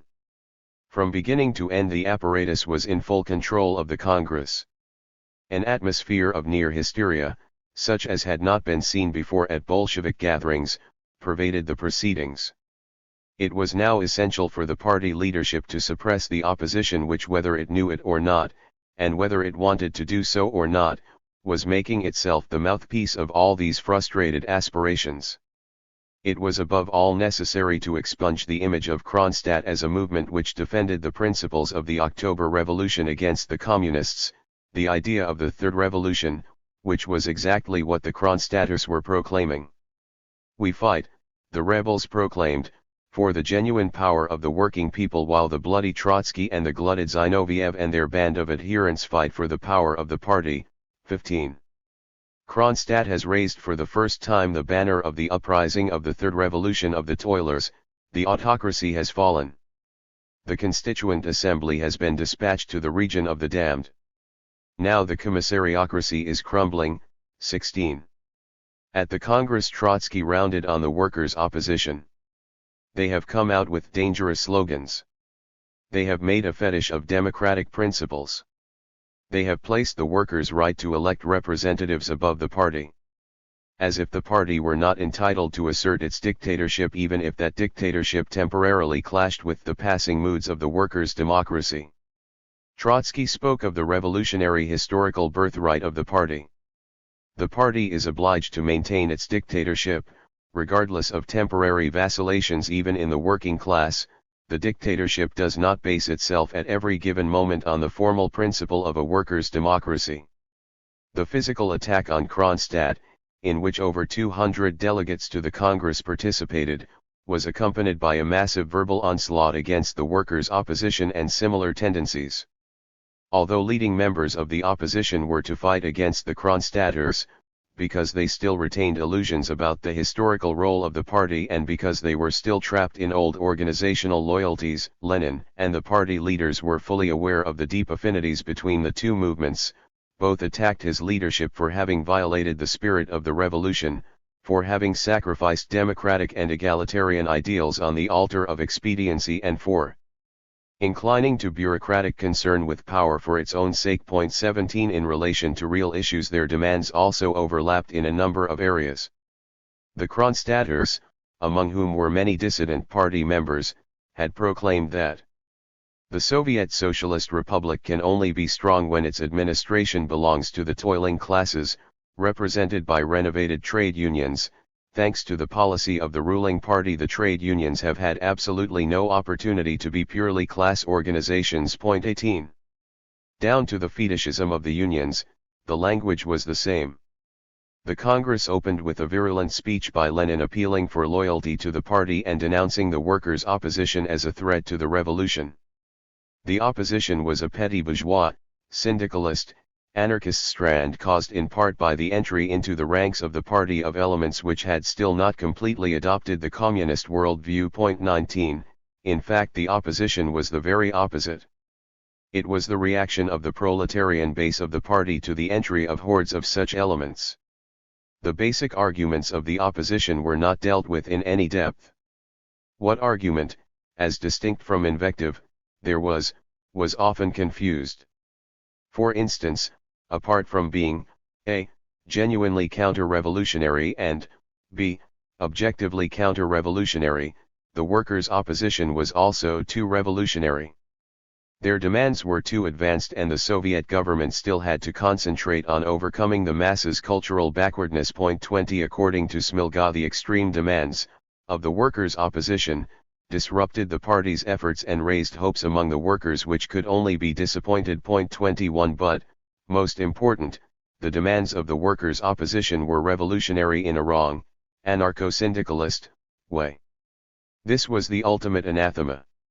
If we perish, Lenin said privately, it is all the more important to preserve our ideological line and give a lesson to our continuators. This should never be forgotten, even in hopeless circumstances. 22. Gone were the brief days of the 1917 honeymoon. Gone was the rhetoric of state and revolution. Out came the skeletons of the split in the First International. The cardinal crime of the opposition was that elements among it, and more particularly among its fringes, such as Myasnikov and Bogdanov, were beginning to raise really awkward questions. In a clumsy and still fumbling manner, some were beginning to question the primacy of the party, others the class nature of the Russian state. As long as criticisms dealt with the bureaucratic deformations or distortions of this or that institution, or even in the party itself, the party could cope. It had in fact become quite practiced in the matter.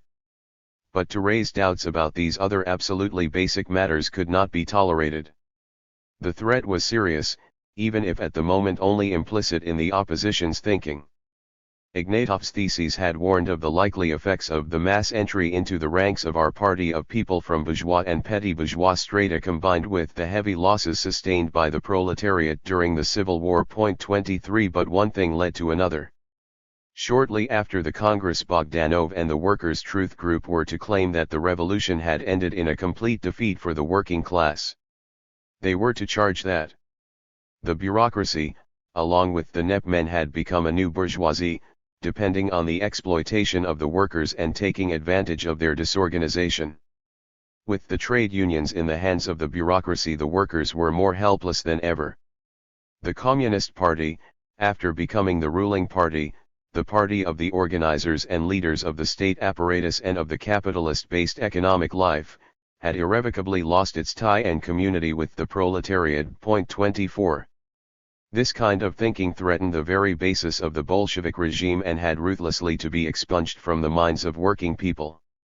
Marxism teaches us, Lenin said, that only the political party of the working class, i.e. the Communist Party, is in a position to unite, educate, organize, and direct all sides of the proletarian movement and hence all the working masses. Without this, the dictatorship of the proletariat is meaningless. 25. Marxism of course taught other things too. It emphasized that the emancipation of the working class was the task of the working class itself. 26 And that the communists do not form a separate party opposed to other working class parties. 27 What Lenin was now preaching was not in fact Marxism but the crude Leninism of what is to be done. Written in 1902, the Leninism which had asserted that the working class left to its own devices could only develop a trade union consciousness and would have to have political consciousness injected into it from the outside, by those vehicles of science, the petty bourgeois intelligentsia. B. In the minds of the Bolsheviks, the party embodied the historical interests of the class, whether the class understood it or not, and whether the class wanted it or not. Given these premises, any challenge to the hegemony of the party, whether in action or only in thought, was tantamount to treason to the revolution, to a rape of history. Unity was the all-pervasive theme of the Congress. Given the threat from without and the threat from within, it didn't prove very hard for the leadership to get draconian measures accepted. These were still further to restrict the rights of party members. Factional rights were abolished. The Congress prescribes the rapid dispersal of all groups without exception which have formed themselves on one platform or another. Failure to execute this decision of the Congress will lead to immediate and unconditional expulsion from the party. 28. A secret provision gave the Central Committee unlimited disciplinary rights, including expulsion from the party and even from the Central Committee itself, for which a majority of 2/3 would be required. These measures, an organizational turning point in the history of Bolshevism, were overwhelmingly endorsed. But not without certain misgivings. Karl Radek stated, "I had a feeling that a rule was being established which left us uncertain as to whom it might be applied against. When the Central Committee was chosen, the comrades from the majority composed a list which gave them control. Every comrade knew that this was done at the beginning of the dissension in the party. We do not know what complications may arise. The comrades who propose this rule think it is a sword aimed against differently thinking comrades. Although I am voting for this resolution, I feel that it may even be turned against us." Stressing the dangerous situation confronting both party and state, Radek concluded, "Let the Central Committee at the moment of danger take the sternest measures against the best comrades, if it finds this necessary." 29 This attitude, or rather this mentality, the party can't be wrong in relation to the class, the Central Committee can't be wrong in relation to the party, was to explain many subsequent events. It was literally to prove a noose around the necks of thousands of honest revolutionaries. It helps one understand both Trotsky's public denials of 1927 that Lenin had ever left a political testament, and the confessions of the Bolshevik old guard during the Moscow trials of 1936–38. The party, as an institution, had become reified. It now epitomized man's alienation in relation to revolutionary politics. In relation to these political shifts, or rather to this emergence of what had always been some of the underlying strands of Bolshevism, the actual discussions of the conference were of less significance. They have therefore deliberately been left to the end. Still operating within the ideological framework of the party, Perepetko, a member of the workers' opposition, identified bureaucratism, in the party, as the source of the cleavage between the authority of the Soviets and the Soviet apparatus as a whole and the broad working masses. 30 Medvedev charged the Central Committee with deviations in the direction of distrust of the creative powers of the working class and concessions to the petty bourgeoisie and to the bourgeois official castes. 31. To offset this tendency and preserve the proletarian spirit in the party, the workers' opposition proposed that every party member be required to live and work for 3 months out of every year as an ordinary proletarian or peasant, engaged in physical labor. 32 Ignatov's theses called for a minimum of 2/3 of each body to be composed of workers. Criticism of the leadership was more bitter than it had been for years. A delegate raised a storm by calling Lenin the greatest chinovnik, hierarch of the Tsarist bureaucracy. 33 The leadership played its usual game. A long resolution on the trade unions, drawn up by Zinoviev, was passed by 336 to 50, for Trotsky's position, and 18, for the workers' opposition. 34. Zinoviev took pains in this document to claim absolute continuity with the trade union doctrine, stated by the First Trade Union Congress and in the party program of 1919. This was the familiar device of generating a smokescreen of orthodoxy to cover a change of course. 35. The document, which spoke a lot about workers' democracy, went on to stress in unequivocal terms that the party would guide all trade union work. On the penultimate day of the Congress, at the end of a session, without any previous discussion in the party and after a number of delegates had already left, Lenin made his famous proposals concerning the new economic policy. He proposed the substitution of a tax in kind for the forced requisitioning of grain from the peasants, one of the most hated features of war communism. There would be an end to government control of the grain supply and, by implication, a free trade in grain. This momentous proposal was followed by 4 10-minute contributions from the floor. The official report of the 10th Congress runs to 330 pages, of which a bare 20 are devoted to the NEP. 36 The main preoccupations of the Congress had clearly been elsewhere. Internal tightening up now proceeded with a vengeance. A resolution was voted to the effect that the most immediate task of the Central Committee was the stringent effectuation of uniformity in the structure of party committees.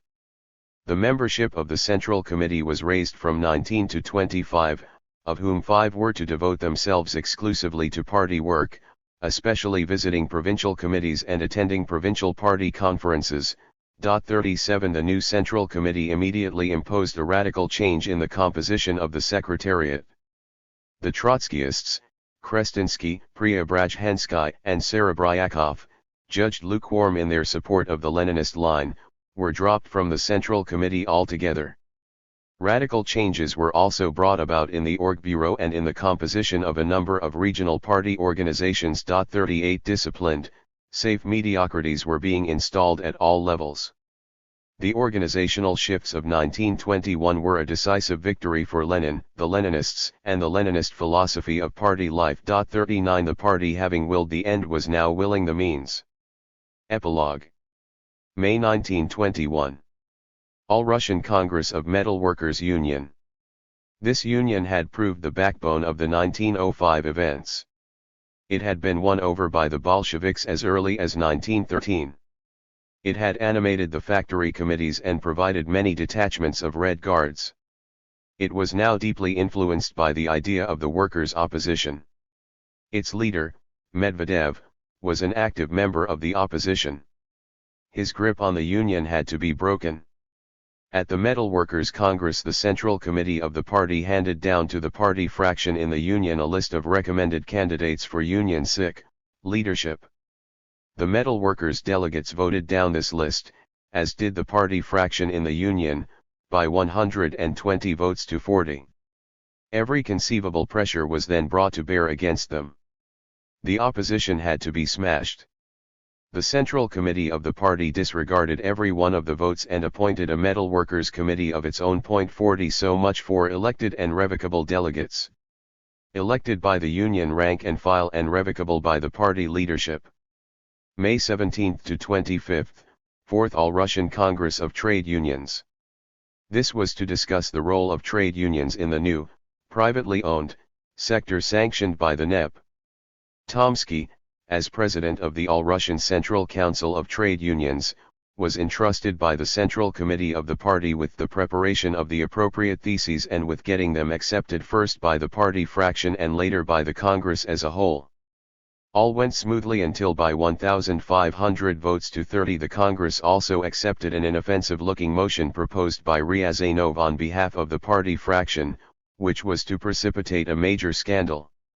The key section of the resolution stated, the leading personnel of the trade union movement must be chosen under the general guidance of the party, but the party must make a special effort to allow normal methods of proletarian democracy, particularly in the trade unions, where the choice of leaders should be left to the trade unionists themselves. 41. The Central Committee was furious. It came down on the Congress like a ton of bricks. Tomsky, who had not even supported the Maverick resolution, had his credentials as representative of the Central Committee to the Congress immediately withdrawn. He was replaced in this position by such noted trade unionists as Lenin, Stalin, and Bukharin, whose task it was to curb the fractious fraction. Ryazanov was barred from ever engaging in trade union work again. A special commission, headed by Stalin, was set up to investigate Tomsky's behavior. Its investigation completed, it decided to reprimand him severely for his criminal negligence, in allowing the Congress to express its own wishes. Tomsky was relieved of all his functions on the All-Russian Central Council of Trade Unions. As for the party fraction, it was talked into reversing its decision of the day before. There is no record of how the hundreds of others fared who had supported the resolution. But who cared? In 1917 it had been proclaimed that every cook should learn to govern the state. By 1921 the state was clearly powerful enough to govern every cook. Conclusion. The events described in this pamphlet show that in relation to industrial policy there is a clear-cut and incontrovertible link between what happened under Lenin and Trotsky and the later practices of Stalinism. We know that many on the revolutionary left will find this statement hard to swallow. We are convinced, however, that any honest reading of the facts cannot but lead to this conclusion.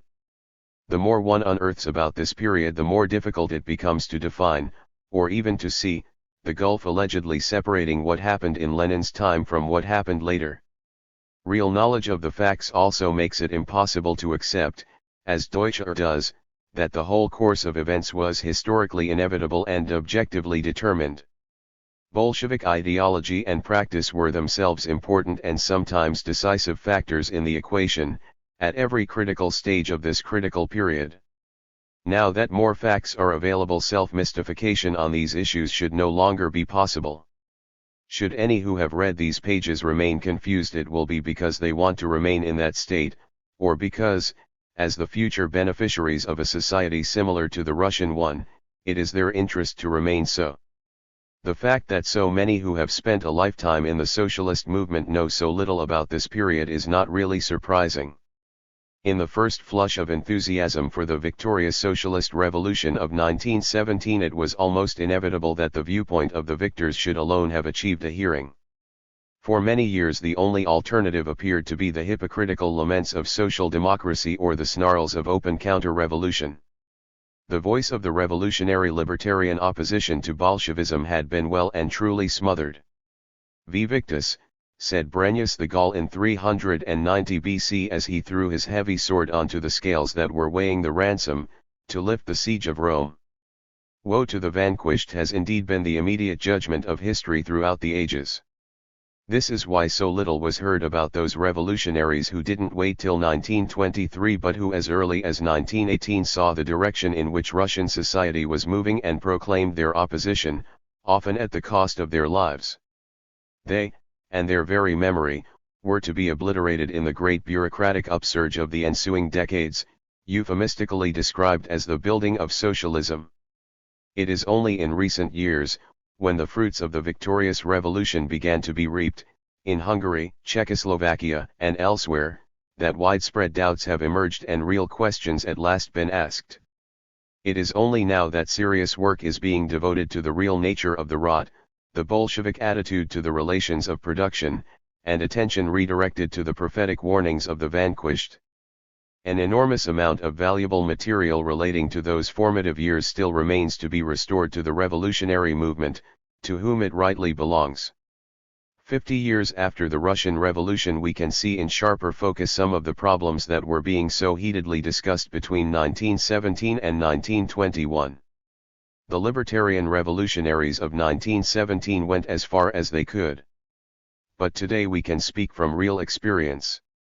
Hungary 1956 and France 1968 have highlighted the problems of modern bureaucratic capitalist societies and shown the nature of the revolutionary oppositions they engender, in both Eastern and Western contexts.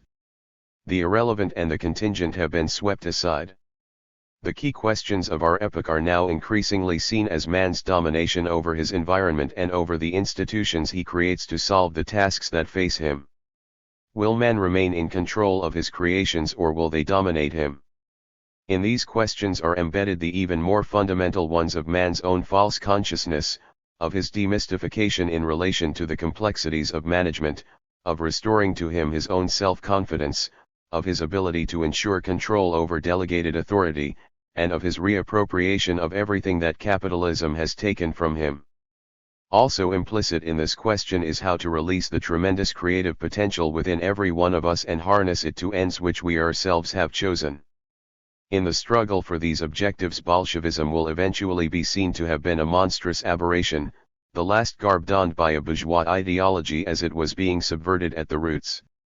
Bolshevism's emphasis on the incapacity of the masses to achieve a socialist consciousness through their own experience of life under capitalism, its prescription of a hierarchically structured vanguard party and of centralization to fight the centralized state power of the bourgeoisie, its proclamation of the historical birthright of those who have accepted a particular vision of society, and of its future, and the decreed right to dictate this vision to others, if necessary at the point of a gun, all these will be recognized for what they are, the last attempt of bourgeois society to reassert its ordained division into leaders and led, and to maintain authoritarian social relations in all aspects of human life. To be meaningful, the revolution to come will have to be profoundly libertarian. It will be based on a real assimilation of the whole Russian experience. It will refuse to exchange one set of rulers for another, one bunch of exploiters for another, one lot of priests for another, one authoritarianism for another, or one constricting orthodoxy for another. It will have to root out all such false solutions which are but so many residual manifestations of man's continued alienation. A real understanding of Bolshevism will have to be an essential ingredient in any revolution which aims at transcending all forms of alienation and of self-mystification. As the old society crumbles, both the bourgeoisie and the bureaucracy will have to be buried under its ruins. The real roots from which they grew will have to be understood. In this gigantic task, the revolution to come will find its strength and its inspiration in the real experience of millions, both East and West. If it is even marginally assisted by this little book, our efforts will have been well worthwhile.